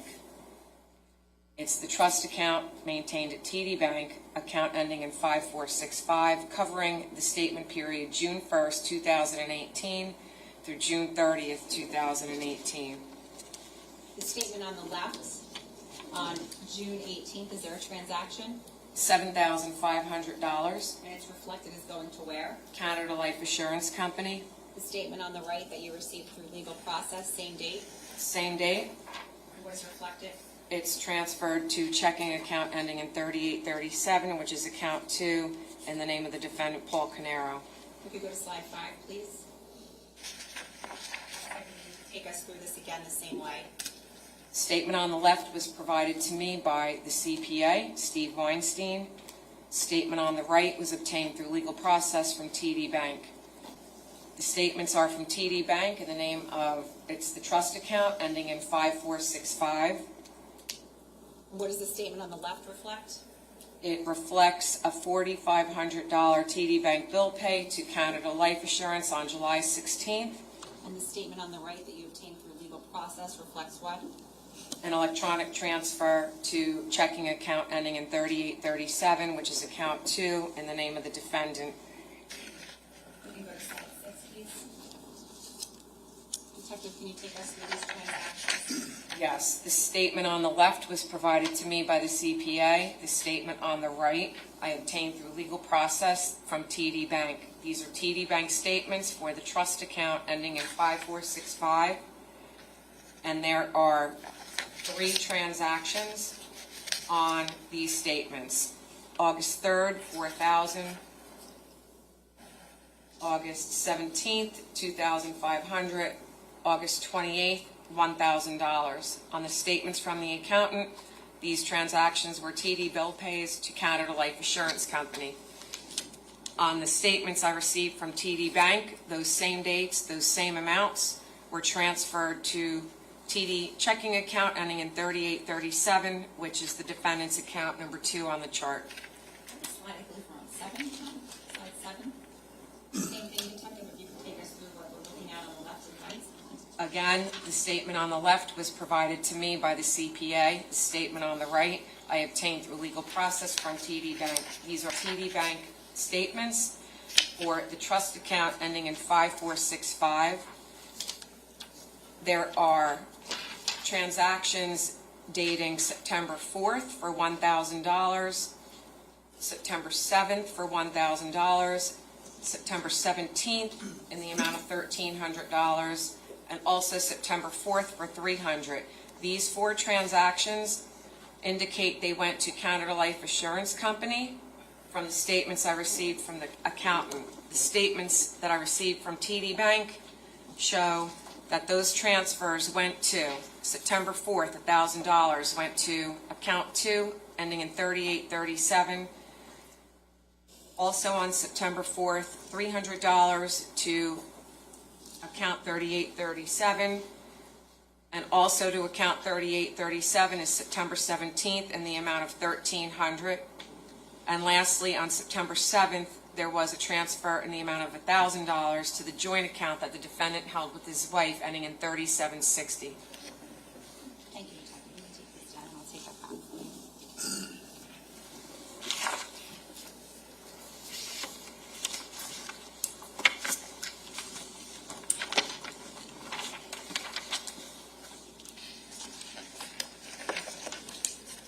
Detective, for purposes of, you spoke about the defendant's sources of revenue for the years 2017 and 2018. Just to kind of give us a complete picture, do you know whether Susan Caneiro, the defendant's wife, worked or was employed? No. No, you don't know, or no, she wasn't? No, I don't know. Okay. During the course of your investigation, Detective, did you learn whether or not Keith Caneiro had security cameras inside of his home at 15 Willowbrook Road? Yes, I did. Okay. And specifically, were you made aware of those by the investigative team? Yes, I was. Do you know where specifically those cameras were located inside of the home? Yes, there were 2 cameras. One was in the kitchen and one was in the office. And they were Wise cameras. Do you know whether those Wise cameras contained any stored recordings? Yes, they contained stored audio and video recordings. Were there any recordings that you specifically reviewed in the course of your investigation? Yes, there were. Okay, and do you recall specifically what you reviewed from what dates? Yes, there were 2 recordings. They were dated November 19th, 2018. One recording was approximately 3:50 p.m., and that was a recording that was in the kitchen. And the second recording was approximately 6:05 p.m., and that recording was involving the office area.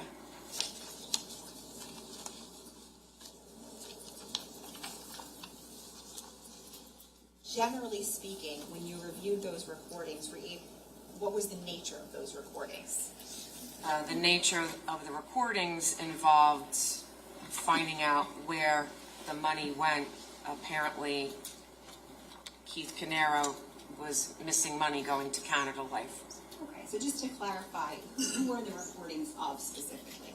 The defendant and his brother, Keith Caneiro. Okay, and who do you actually hear and see in those recordings? Yes, you can. No, who can you actually hear and see? I'm sorry. I'm sorry. You can hear the defendant, Paul Caneiro, or excuse me, you can hear Keith Caneiro on the recordings. Okay, I'm going to show you, showing S66. I'm going to show you what's been marked as S66. What is that? This is a CD of the Wise camera interior, kitchen, and office recordings. Okay. And is that how you listened to those recordings and watched them? Yes, Okay, and are your initials on there? yes, right there on the top left.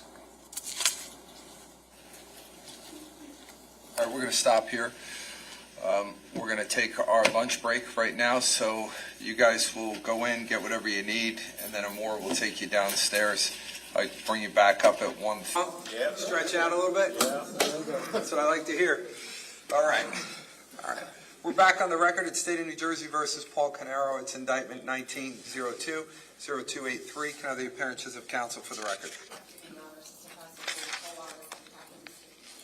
Mr. Decker, Assistant Prosecutor for the State. Good afternoon, Your Honor. Monica Mascalone on behalf of Mr. Paul Caneiro is present. Good afternoon, Judge Andy Murray, Mr. Caneiro. Okay. Good afternoon, everyone. Good afternoon, Mr. Caneiro. All right. We're going to continue with the direct examination. Prosecutor, when you're ready. Thank you, Judge. Detective, prior to the break, I had showed you S66. Do you Yes. recall that? And did you indicate that your initials were on here? Yes. Okay, Judge, the state would seek permission to publish. And just for the record. Counsel, any issue? No, Judge. Okay. Go ahead. Just for the record, it's broken up into two parts. It's S66A and then B. So if we could play A first and then B. All right. S66A. I feel like we have an echo, or it's in my head, one or the other. It's an echo. Let's not play that yet until we get rid of the echo.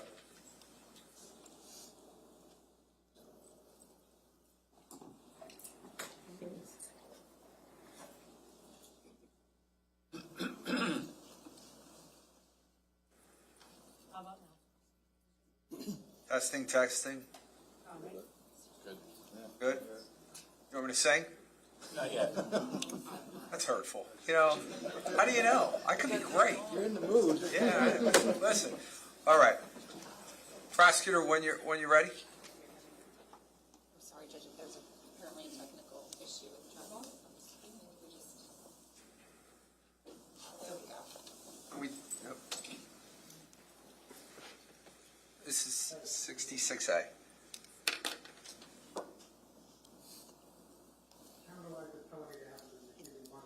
The volume's going to need to be, I'm sorry.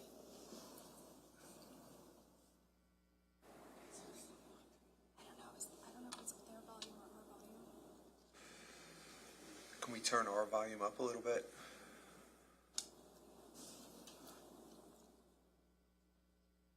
I'm at 100. Yeah, we'll turn ours up. Ours is maxed. Let's see what happens. Hey, what are you doing? Canada Life is telling me they haven't been receiving money except in April. That doesn't make any sense. Canada Life is saying they haven't received money since April. I know it's not true. I need you to send me the statement ASAP because I'm on the phone with them all day already.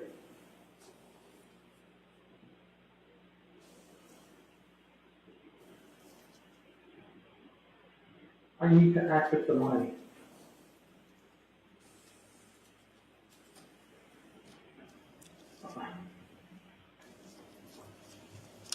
Fine. Do you have it scanned somewhere?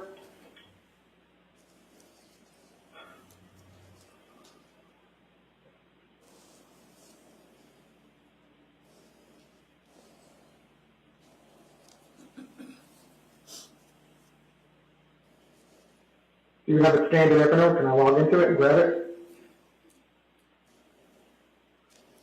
Do you have the online access? I'll just go online and see it. You don't have the online access?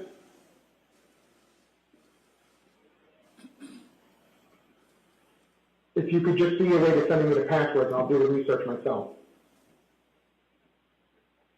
Thanks. This next one would be S66B. Okay.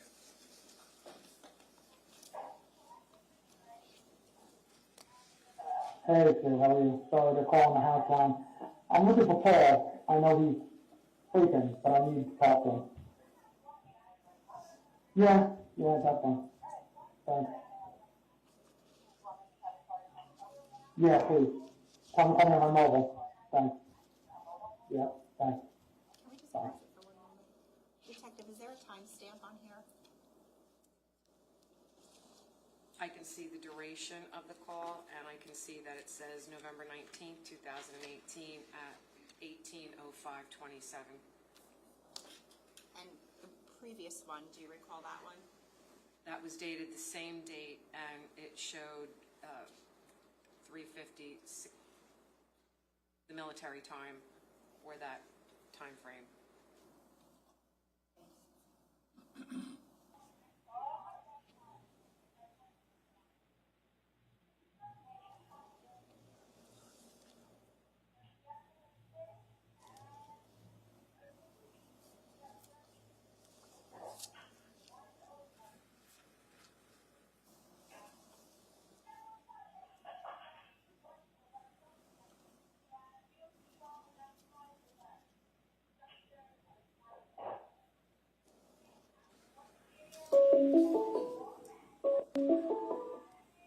Hey. I just spent the last hour and a half on the phone with the insurance company. They're saying they haven't received any money and that they took a loan against my account and they're taking another one in October, which is just in October. I need to know, show me where you're sending the checks in online. You're writing them out online. I need to know where they're going. I need you to wake up, Paul, and do it. Short of you being dead, I need to see the stuff. You need to log into your account then. You log into the TV account. Give me the log into the TV account. Your TV account, you don't know your TV login. Go find it and give it to me. I need to see it now, Paul. I need to see it. I need to see it now. I need it. I understand, Paul. I understand that. I just spent half the day. Paul, I'm telling you. I need it. I need it. I need it. Give me the fucking login, Paul. Give me the login, Paul.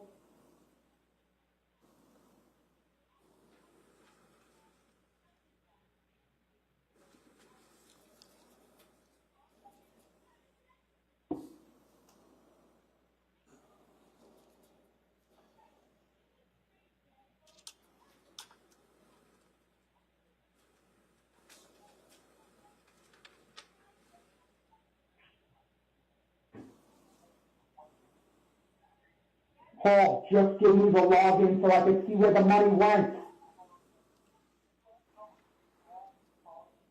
Then get on your computer and tell me where the money went. Paul, somebody else could read it to you there. I need to know where that money went.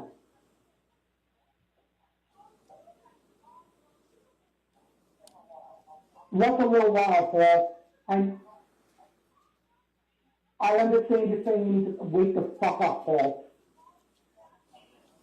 Paul, I'm telling you, I just spent half the day looking for this. I need to know where it went. Paul.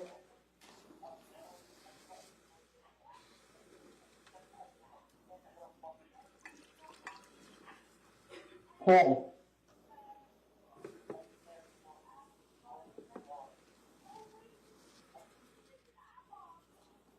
Are you sure it went to the right place this time? You have cash checks? You have cash checks?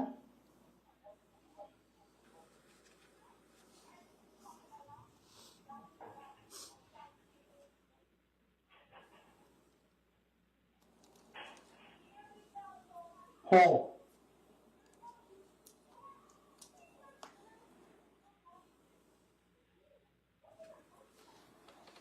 I hear what you're saying.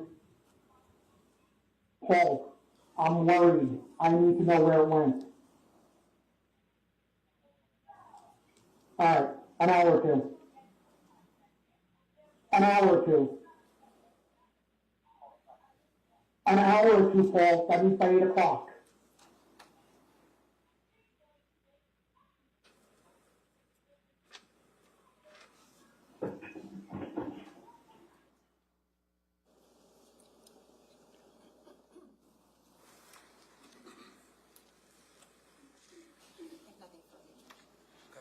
Cross-examination.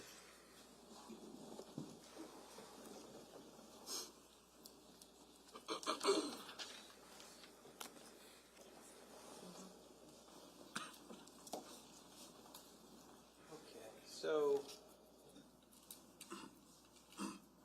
Detective, we just heard those calls. They took place on November 19th, 2018, right? Yes. And you listened to those particular calls before you came here to testify today? I did. Those are the only calls from that series of Wise recordings that you listened to? Yes. You didn't listen to the calls that were made before those that we just heard, right? No. You didn't listen to the calls that were made after the ones we just heard, right? Correct. You don't know if there's anything in this case of evidentiary significance that happened before those calls? Objection.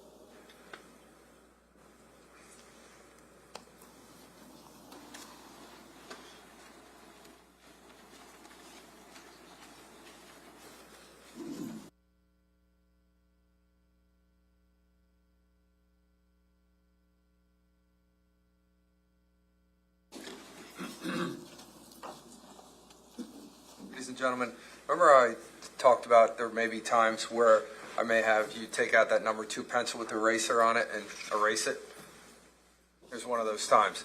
The question that was just asked dealt with phone calls before and after the 2 that you, or the 3 that you hear. What I want you to do is I need you to erase that from your mind of any other calls in this case at this point in time. The court may have made rulings at some point in time that maybe has an impact on this, so you're hearing what you're going to be allowed to hear, at least right now. So I don't want you to have any thoughts about that one way or another. There should be no impact on either the state and or the defense on this, but we are not to infer anything else that may have gone on that you're not being told, and why aren't you being told? Does that make sense? All right, can everyone follow that instruction? Yes. Thank you. Go ahead. Thank you, Judge. Now, you testified today about a number of financial transactions between a trust account that you referenced and Paul Caneiro's personal account, or accounts, right? Yes. You're aware that in April of 2018, there was an issue that Keith became aware of about money from the trust not getting to the life insurance, right? Yes. And when Keith found out about that in April of 2018, he was upset about the fact that that was happening, right? Okay. You took us, You say okay. Are you agreeing with what he's saying, or are you not agreeing with what he's saying? I'm not sure what that was. I was listening to what he was saying. Okay. We need to be careful, just if you don't mind, with the questions, because I don't want the jurors to be left with an impression as to an answer which wasn't really an answer to what you just said. So go ahead. Thank you, Judge. I'm going to clarify it. Please do. You said before today that you spoke with a witness in this case, and his name is Steve Weinstein, right? Yes. And you took a formal statement from Steve Weinstein, right? I was a part of that interview. Yeah, you were there when it happened, Yes. right? And you were able to hear what he said, right? Yes. And you were able to review that, if you chose to, at a later date, after it was reduced to writing, right? Yes. Okay. Now, during the course of that statement, Steve Weinstein is asked about that incident in April of 2018 with the life insurance money, right? Yes. And he explains what took place in that time period, right? Yes. And he explains that Keith found out that the money wasn't getting to the life insurance policy, right? Yes. And he explains that when he found that out, Keith was overly upset with everyone. I didn't memorialize that statement. That was not my lead on that statement. But if you want me to testify as to exactly what occurred in that meeting, if you have a statement or a summary of that, I can look at it.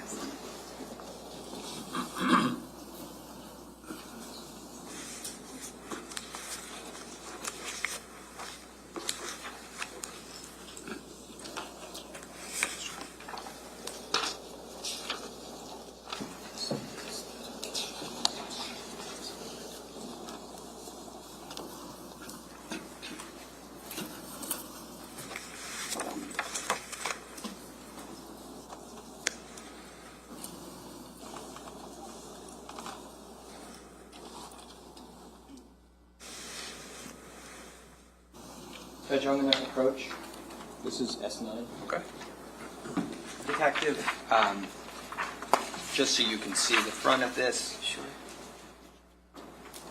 This is marked S9, okay?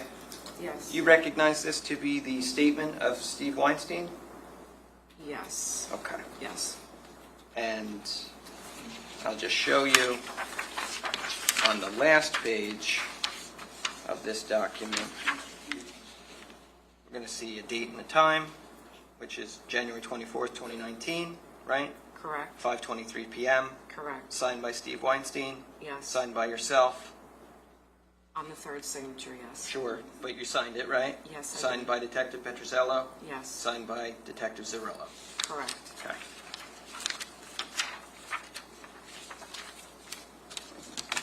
Drawing your attention to page 6, I'm just going to ask you to review that page, lines 4 through 8.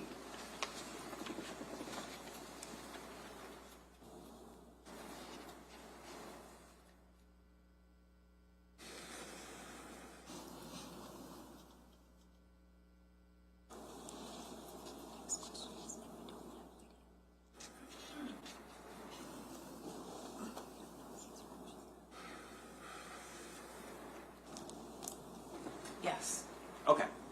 You had a chance to look at that, right? I did. And then, so what I was talking to you about before was this situation in April where Keith finds out the money's not getting to the insurance company, okay? And in that statement, am I correct that Steve Weinstein's going to tell you when Keith found out about that incident, he was overly upset with everyone? Yes. Those were his words, right? Yes. He didn't say upset with Paul. He said overly upset with everyone. Yes. Okay. I'll take that back. Sure. Thank you. You're welcome. Now, you, Thank you. we also know that, let me see if I can confine this way. You testified earlier that you watched the three Wise camera videos that we saw today, right? The two videos. If there were conversations about the issue that happened in April of 2018, right? We wouldn't know that were recorded. We wouldn't know because we haven't seen those, right? Right. Okay. So we didn't have a chance, other than the statement of Mr. Weinstein, to see Keith's demeanor back in April of 2018 when he found out about the issue of money not getting to the insurance policy. Correct. Now, we also know that you're here talking about finances in this case, not because it's somehow, independent to the charges, but it both supports charges in this case, right? Yes. And it also goes to the essence of the state's theory of motive, right? Correct. And so this financial evidence goes to the heart of the state's theory about why Paul would kill Keith, right? Correct.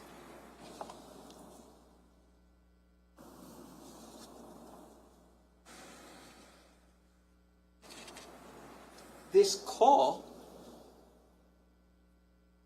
in the two clips that you mentioned that we just saw, matters because in it we can see Keith trying to figure out if the money is getting to the insurance company in November, and he's trying to figure that out from Paul, right?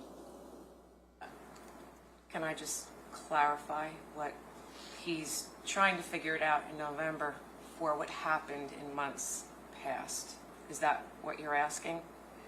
Yes. In November, right. In November, we just watched these calls. They take place on November 19th, and it's about whether the money has been getting to the insurance company, right? Yes. And those calls are meaningful to the state's presentation of motive evidence in this case, right?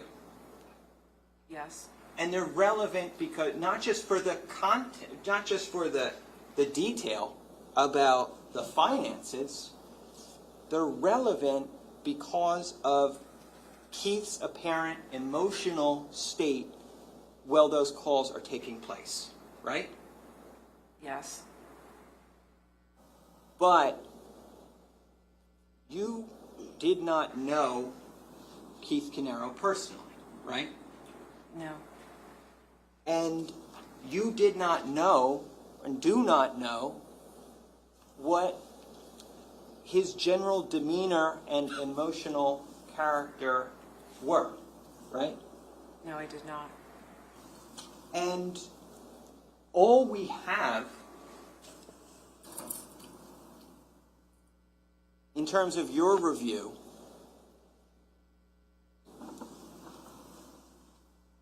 is what we can see in terms of what's on that video, right? Yes.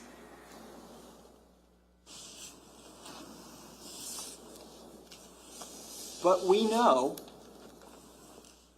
that Steve Weinstein said about the April event that Keith was overly upset, right? Yes. We also know that in between April and November, Keith and Paul continued to speak to one another, right? I wouldn't know that. They continued to be in business together. Correct. There was a plan, a proposal to perhaps sell one of their businesses.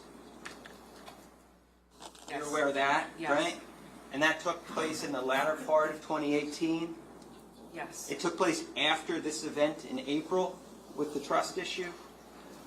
It may have. Okay. If I told you it did, would you accept that? I would hear that you're saying that. Okay.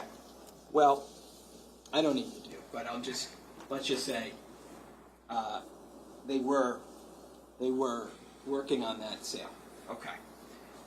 Did you know that, and so that's your impression that they were working on that together, right? Is it an impression? I just know that EcoStar was hopefully going to sell.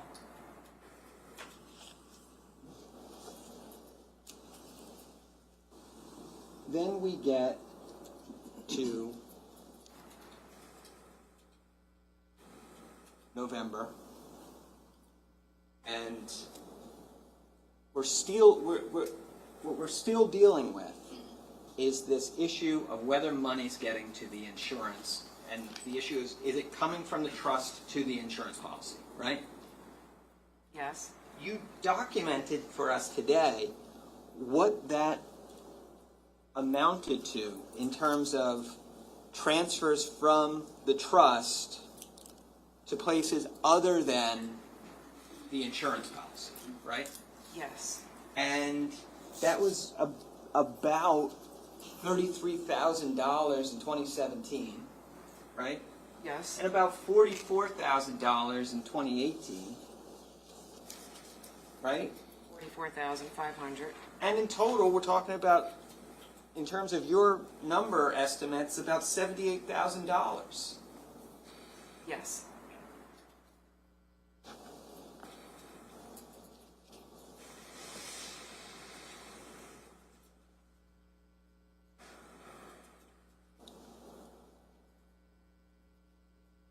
Paul's on the other end of that call on November 19th of 2018. That's your understanding, right? That is my understanding. Paul can hear what Keith's saying. That is my understanding.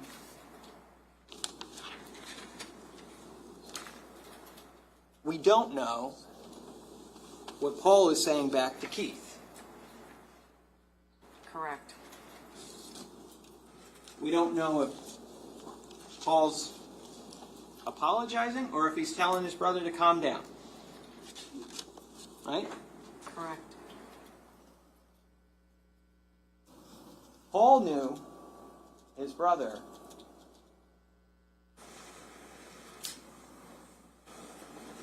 way better than you were ever acquainted with him, right?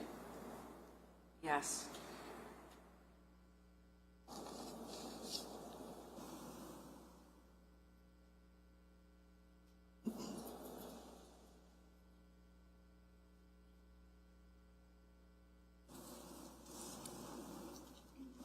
And I guess the issue is this. I think we touched on it earlier today. It's important for a detective in a case to look not just to the things that strengthen arguments for motive, but to look to the things also that may weaken support for motive. Agreed. Prove or disprove.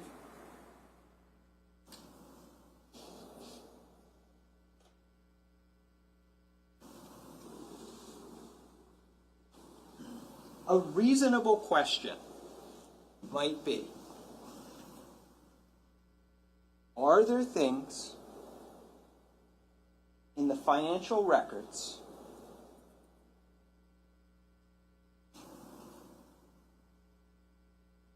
which demonstrate Keith's general emotional demeanor? Can you explain further what you mean? Sure.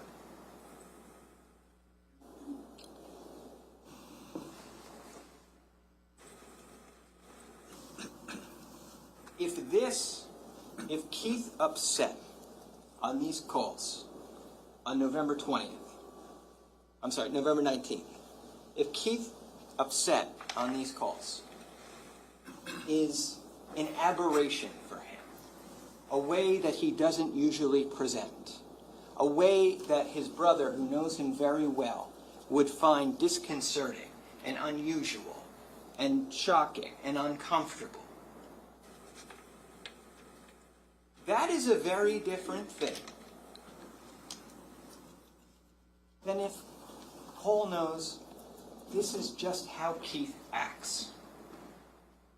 Do you understand what I'm saying? I understand. So if there was evidence that could tell us whether on one side Keith's demeanor that night was an aberration, or on the other side that it was maybe a more general emotional reaction that others who knew him would see him to have, in either event, that would be important for us to know.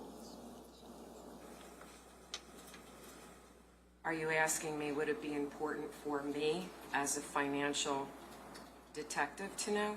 I'm asking you as a detective who participated in this investigation with other detectives, because let's remind everyone, you weren't isolated completely to finance. You spoke with other detectives in this case, right?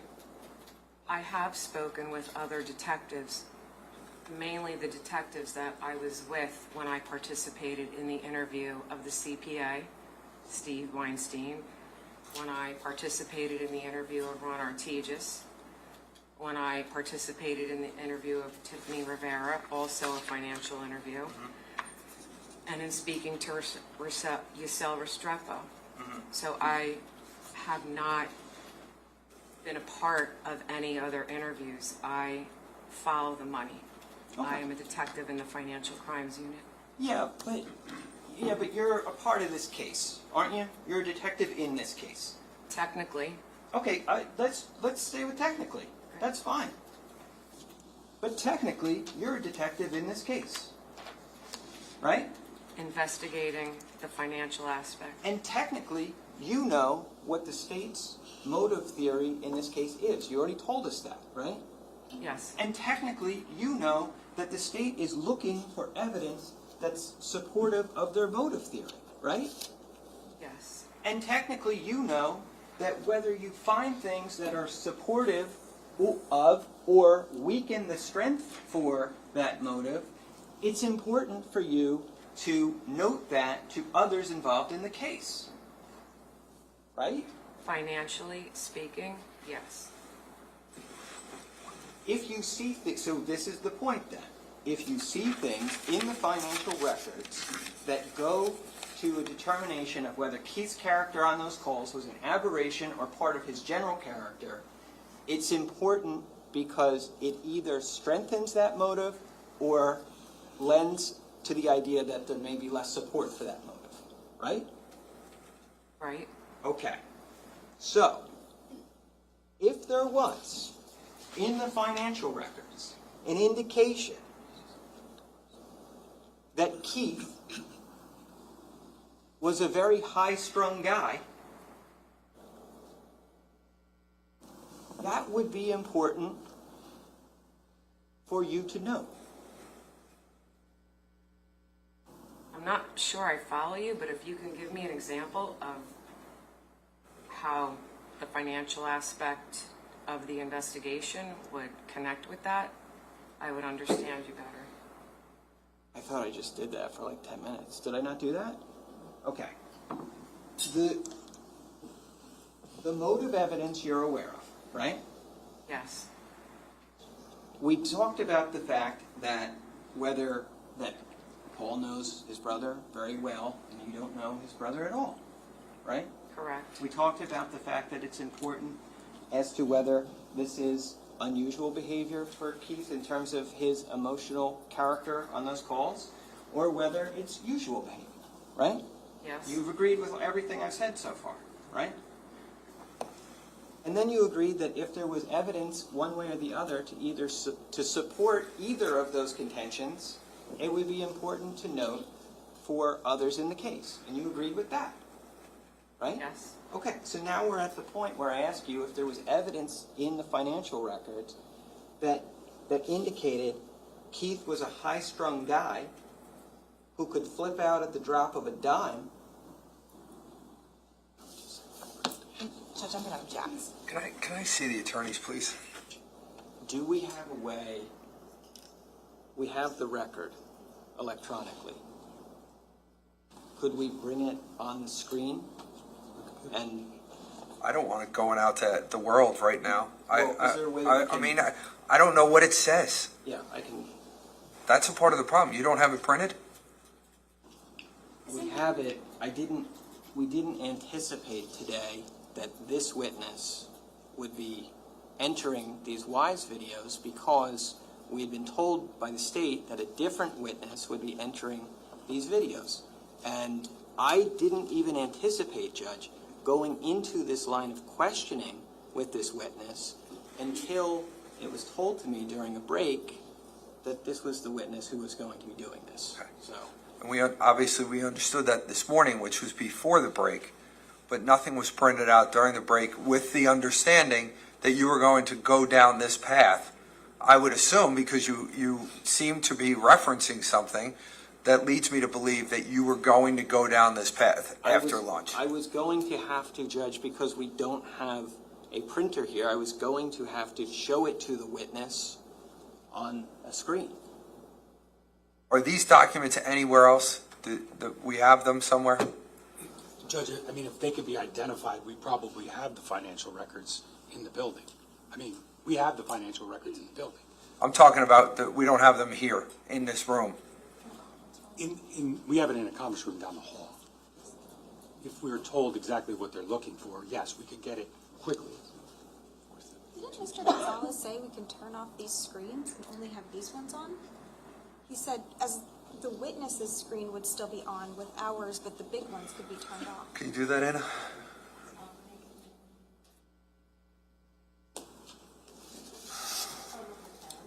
Dave in here in about 2 seconds. Hold Dave up, please. He's on the way.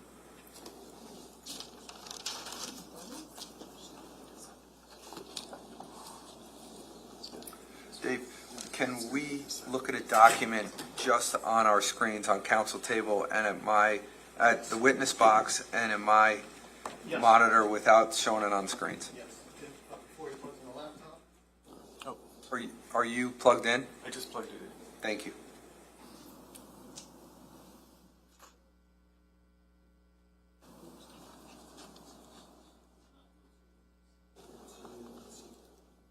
The witness is going to need to see it, though.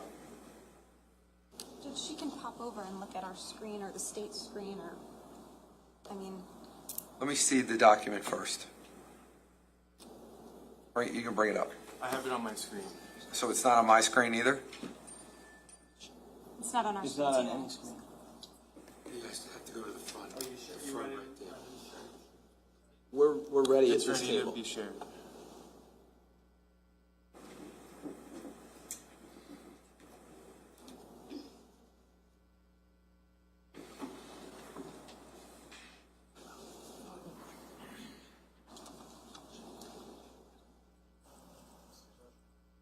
I can see it.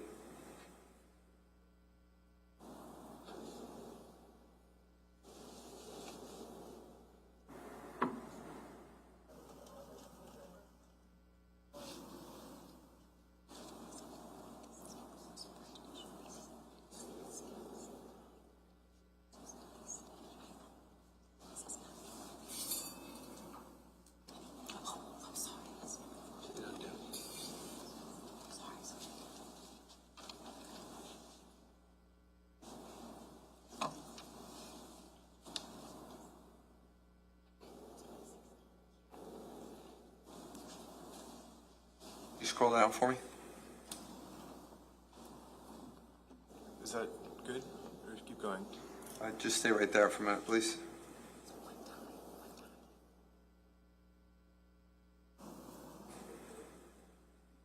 Keep going down. That's the end of it. Okay.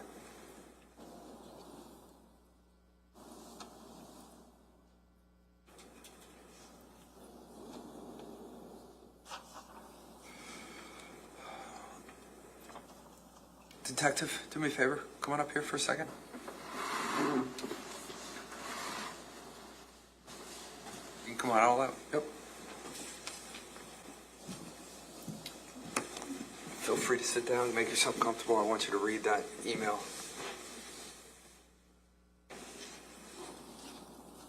If I have to scroll down, do they scroll? They'll or I do it do? for you. Okay. Yep, Oh, they'll do it. hold on.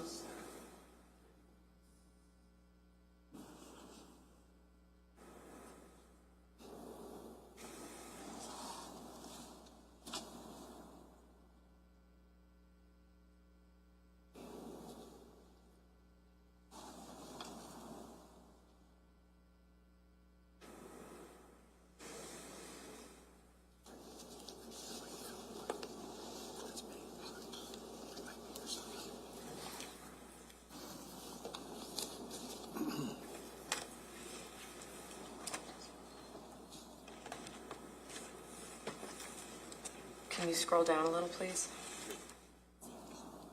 Okay.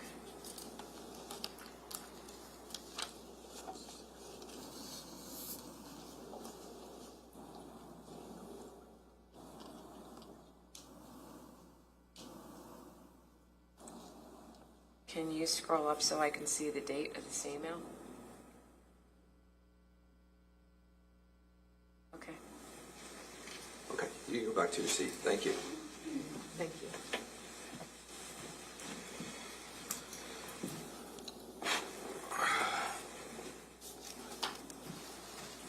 Outside the presence of the jury, you can ask the questions you want to ask, and then we'll go from there.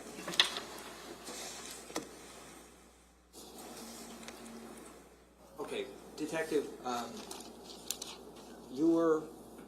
let's just start with everything I had asked you up to the point where the jury got excused, okay?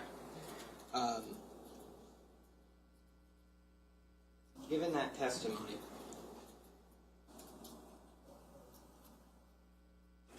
here we have a record that was in the Bates discovery, right?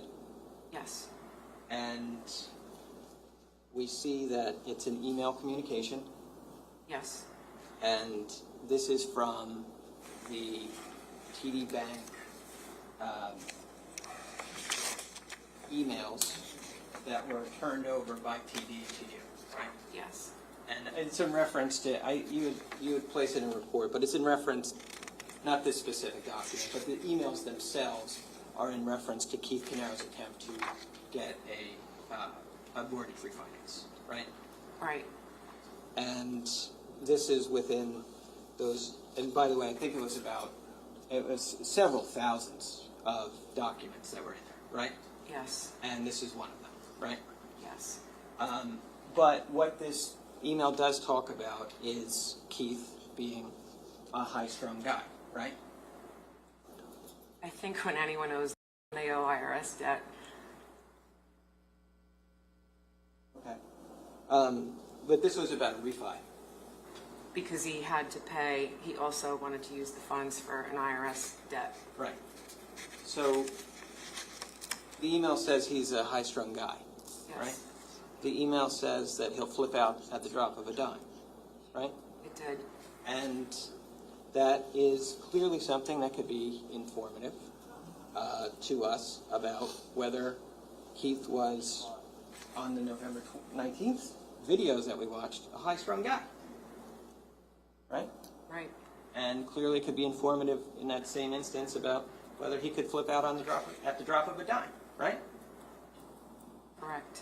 And we also mentioned before that whether something supports or weakens the strength for motive, it's important to make note of it in an investigation, right? Yes, And so either way, this gives us some insight potentially into Keith's emotional character in general, right? it could, So in either case, it could be important to note, right? it could be. So it would be something that could be important to note, not for you financially, but for the case detectives who are investigating the homicide in this case, right? Could be. Okay, I have no further questions. Ms. Wallace. Judge, the state's position. You have any questions first? Detective, have you ever seen this before? I'm certain I probably have, but again, there were tens and tens and tens of thousands of documents in this case. If I reviewed a document a one-off time 8 years ago, I couldn't physically possibly go back and review 50,000 pages to prepare for today. Do you have any independent recollection of reviewing this? Specifically, no, but if I received it back then, I probably had hands and eyes on it at one point.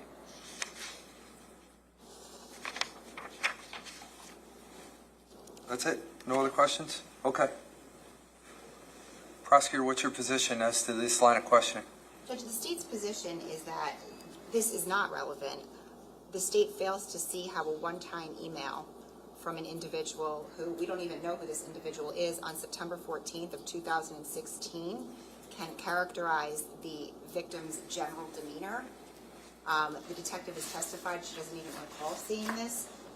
However, should the court allow this line of questioning, the state submits that it would open the door to each and every reaction that Keith Caneiro had to somebody else and things he said to somebody else when he was upset that upon learning that his brother was stealing from him.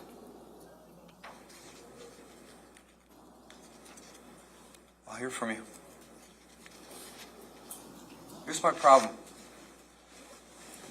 I got plenty of them when it comes to this, but let's talk about it for a minute. You want to use an email from 2016 from two different people in this case, neither of which are a part of this case, and you're offering it for the truth of the matter asserted that he is a high-strung guy, Keith Caneiro. That's what you're offering it for, because you're specifically saying that that would be important to the investigation one way or another when you evaluate all the evidence as it relates to motive. So what you're offering it for, you don't have the ability to do that unless you're calling this witness. And they're not on the witness list. Are you planning on calling them and you just didn't put them on the witness list? Because how else are you going to get this information in? We had no intention of calling them, Judge. We had the intention at this point in time of just asking Detective Bassender about it for the purpose of lack of investigation into the case. So here's the second part of the problem, though. You just crossed this witness about, you don't know Keith Caneiro. You don't know if the reaction that he had in this is something he does all the time or if it's an aberration. How do I know, or how does anyone know, that Susan Baldwin, how she knows him? What's her foundation of knowledge to know whether he's high-strung or not? We have nothing in this case. And you're putting the court in a position, and ultimately yourselves in a position, that in doing this, by asking these questions, I need you to understand, to this court, first of all, I don't see how, evidentially, how you're getting this in. But even if I was to allow it in, I would allow the state to respond, and which includes bringing back the witness from yesterday, Keith's best friend or close friend, who testified and wanted to say more about the emotions of what went on at the 6/18 dinner, the Saturday before this all happened, that I would allow this to come out. So you got two options, and if you want, I'll give you 5 minutes or 10 minutes to talk it over with co-counsel before we do it. Number one, I still don't know how legally it fits under the evidence rules to even go this way. And number two, if I decided to agree with you, do you understand, and is it your position and a strategic decision that you want to do this, understanding that I'm going to say that it opens the door to Keith's emotional state normally, and then maybe how he felt as a result of learning some of this information about what was going on with his accounts and the money that he thought was going in a certain direction. So I'm going to give you a break, think about this, and then we'll come back.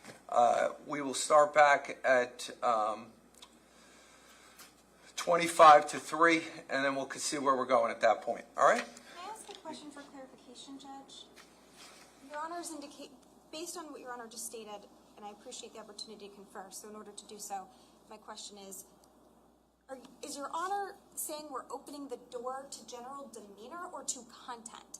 Because the Wise video is both content and demeanor. It's a very prejudicial piece of evidence in this case, though relevant, and the reason it's relevant is because they're claiming, like, this was the motive. Keith was very upset with Paul. So it's one thing to say, we're opening the door to his general demeanor. I don't think that's the Another thing motive. is to open the I door don't to think that's the motive. The motive is not what Keith's emotional state was. It's the fact that Keith has confronted Paul and what that meant to Paul and how he reacted as to the fact that he now knows that Keith is breathing down his neck and his whole house of cards is about to fall. I think that's the motive that we're talking about. I could be wrong, not my case to try, but I'm pretty sure that that's what we're talking about. The $78,000, Judge, yes. And the state's theory is that when Paul hears Keith upset about this whole thing, that's what sparks the alleged motive. What I'm asking, I guess, is the court saying we're opening the door to other witnesses coming in here and saying, generally, he's a very calm guy, or generally, yeah, he is a little hot-headed? Yes. Or are we opening the door, as the state is suggesting, to specific instances where Keith is saying things about Paul? Because that has nothing to do with general demeanor. That's content.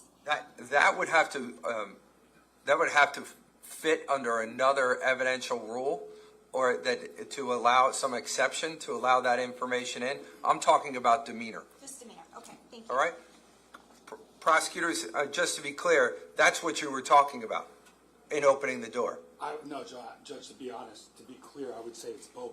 Then show me how it would get in under an evidence rule? Well, under state of mind, which we litigated previously, Keith's state of mind, not to mention 106 completeness.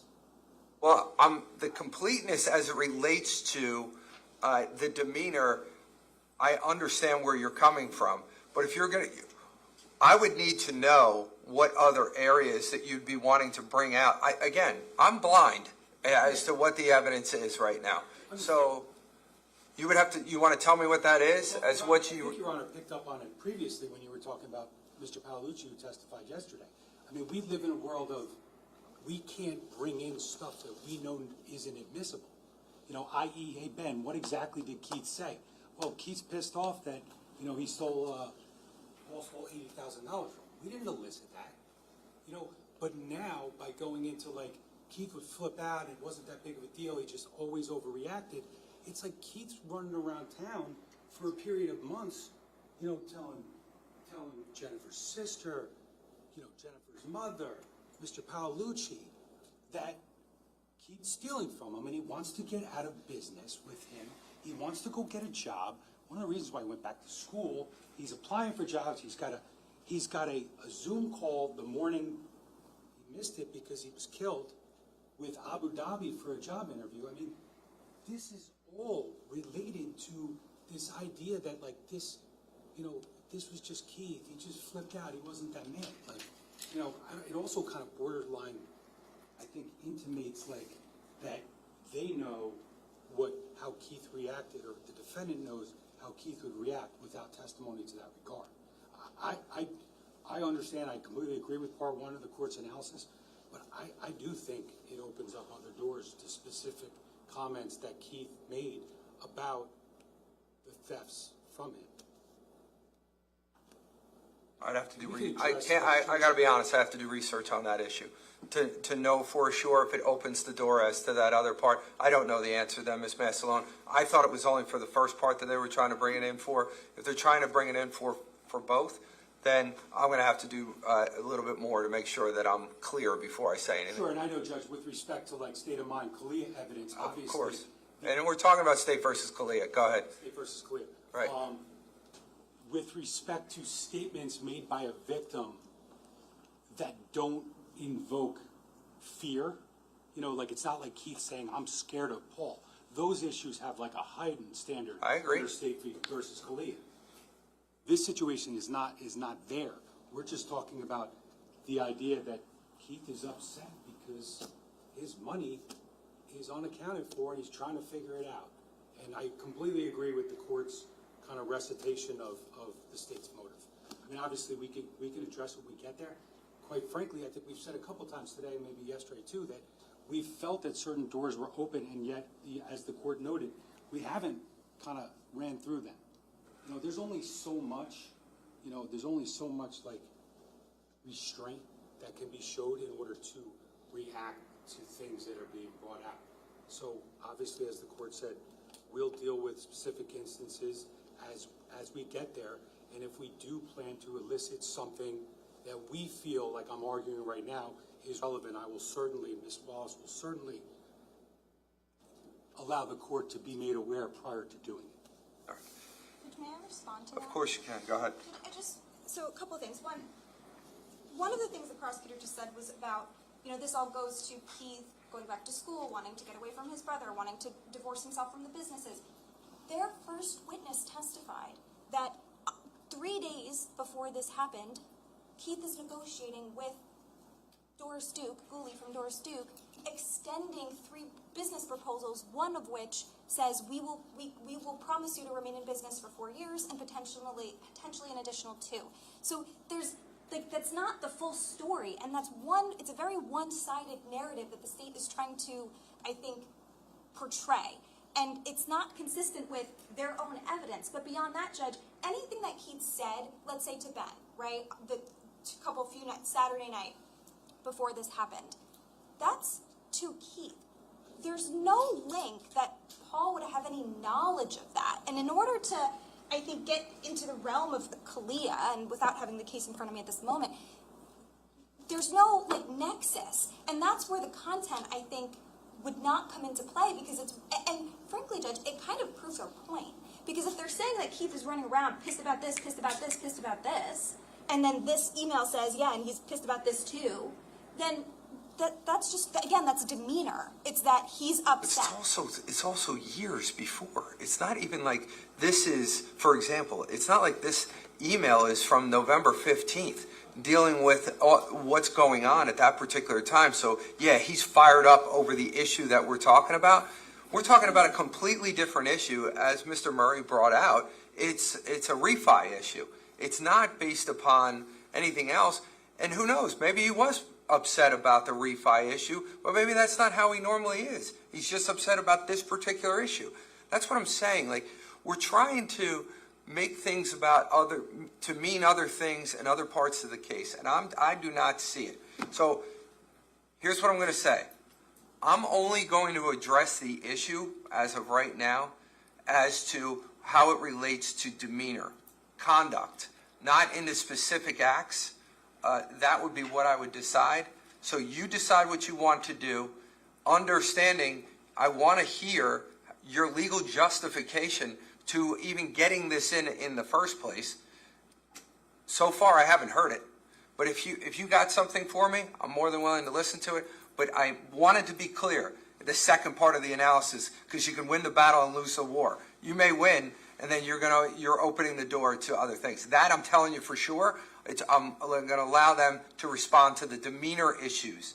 I can't say anything else because I don't know, because I don't have the research in front of me. All right? Take a 10-minute break. We just went into that, so we'll come back at 2:45.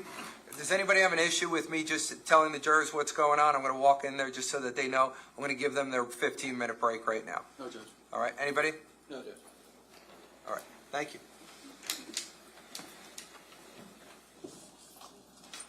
You take a break.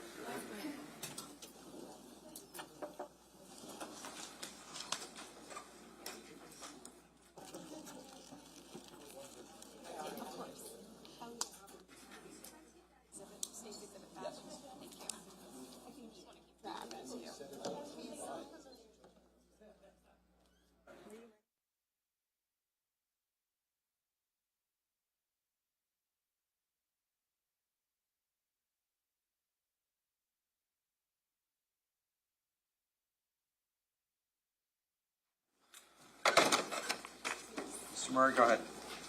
We're back on the record outside the presence of the jury. Thank you for giving us that time, Judge. Can you do me a favor? Can you just sit outside for a second? Thank you.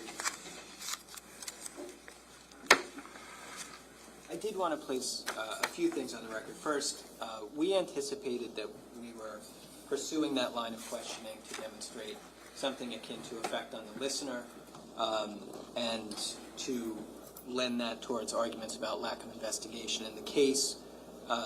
We were not looking at that as a specific instance of conduct on the part of Keith Caneiro. That being said, given that at this point in time we really have no idea what the universe of things are that this inquiry opens the door to, I do not think we can continue it without knowledge of what that could be. So I am going to move on. I will tell the court that, because Ms. Wallace brought this up yesterday, about years outside of 2017 and 2018, we do intend to get into information about prior years in terms of at least the trust account. Now, the state, I'm sure, is going to have to respond in whatever way they think is appropriate with stuff outside of what they introduced today, but we do intend to do that. So I just wanted to make the court aware of that. Do we think that it would have been important or helpful that in all of our pretrial motions that we filed in this case, that we should have put the court on notice so the court could have decided some of these, whatever you want to bring in prior to 2017? I mean, isn't that what we were doing for almost 9 months, all the time? The detective's report and reports in this case are not just about the trust account from 2017 and 2018. They're about the trust account from 2014 through 2018. But the issue in this case and what we're focused on, isn't it surrounding, and isn't the indictment surrounding 2017 and 2018? It's not about 2014, 2015, or 2016, right? Yes, but we have information from that account in the discovery, and that we have reports about that account in the discovery. This witness wrote those reports. Would you agree with me that detectives write things in their reports that doesn't mean that they may be relevant at the time of trial, but they just may be a part of their overall investigation? I don't know if I would, Judge. I think that anything a detective writes in their report is potentially relevant at a trial. Okay, but who decides whether it's relevant? Well, I mean, obviously the court would decide that fact. Well, shouldn't I know this in advance so that we could have addressed this issue one way or another? Judge, the state, I don't think, has made any protest to the court about this information being irrelevant. The only thing they said about it is it may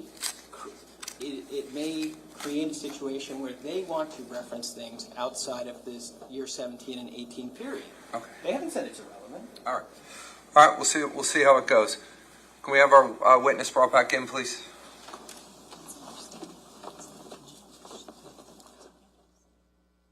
Prosecutors, you're on notice. If there's things that I need to know about, I expect to be put on notice if you have colloquy with your counsel.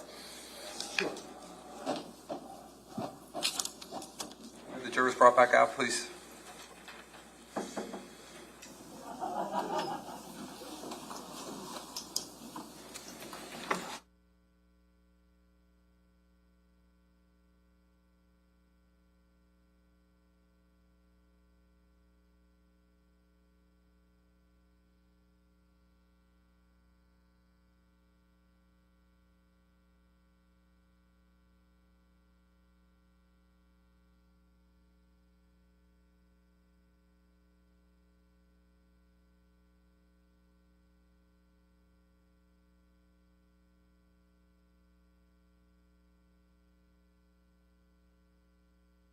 The cross-examination of this witness. Mr. Murray, go ahead. Thanks, Judge.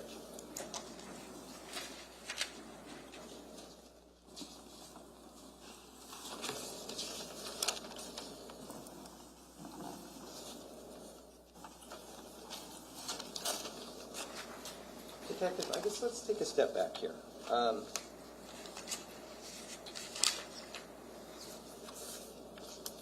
You are the one who sent out subpoenas for the large majority of financial records that were received in this case, right? Correct. You sent subpoenas to TD Bank, right? Yes. You sent subpoenas to insurance companies like Sun Life and Unum, right? Yes. You sent subpoenas to retail establishments like Tiffany Jewelers and Restoration Hardware. Yes. You sent subpoenas to governmental agencies like various New Jersey governmental agencies in terms of disability and unemployment. Yes. You not only sent these records, but you were the one who decided to whom you were going to send record requests, right? Do you mean when I prepare this subpoena, am I the one deciding who goes on the attention line? More that when you're putting together a subpoena and you're saying to yourself, am I going to send a subpoena to Bank of America? You're the one who makes the decision about whether you send a subpoena to Bank of America. Primarily, Nobody directed you to do that. You thought it was in the interest of the investigation to do that. you can be directed to do that, but I can also make that determination. And you made a large number of the determinations in this case about who to subpoena, correct? I didn't issue every subpoena on the financial side, but a lot of them, yes. Right. Now, you didn't make these decisions randomly. Everybody you subpoenaed, you had a purpose for subpoenaing, right? Yes. And when we say subpoena, we don't necessarily mean that you were telling them they had to appear in court. What you were really, in effect, doing with those subpoenas is telling them they had to produce documents and give you those documents, right? Yes. And the documents, when you would send out these subpoenas, you would send them and tell these organizations that you wanted certain records from certain times, right? That's written in the body of the subpoena. You have to put a time period, or else they won't comply. And sometimes you were looking for any and all records in the name of a certain person, like Paul Caneiro, right? Sometimes. And sometimes you were looking for specific records from a specific company. But in either event, you would put that in the subpoena, right? Yes. You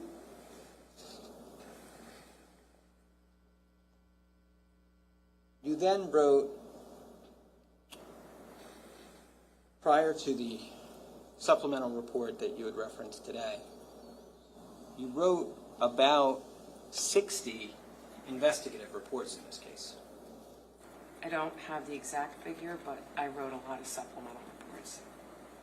And you wrote those reports in and around the end of 2018 through 2019, right? I'd have to look at every single one of them to confirm. Well, let's work backwards. I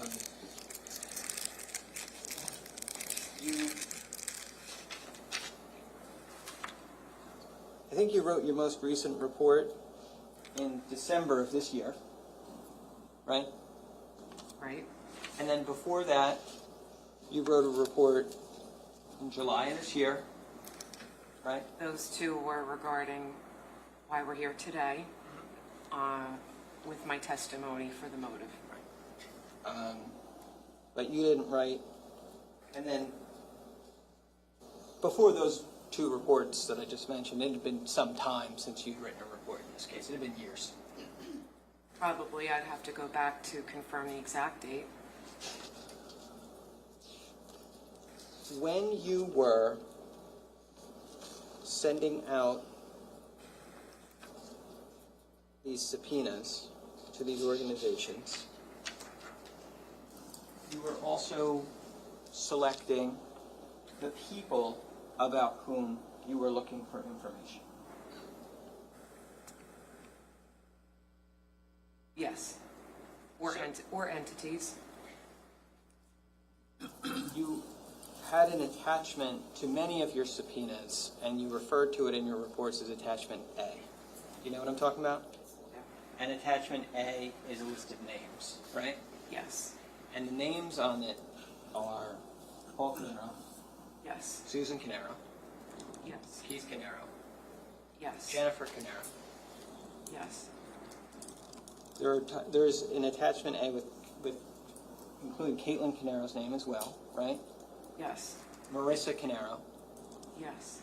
You got records for all of those Caneiros, right? Yes.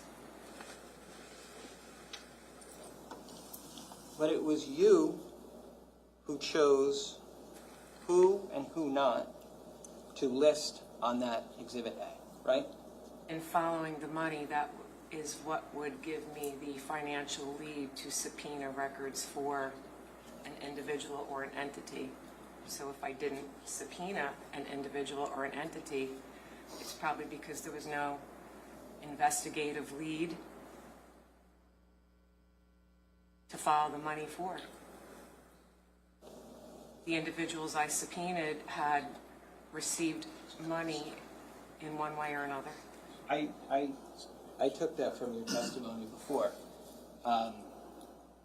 because you said you had started with the trust account, right? Yes. But obviously,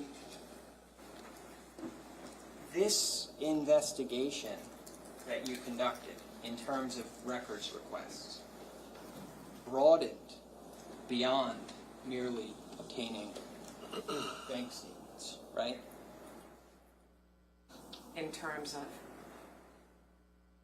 You obtained records from credit card companies, right? yes, You obtained numerous records from American Express. yes, following the money, You obtained records from Discover. yes, You obtained numerous records from various insurance companies, right?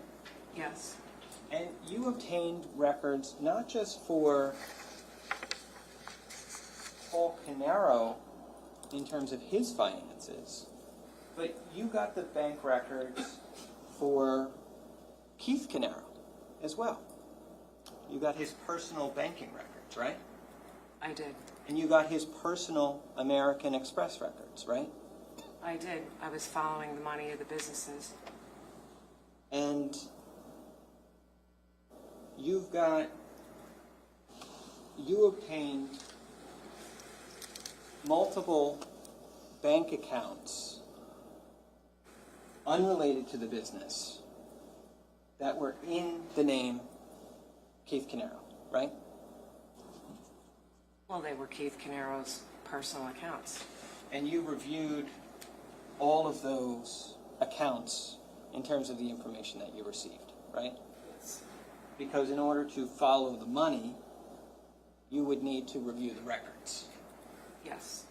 Your investigation really can't be complete if you haven't reviewed everything that you've got, right? Correct. So I take that to mean that you reviewed everything that you got in this case, right? Yes. You reviewed every financial record that you received as a result of a Monmouth County subpoena that went out in this case, right?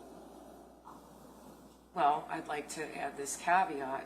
You know, I subpoenaed Canada Life. There's relevant documents that are very relevant to a financial investigation and following the money. Canada Life, did you get the money? Can you show me you got the money? Can you show me where the money was applied? So, hold on. If they sent me 3 inches thick of legal documents talking about a trust, I'm not an attorney to be able to interpret the legalese of that.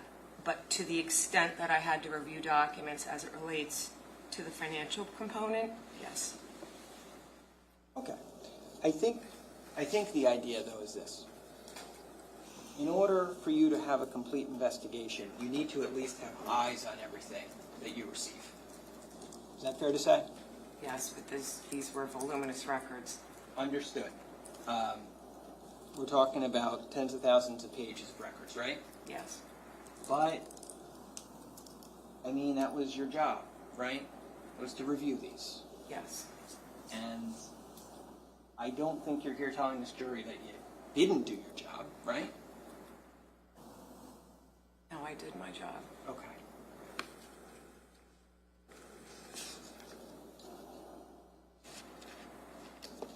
One thing I wanted to talk to you about was your report that you had written on the history of money coming into and out of the trust account. And though we only talked about the years 2017 and 2018 today, your report encompassed more years than just that, right? Yes. your report actually, you had obtained records in terms of that going back to 2014, right? When my investigation started, yes. Yeah. And you had actually reviewed those records from 2014 pertaining to the trust, right? In terms of money going into the trust bank account? Can you clarify when you say the trust? Yeah, I'm sorry. When I say the trust, I mean the trust account. The bank account? Yes, TD the bank. Okay. Yes. Okay. Yeah. I understand. Okay, so you had written a report about money going into and out of the trust bank account in the years including 2014, right? Yes. Okay. One thing that we're going to see in 2014 and 15 and 16 is that money did leave the trust account and didn't go to the insurance policy, right? Yes. But in 2014, all the money that was taken out of the trust account was paid back into that account. Can I refer to my supplemental report, please? Yeah, I'll show it to you if you like. This is S56. I have it here. No.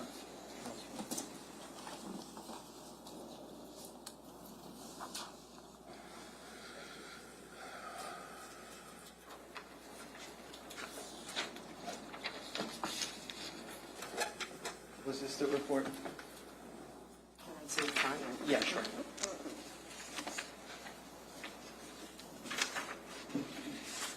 Yes. Okay.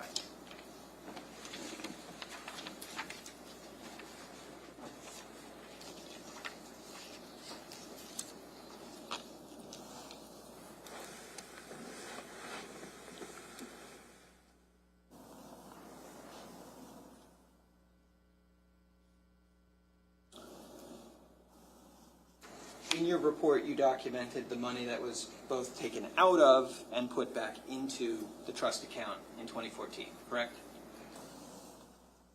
Yes. And Taken out of the account being sent to Canada Life and taken out of the account sent to Paul Caneiro's personal accounts. so in 2014, you have a record of $46,000 going from the trust account to Paul Caneiro's personal account, right? Correct. And that money, then, that same exact $46,000 goes from Paul Caneiro's account back into the trust account, right? Correct. In 2015, $27,000 comes out of the trust account and goes into Paul Caneiro's personal account. That's the record you have, right? Correct. And $22,000 then comes from Paul's account back into the trust account, right? Leaving a difference of $5,000 to Paul. Right. In 2016, your records indicate that $17,700 was taken from the trust account and put into Paul's account. Correct. And then $14,700 is taken from Paul's account and put back into the trust, right? Leaving $3,000 in Paul's account, yes. Now, another thing that we should mention about the trust in these years, and if you need to keep referring to that, that's fine. Just let me know based on this question. One of the things that we could look at when we looked at this trust account is whether it had been adequately funded over the years in order to make the quarterly payments to the insurance company, right? Yes. That's something that we could do by looking to the payroll deposits into the trust account, I right? did that, yes. So then you know that the trust account was being funded from the J. Martin business account in 2014, Yes. right? And then in 2015 as well, Yes. and then in 2016, right? No.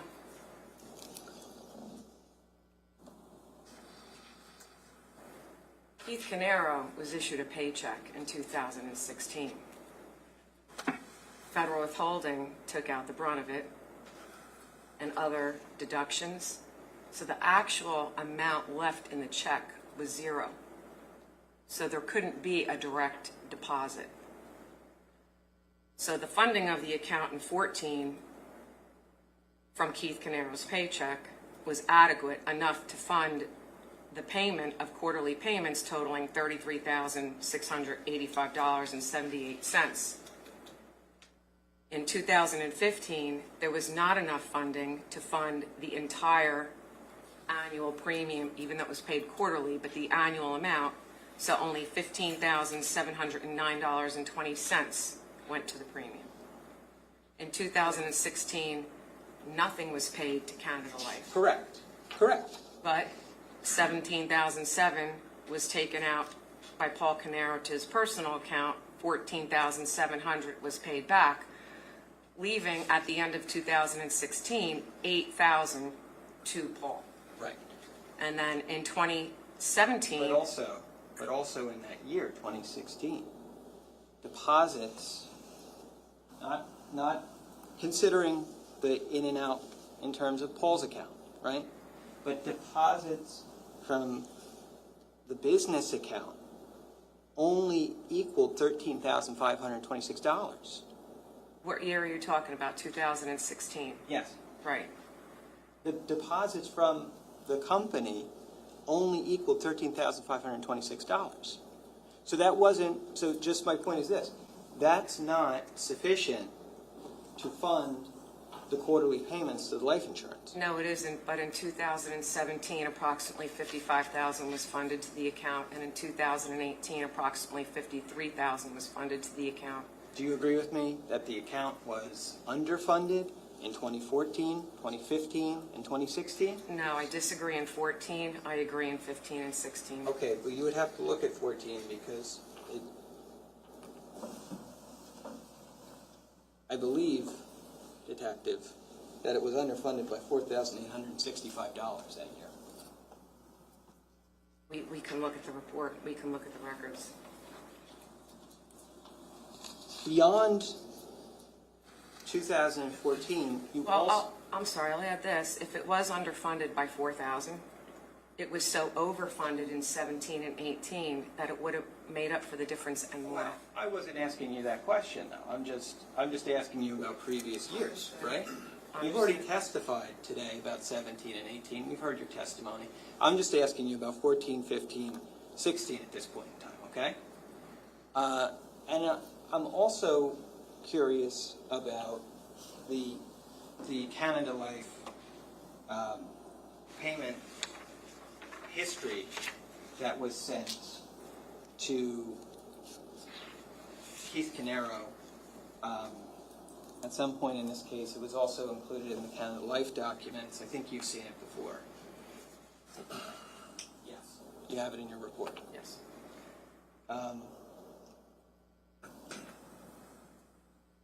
Judge, I have this marked as D64. It does appear verbatim within the detective's report, but I just want to show her this document to compare the two. Go ahead. It's D what?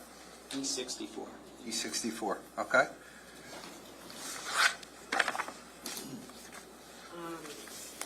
you going to go back to that date?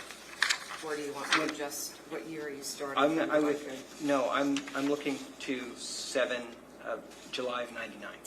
So let's do this first. All right. Identify D64. I do have it. I do.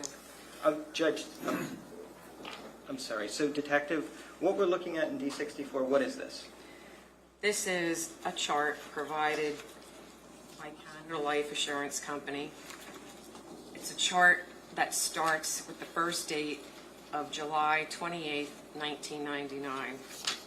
It has numerous columns. The first column reflects a payment amount, which back then were annual payments, and then through the years, the payments changed from annual to quarterly. So it will reflect the quarterly payments made. Is it a spreadsheet?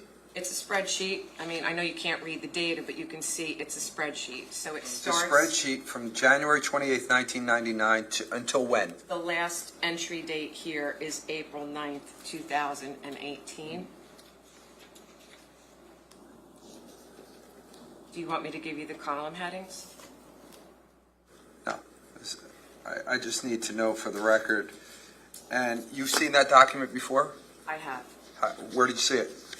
In Before here. the response documents from Canada Life Assurance Company. Okay. So that's a part of the documents that you received?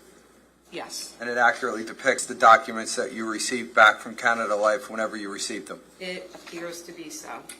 Well, let's confirm that it is so. I have a copy of it in my supplemental report, and I go back to July 28th, 99, and my last date is April. See how that's kind of cut off. It's the same date, but April 9th, 2018. So it's same? Same. Okay. Mr. Murray, please, go ahead.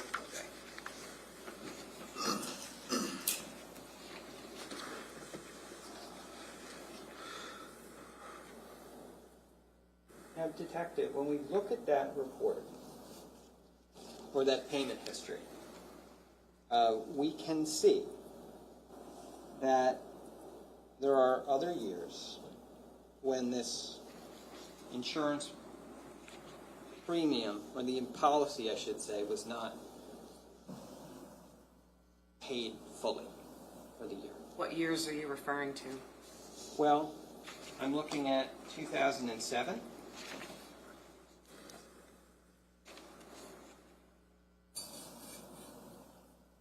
Okay.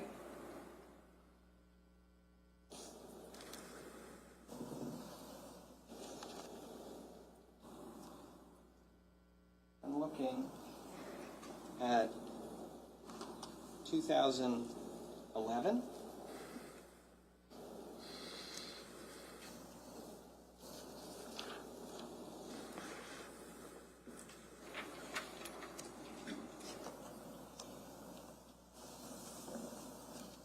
Okay. I'm looking at 2010.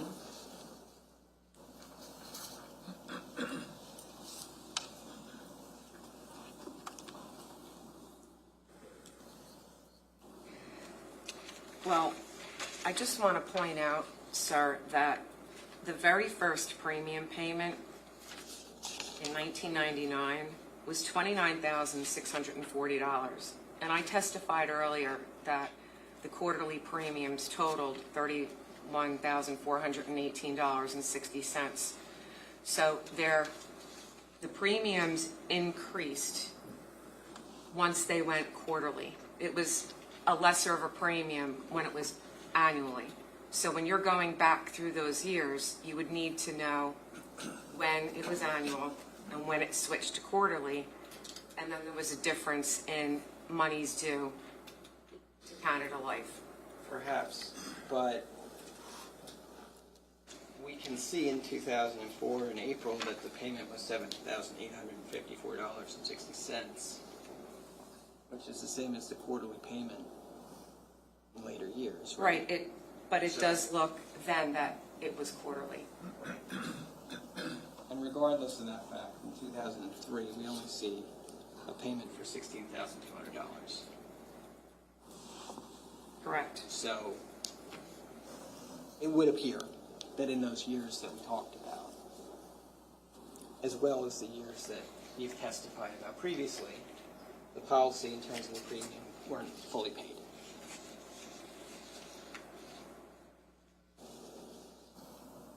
But I would not know if the TD bank account was underfunded.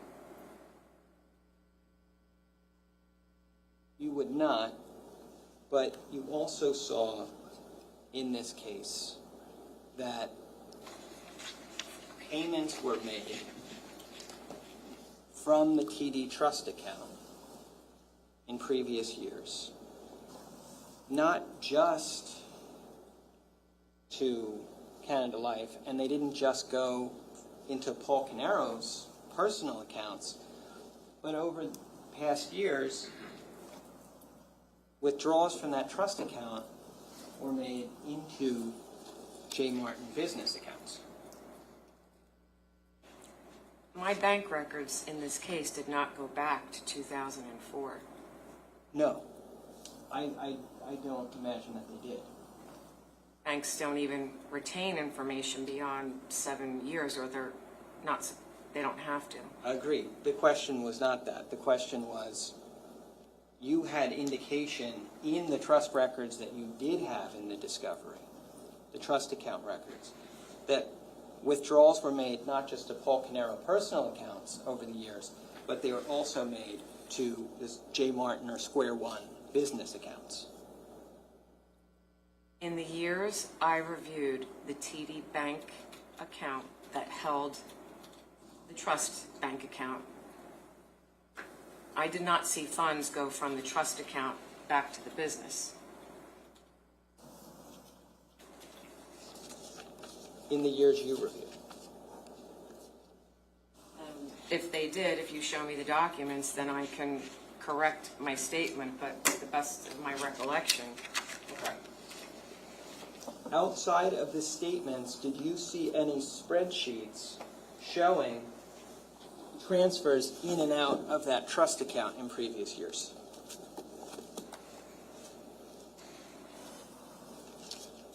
Did I see transfers out of the TD Bank trust account? Did you see spreadsheets demonstrating transfers in and out of that account? There were transfers into the account for purposes of funding the premium payments to Canada Life. Right. But I'm talking about transfers, not payroll. I'm talking about transfers in and out from the. I'm just going to show you. if you have a document, Sure. please show me and I can Sure. review. This is D41.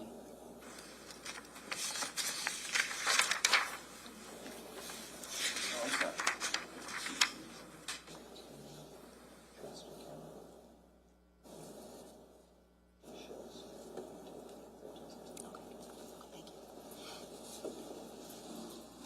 I'm just going to show you this. You recognize that?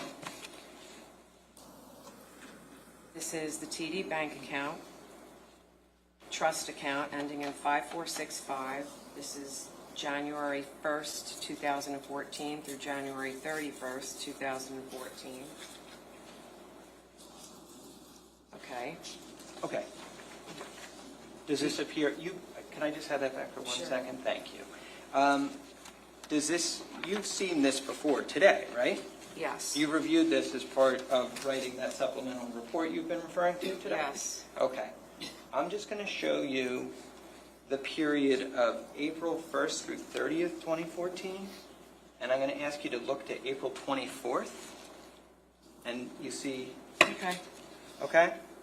And there's a debit on this account, right? Understood, not disputing it. Yeah. I wouldn't recollect firsthand back to 2014, but yes, on April 24th, there's a transfer of $11,000 back to I don't think you have it on there. 1361. This is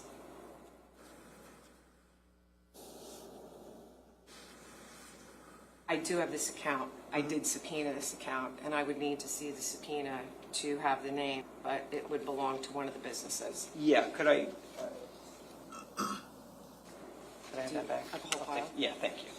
Okay, so that was a transfer out of the trust account to an account ending in 1361, right? Yes. And do you, if I told you that 1361 was a J. Martin business account that had been closed in years prior to 2018, would that refresh your recollection? Is that the business that closed December 31st of 2012? No. Okay.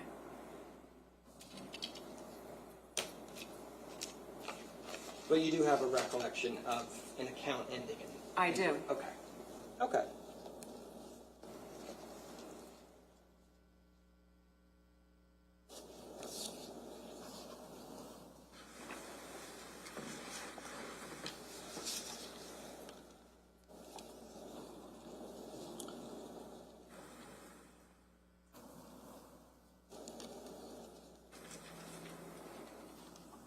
Now, when you testified on direct today, you mentioned that payments have been made directly from Paul's 3837 account to the trust account, right?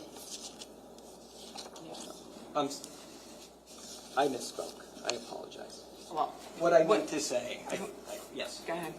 What I meant to say was payments had been made by Paul from Paul's personal account directly to the insurance company to pay the insurance policy.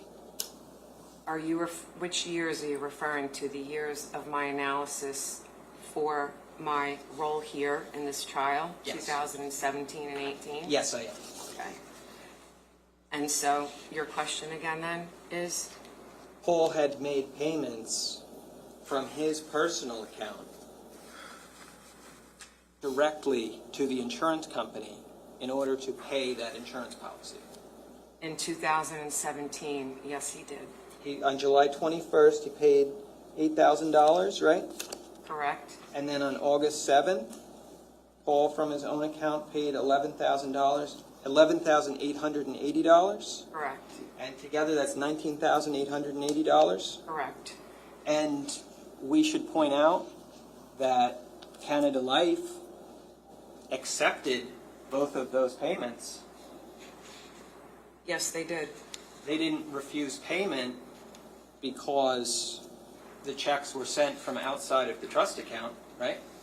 Nope. They accepted payment as a quarterly premium payment, and the $11,880 check, the entire amount was applied to the loan payment for prior missed premium payments. Right. Right. And the loan, obviously, we saw in D64 had existed for many, many years as of 2017. Yes.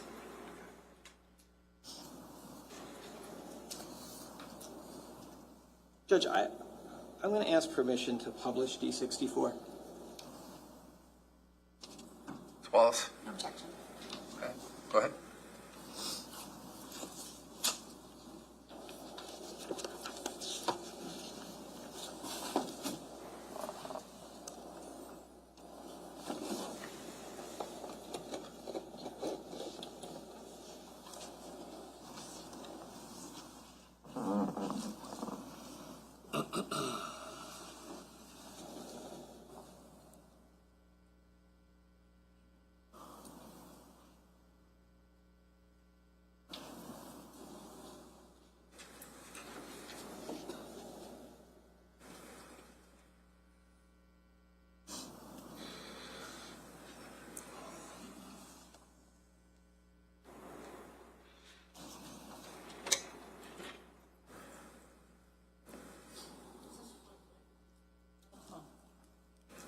Oh. He's got to enhance the USB.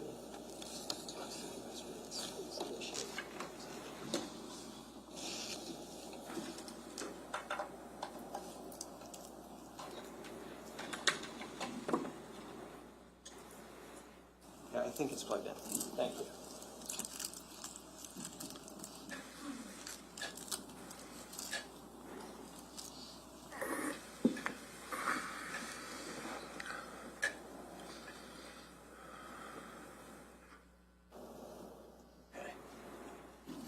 Just showing you the first page of D64. Obviously, when we look to the left side of that spreadsheet, we see a date. Yes. And then when we look all the way to the right of the spreadsheet, we see a column for loan balance. Yes. And that shows all the years that there was a loan balance on the policy. right? Yes. Okay.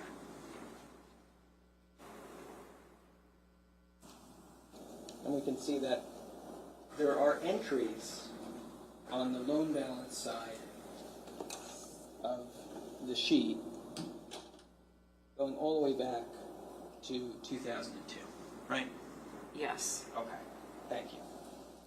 I'm going to remove this. Okay.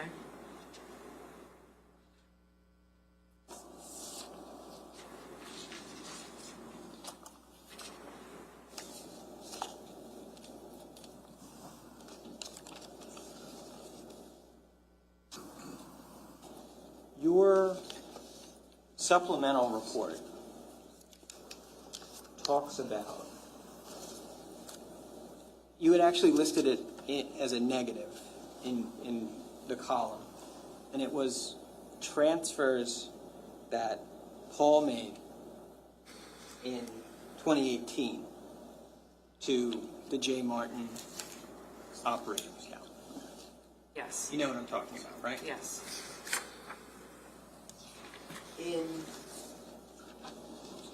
On April 26th of 2018, Paul transferred $5,000 to the J. Martin business account, right? Yes.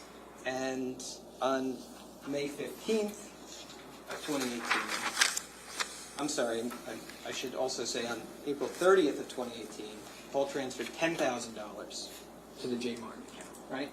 Yes. On May 15th of that same year, he transferred $11,400 to that account. Yes. And then again on May 15th, he transferred an additional $807 to the J. Martin account, right? Yes. Now, all of these dates take place late April through mid-May, right? Yes. Of 2018.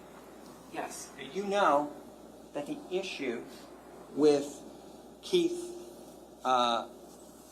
finding out about the insurance not being paid in April, that issue happened before any of these payments, right?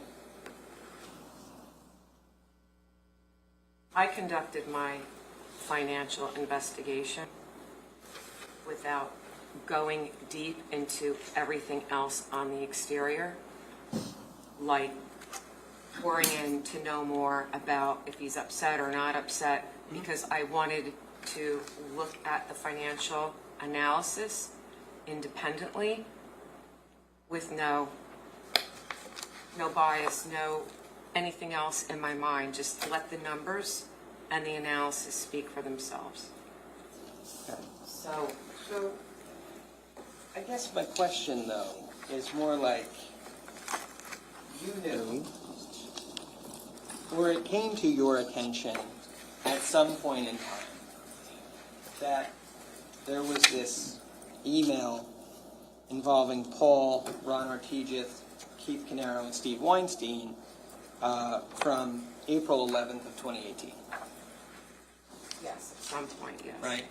And that email is actually is one of the state's exhibits in this case, right? Yes. In that email, one of the things that, and it appears, right, that it's written from Paul, right? Yes. And it's about payments that were not made to the insurance company. Yes.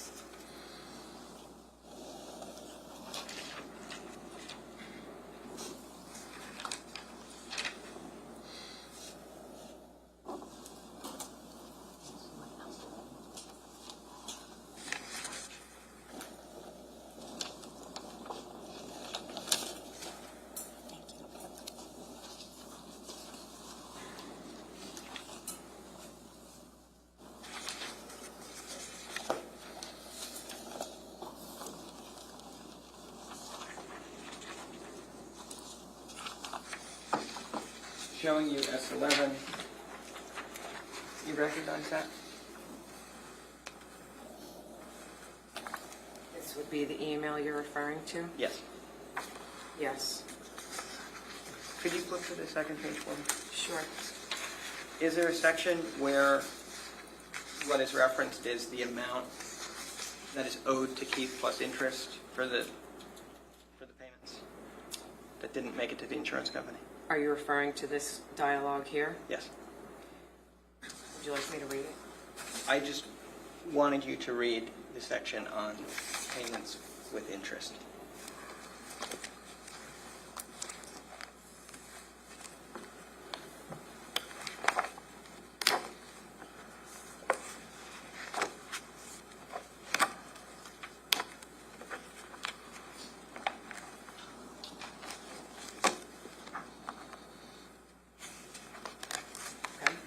Okay. Thank you. And so that says amount owed to trust plus interest, $25,806.41. Yes. Okay.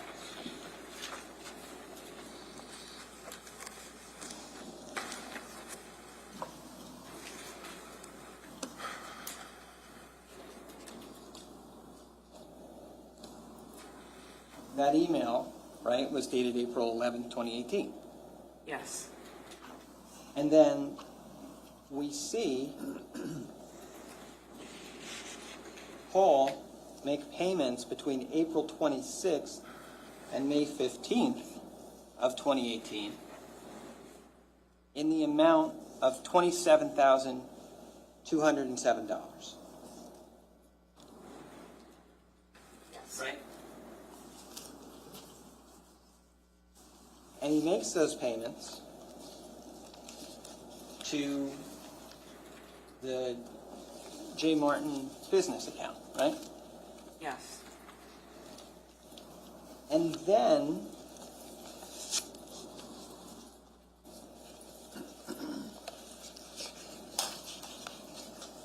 in terms of the $5,000 and $10,000 payments in April, do you know what happened to them afterwards? I'm not sure I understand your question. How was he able to make those payments? No. Once they went into the account, did they stay in the account or did they go someplace else? Once Paul made those electronic transfers back to J. Martin, I would need to look at the bank statements and then I could tell you what happened with those funds. Okay.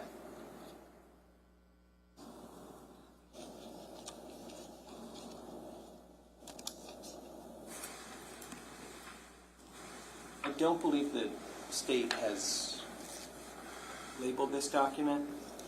No.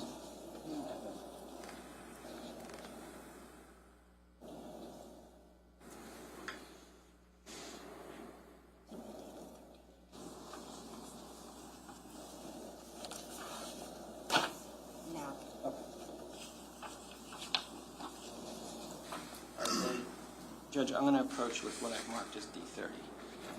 All right.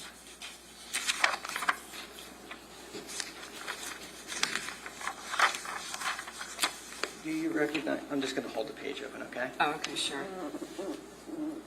Do you recognize that? This is a TD Bank account in the name of J. Martin Consulting, Inc., DBA Square One, account number ending in 1396, which would be account number 6 on the chart. So something that we talked about maybe briefly today.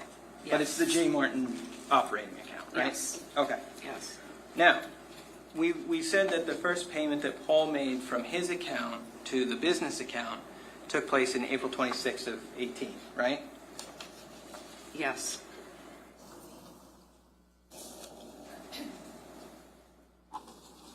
Yes. Okay.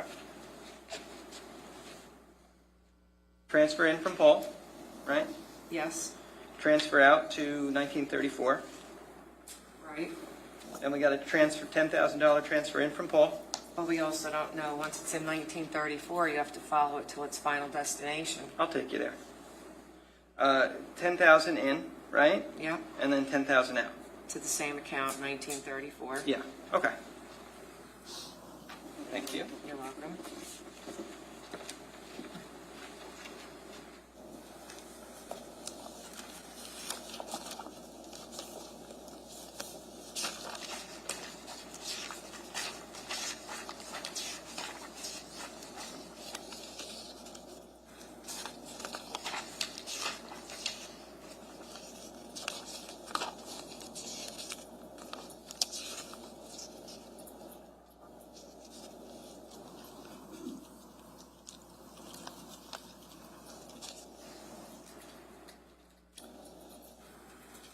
this is D52.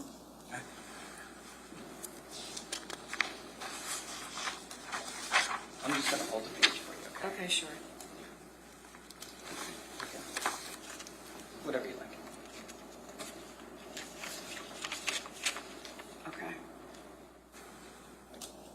So this is a TD Bank statement in the name of Keith and Jennifer Caneiro, ending in 1934. Okay. So that's the account we just saw, that now we know that Paul's account goes to the business account, and from the business account, it goes to this account, right?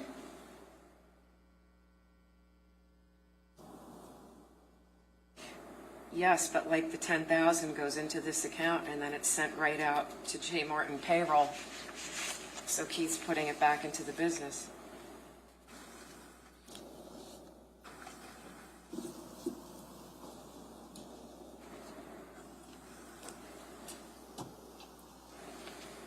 And account 2949. Yeah, take another look at that. Okay. Right now, you'd have to show me what account that is. Okay. I don't recollect that account number. Yeah, but just for our purposes for right now, we can see that both transfers into 1934 went to an account ending in 2949, right? 2949. Both of them did, Both of them right? did. Neither one of them went to payroll. No, Okay, I can see that now. okay, But I'd like to see the statements for 2949. okay. I'll show them to you.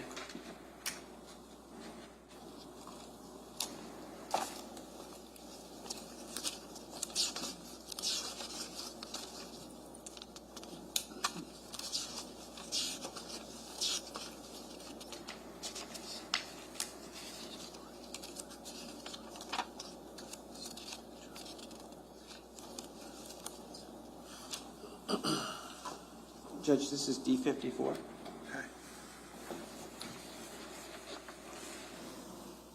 Okay, and this is TD Bank statement, account ending in 2949, in the name of Keith Caneiro. Okay, so the 5,000 comes in, and the 10,000 comes in. Okay, Okay.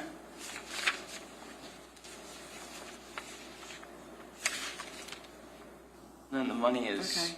money's withdrawn overseas. Well, they had a home there. Right. But the money's withdrawn in Greece, right? It is. Okay.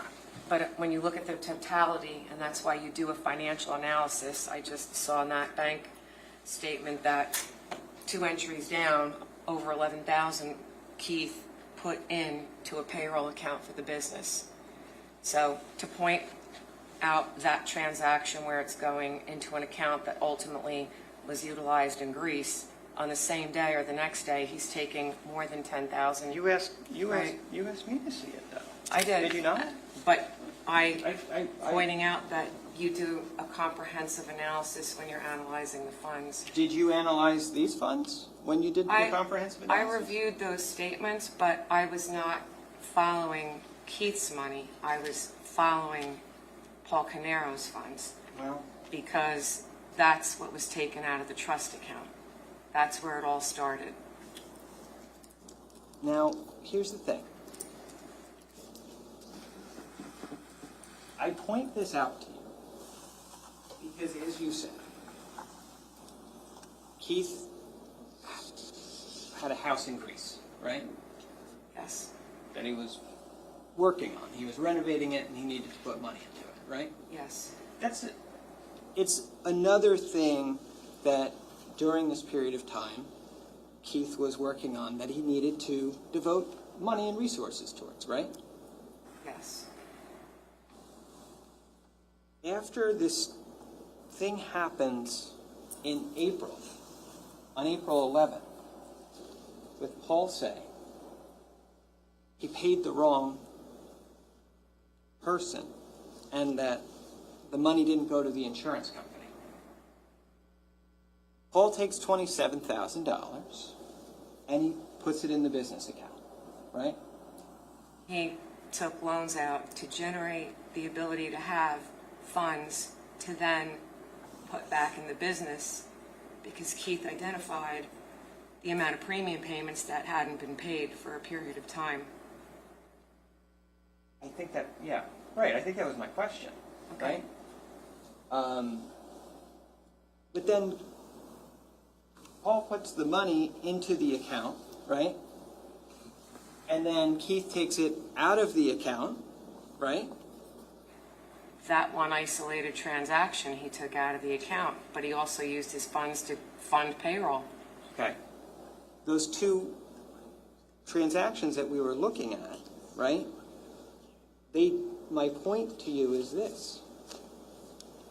They don't go to Canada Life. They go to Greece for whatever purposes they were needed for in Greece, right? Right. So, Keith, obviously, if we're following the money, Keith obviously made the determination at that point in time that the money was better put being sent to Greece than being sent to Canada Life. Keith could not make a payment directly to Canada Life. Paul was the trustee. Paul was in the position to move that money from the TD Bank account to Canada Life. You say that, but the problem is that we already talked about the payments that Paul made from his personal account. But he's the trustee. I mean, it's his personal account. The Canada Life accepted the payments. He's the trustee. Trustee has significant control over that account, if not all control. You're testifying as an expert on trusts? No, I'm talking about the bank account. You're testifying as an expert in insurance on the laws and regulations regarding checks from whom insurance companies can accept as far as irrevocable trust accounts? No, You're I'm not. speaking about the bank account. Okay, well, we're not talking about the bank account. We're talking about the fact that the insurance company accepted checks from outside of the trust account. You'd have to talk to them as to why they accepted that. I'm talking to you only because you said that he couldn't have made a payment himself. There's a number of things he could have done. He could have put the money back into the trust account directly, correct? Just it's a yes or no question. He could have, right? When you open up a bank account, it tells you what you have to articulate to the financial institution, how you plan on funding that account, and it was to be funded through payroll deposits. The trustee is on the signature card and on the account. So a trustee at a financial institution on a bank account can move money in and out. In my experience in banking and my experience in financial crimes, I do know that. Sure. My point to you, though, is this. Checks were sent to the insurance company from bank accounts other than the TD trust account. Is that true or not true? It's sent from the trustee's name and his account. He's the trustee, so Canada Life would accept that. And are you Obviously, they did accept it. It's recorded as a payment received. Are you insinuating, though, that if somebody else attempted to deposit or transfer money into the trust account, that TD would have prevented them from doing so? No, I'm articulating to what they will accept. When your name is on the signature card, when you're the trustee for the trust, they will accept payments. That person is able to move money in and out of the account.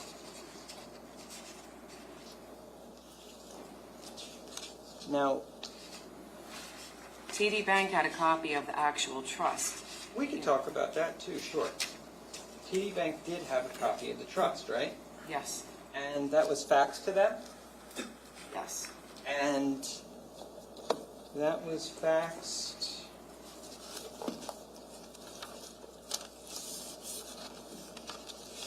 It would appear from a Square One office, right? I'd have to look and refresh my memory on your document. Okay. I do know it was a fax. Okay. I have it here, if you'd like to see it. Okay. This is D40, it's the trust documents, but they're the ones from TD Bank. Yeah, we already showed it though, right? As exhibit. It's a different document, Judge, because it has... Oh, it's different? Well, first and foremost, it has the fax information at the top of it. Can you just show it to prosecutors at least? Sure.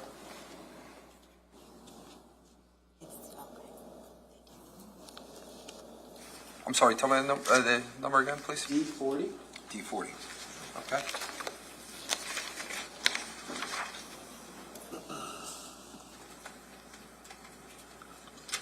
Okay? Okay. Is that what you were talking about? The one that was faxed to TD Bank? I believe so. This appears to Identify be the one. document for me. Sure, Your Honor. This is the Keith Caneiro irrevocable trust agreement. It is dated July 27th, 1999. Are there any more identifiers you would like? I think there was something on the front page that counsel said was important. I just need to know, is that a fax copy? Is that what we're talking about? It does appear to be faxed. Okay. All right. Very sorry about that. Didn't mean to slow you down. Go ahead. Thank you, Judge. So, you know what? While we're here, we see that it starts at page 4, right? Yes. Of the fax starts at page 4. Right. Right? And then there's a bait stamp at the bottom. Yes. And the bait stamp is basically placed there by the prosecutor's office, right? Correct. Okay. If I were to thumb through this, you'd be able to see that there's no pages missing from the Bates numbers.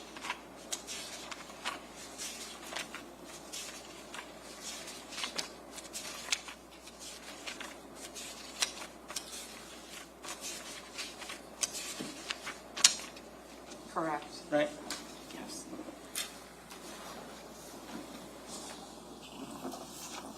But the interesting thing about this document, the one that was sent to TD Bank, is that the trust is numbered. The trust agreement is numbered in terms of pages, but it's missing page 6. Okay. And page 6 is where, in the other copy, in the actual insurance policy that Canada Life had, in that copy, page 6 lists the beneficiary information. That is what TD Bank sent. It's very difficult to get documents going back that far. And the fact that it's not complete is not a surprise to me. You're talking about an account that was opened way back when, and we subpoenaed this in 2018. Well, let me just let you take a second look at this, though. Because if we go back to D40, right? Yep. And I go to page 5 of the trust document itself. Right. That's page 10 of the fax that was sent to them. Right. And if I go to page 7, Yep. because we're missing page 6, it's Right. page 11 of the fax. Right. So it was actually, when it was sent to TD Bank, it didn't include the beneficiary information. Okay. It's the way it would appear, right? That's the way it appears. And this is the copy that was to go to TD Bank in order to open and administer the trust account, right? The business checking account, which was the trust account, yes. But the trust account, Right. right? And Paul Caneiro was, as of this date, already listed as the trustee of the trust, right? Yes. But somebody, and obviously Paul Caneiro was going to, as the trustee, have control over that TD Trust account, right? Correct. And he was going to have control over the documents that were part of that account, right? Specifically, what documents are you referring to? Well, it could be foundational documents, it could be bank records. He would have access. You're just telling me about they'll accept checks from him because he's the trustee. So he's got certain privileges in this account that other people do not, correct? Because he's listed as the trustee. Right. Right, so he would be getting the bank records, yes. Right. And so obviously as the trustee, he's got access to these documents related to the trust from TD Bank. That I don't know. You know, I don't know. let me stop this. I just want to stop this so we're clear. You know that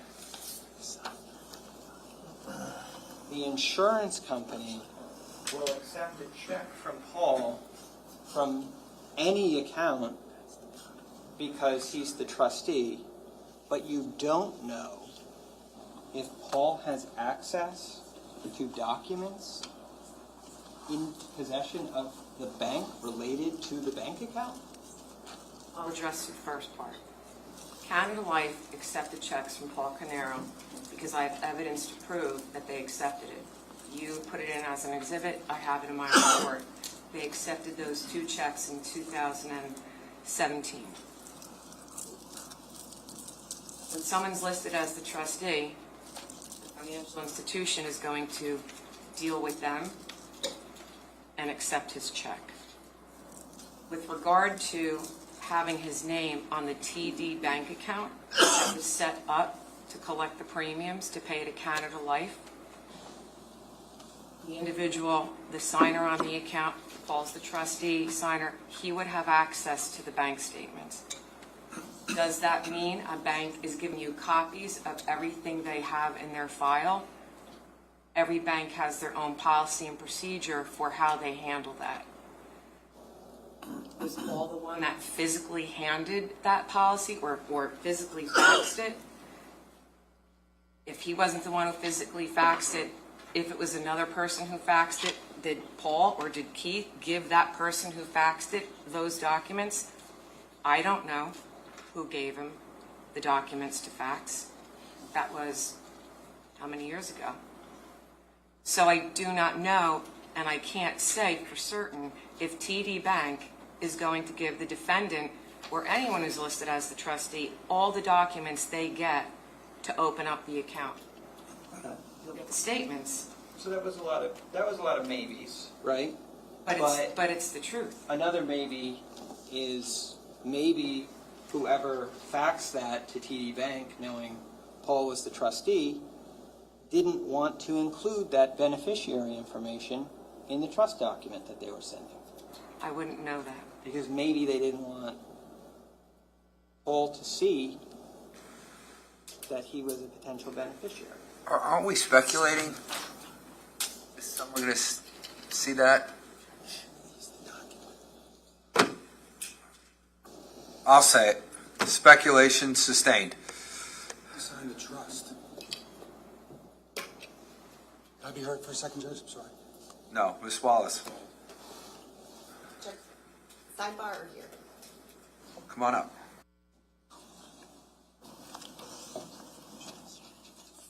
Everyone do me a favor? Can you stand up? Who can touch the ceiling? Anyone? Just take a little stretch. I just want you to take a quick stretch.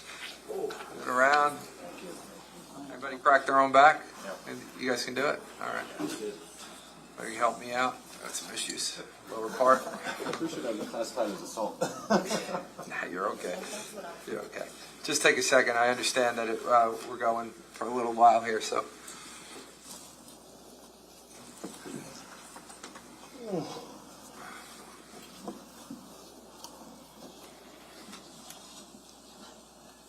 Once you're comfortable, you can sit back down.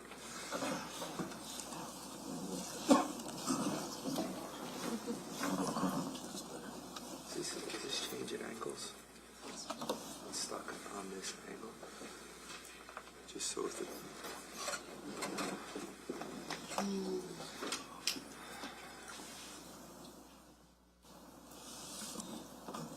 Mr. Murray, you ready? You need a minute. Just one more minute. Take your time.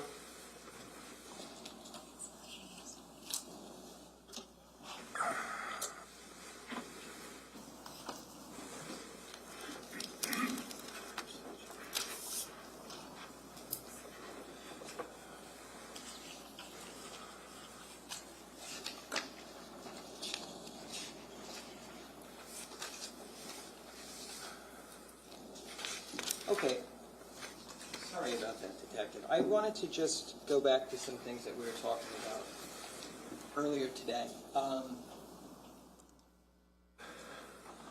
We've heard a lot of information about various business accounts today, right? And you actually at one point in time differentiated between an operating account and a payroll account, right? Yes, And there were two businesses in this case. There was the J. Martin Square One business, and then there was EcoStar, right? correct. And obviously, they were both owned by the same people, right? But they were technically two different businesses. And they had different ownerships in each business. Right. But they had the same physical location, for example. Yes, And the same owners in the years that you were evaluating the case, right? yes. So the question I have for you was, it's not like it's illegal for a business owner to take money from their own account and put it into their business account, right? It's not illegal if someone takes money from their own personal account to put into a business account? Is that what you're asking me? Yeah. No? It's not illegal if somebody does the opposite, takes money from the business account and puts it into the personal account, right? The mere fact of a transfer is not illegal, but I would have clarifications on that, depending what your other questions are. Yeah, okay, that's fine. I'm just saying in the abstract that in and of itself is not illegal. Correct. And just because something's labeled a payroll account doesn't mean that you couldn't take money from that account for purposes other than payroll, right? Right, it's just this, and in this case, it's another checking account at TD labeled payroll. And you could also just as easily put money into a payroll account. It's fine for an owner to do something like that, right? Yes. When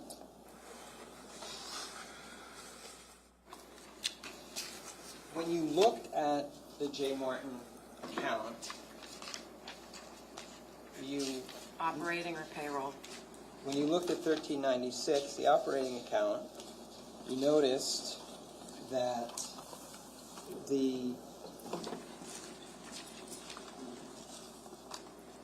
there were operational costs, including American Express bills, right? Yes. And you actually obtained the American Express records for that bank account, that were getting paid by that bank account, correct? Yes.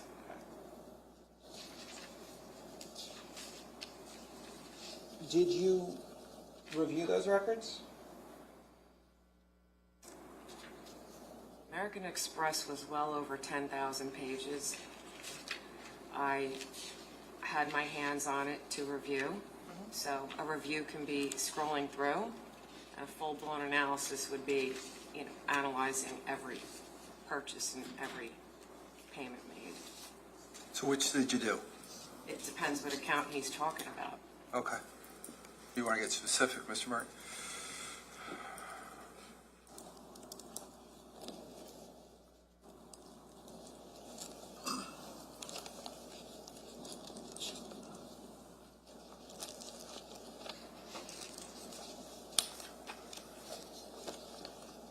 So this is account 4003. I could show, if it helps, I'll just show it to you. Okay, Please, thank you. sure. This is D61. It's It's not the full records, it's the part one of those records. Okay. Would you like me to articulate what I'm looking at? Or- Yeah, sure. if you Okay. could. These are American Express statements. It's a business platinum card in the name of J. Martin Consulting, Keith M. Caneiro. The closing date on the page I'm looking at is December 26, 2016, and it's account ending in 4003. Okay, thanks.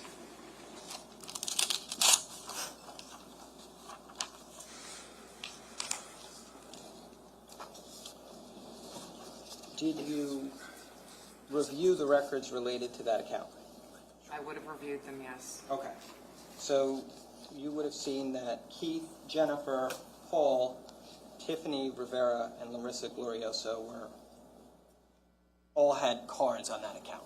I would have seen that, yes. And you would have seen that over the course of 2017, for example, Paul's total charges to that account were $18,487.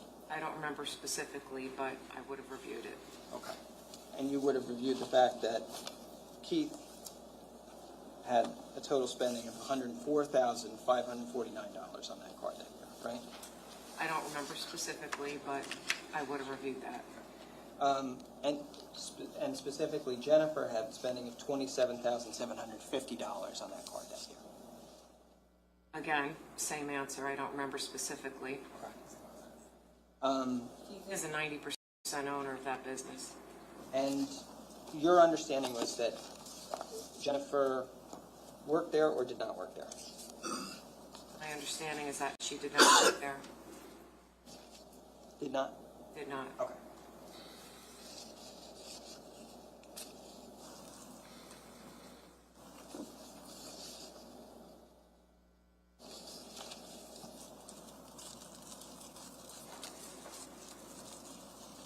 And then I'm just going to show you also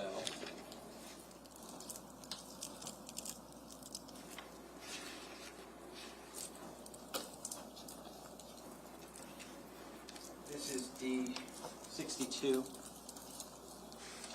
Here's it's the same account, right? Okay, do you want me to articulate what I'm looking at? Sure, thank you. Okay, this is American Express statements for a business platinum card in the name of J. Martin Consulting, Keith M. Caneiro. The date of the statement that I'm looking at, the closing date is January 26, 2018, account number ending in 4003.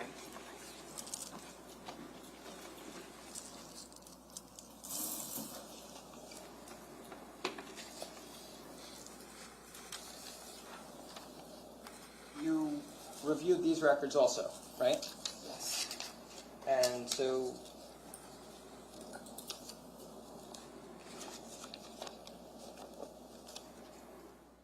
going to later in the year,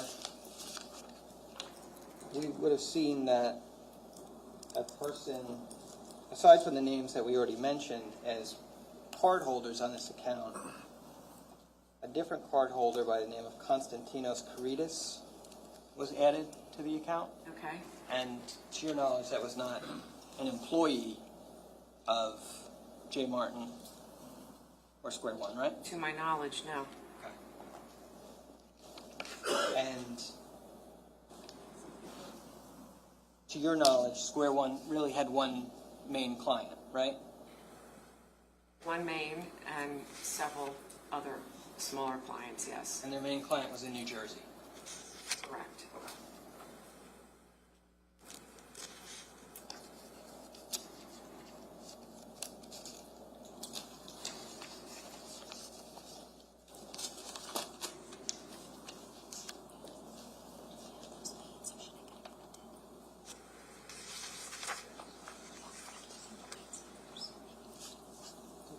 The checks I just gave.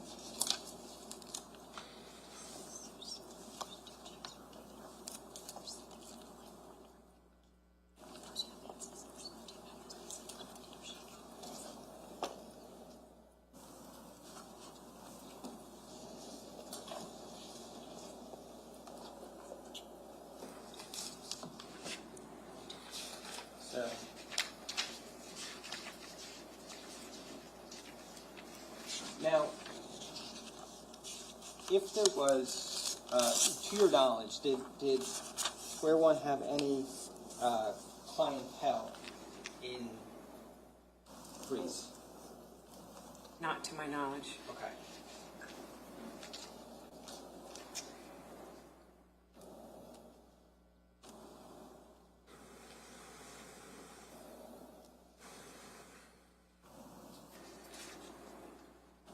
You issued several reports, in this case, in the year, 2 reports, I should say, in the year 2025. One of those reports, the purpose of it was to correct some errors you had made in your previous reports, right? Yes. You, I believe, initially left out that Paul had received an additional $63,000 in money from Social Security Administration in 2017. Now, the correction for the Social Security amounts is this. The defendant received 2 large lump sums from Social Security. And let me refer to my report so I can articulate accurately.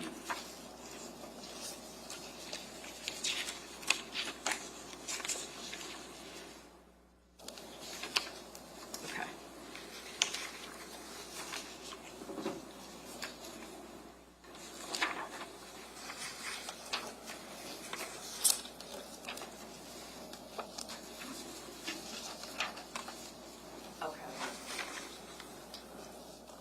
In 2017, Paul received 2 large lump sum payments from Social Security.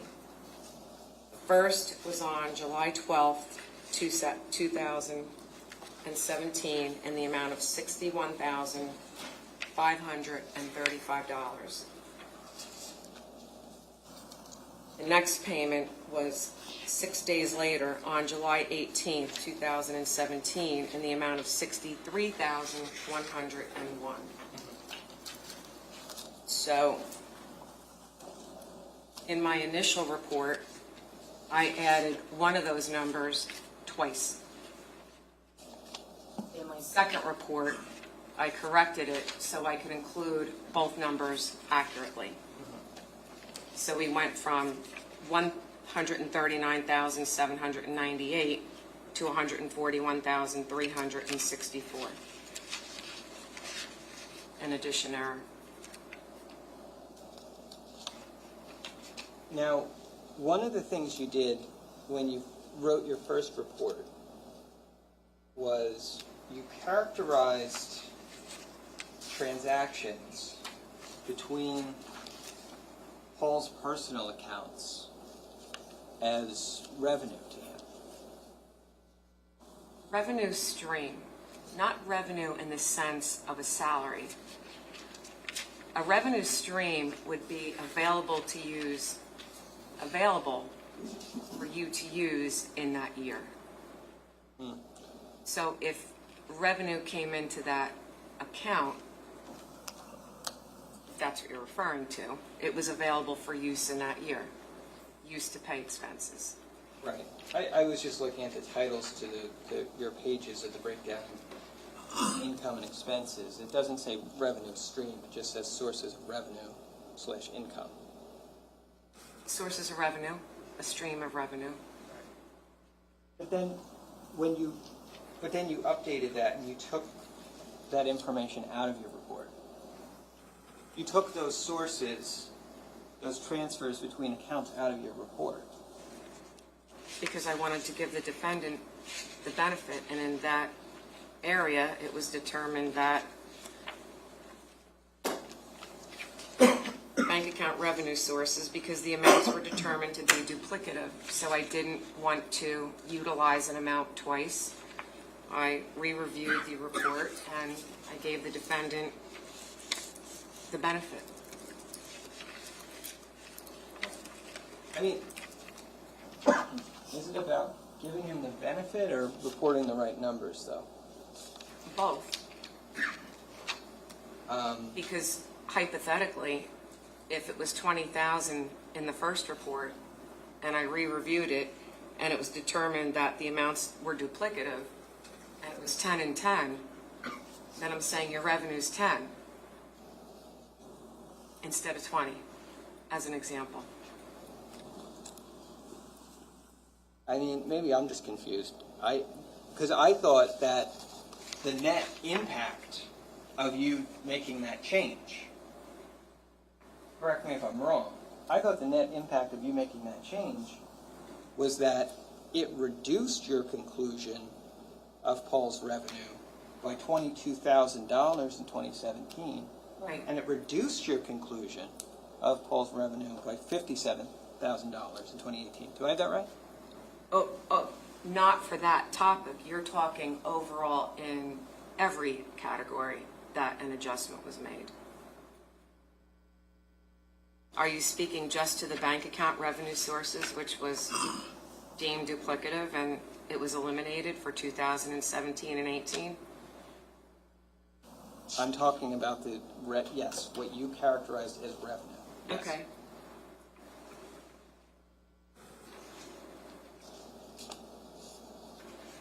Now, so you're saying that when you wrote your first report, you knew that you were including that information as revenue. And then when you wrote your second report, you knew that you weren't including it as revenue.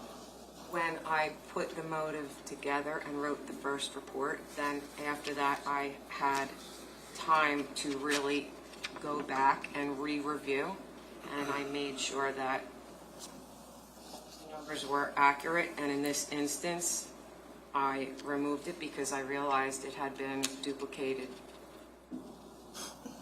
Okay. Now, you also corrected, I believe, various entries that you made in that report about an auto reimbursement for 2017, right? Which one are you referring to specifically? What's labeled as 2017 auto reimbursement? $27,290.11. Okay. Okay. So in the first report, you had calculated that differently, right? And then you had to go back and you had to make a correction to that report, right? I'll tell you exactly what it was. It was a check in the amount of $375 that inadvertently ended up being in that area when it shouldn't have. So I reduced the amount of the auto reimbursement because I took out that check that should not have been there. So it was reduced by $375.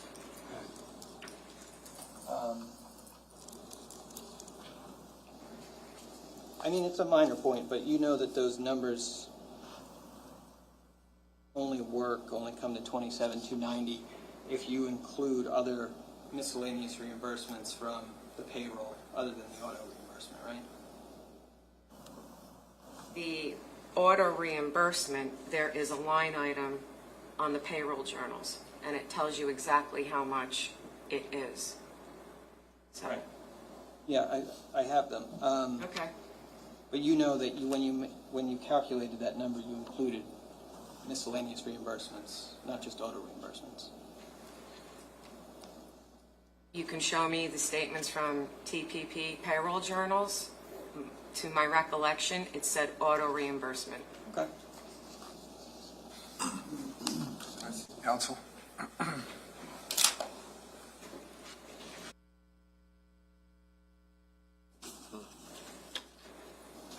All right, ladies and gentlemen, even an earlier day today.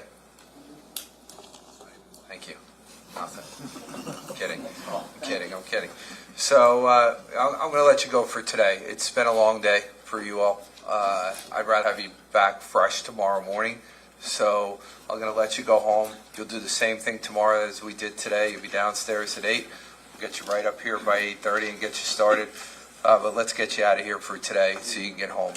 So as a reminder, you're going to hear me say it every time we leave each other. Don't discuss this case. Don't do any research. I'll see you back tomorrow morning at 8 a.m.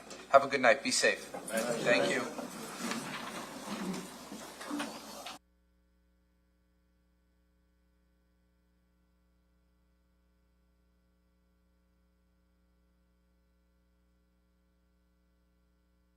Yesterday regarding opening the door to like the prior years, and then there was the exchange today between Your Honor and Mr. Murray and the courts, whether the court was on notice. And I just want to clarify, in the state's original letter of intent that we've discussed before, this is from 2020. The state indicates in its letter, for years, defendant had transferred money from the TD Trust bank account into his personal bank accounts. Defendant paid the monies back to the trust account, completely in 2014 and mostly in 2015 and 16. In 2017 and 2018, though, that's where the unauthorized takings are alleged. So that was originally submitted, like it was out, when I came into the case in January, I had this letter and this letter only. It was my understanding that this case was about 2014, 15, 16, 17, 18. And then we filed a response, and Your Honor signed an order, and in the order, Your Honor recaps the facts of the case, and this is on page 12 of Your Honor's order, and says, the letter emphasized that the falsified records would be used to show defendant submitted fabricated statements, and that the timeline of the financial conflicts between the brothers stretched from 2016, so I think Your Honor is referring to the facts alleged that I just read from the letter. And then Your Honor finds, ultimately, what's admissible is, it includes it includes that time period. I think it's on page 63. So it was our understanding all along that that was Includes what years? 2017 or 16? 16.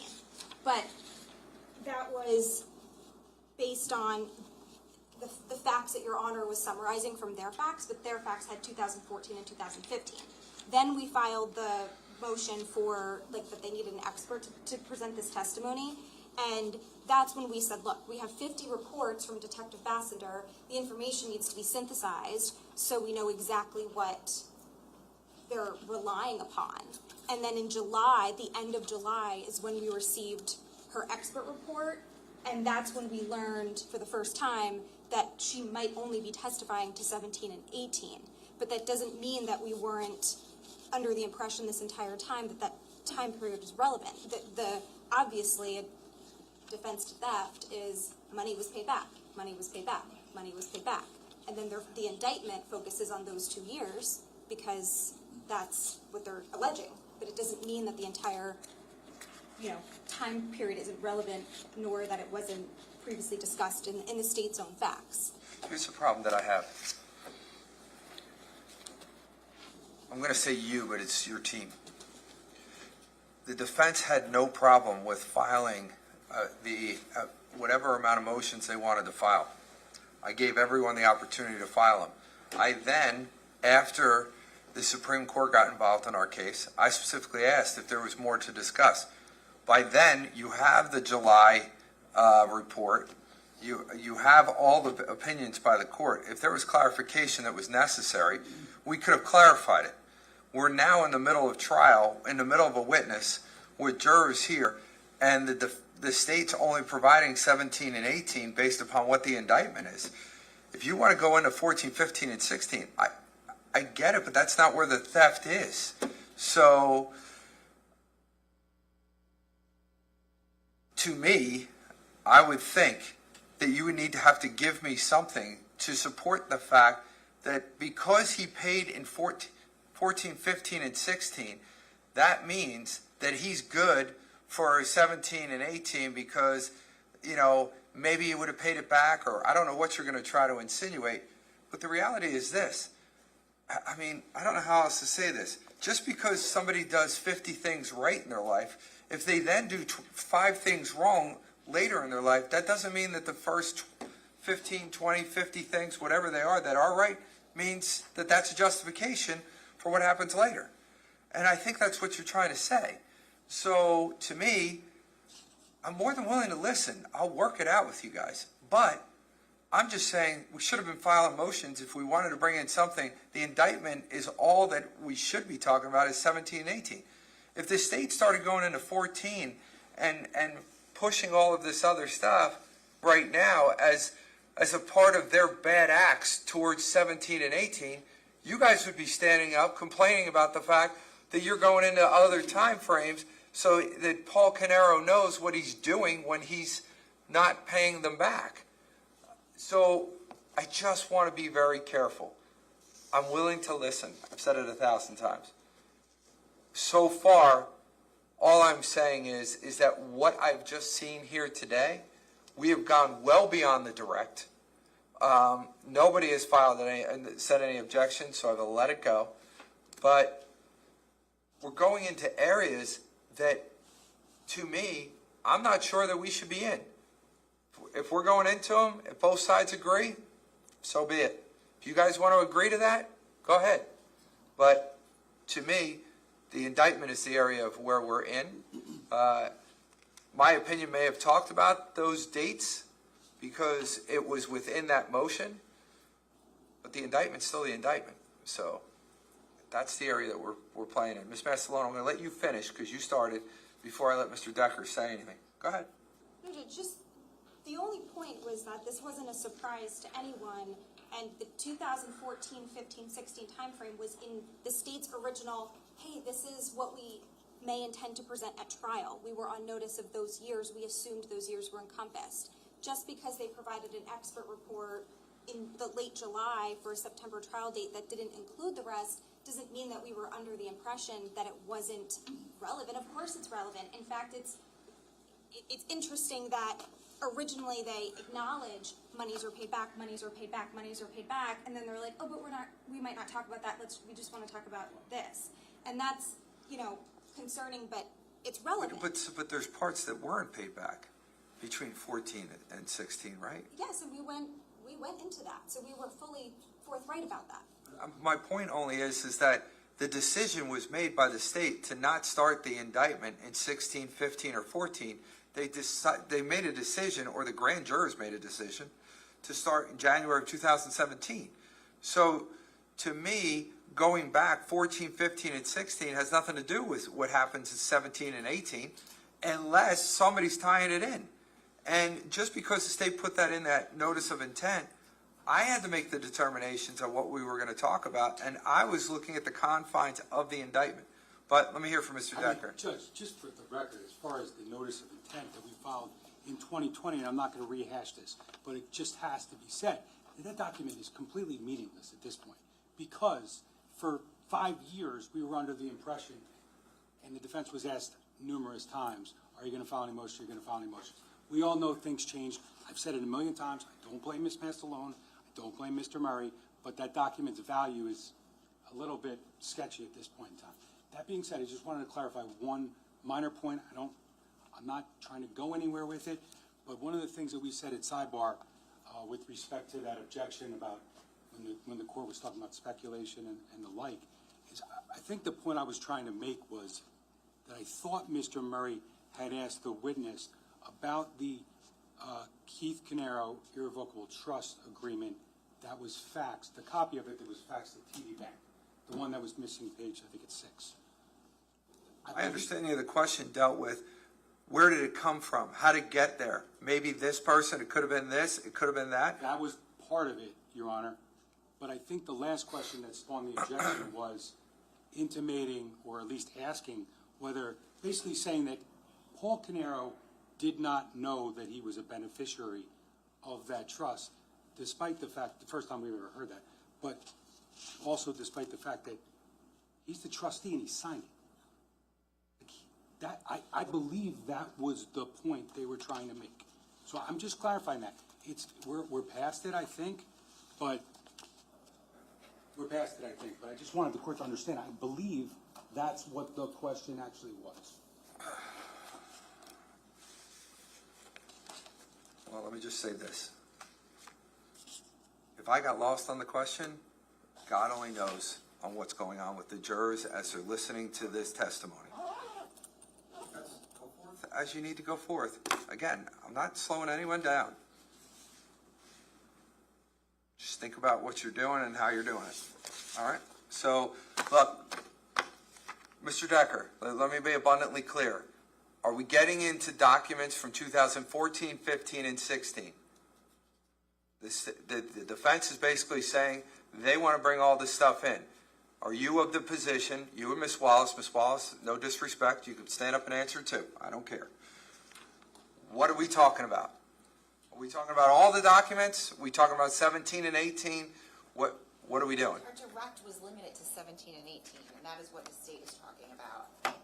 I don't see how the fact that the defendant may have paid back monies to a trust account in 2014, 15, and 16 is relevant to what he did in 17 and 18. Okay. You've now heard it. If you guys have a position on that, you want to supply me with something as to why you feel the need to go further, you already have. But if you want to do it, Done, Judge. I was just completing the record because it had appeared that you were saying to Mr. Murray, like, the court wasn't aware that 14, 15, 16 was a thing. It was a thing because it was in the original letter. That was all. That's the point. So it's that it wasn't a big surprise today. There's been a lot of litigation in this case already. It was a while ago. It was earlier last year when we handled these motions in March, April, May. So I understand that it's been a while, and I was just trying to show that, you know, this was something that was addressed previously at this time frame, and it's done. We're done. There's nothing more. okay. Anything else? See everybody in the morning.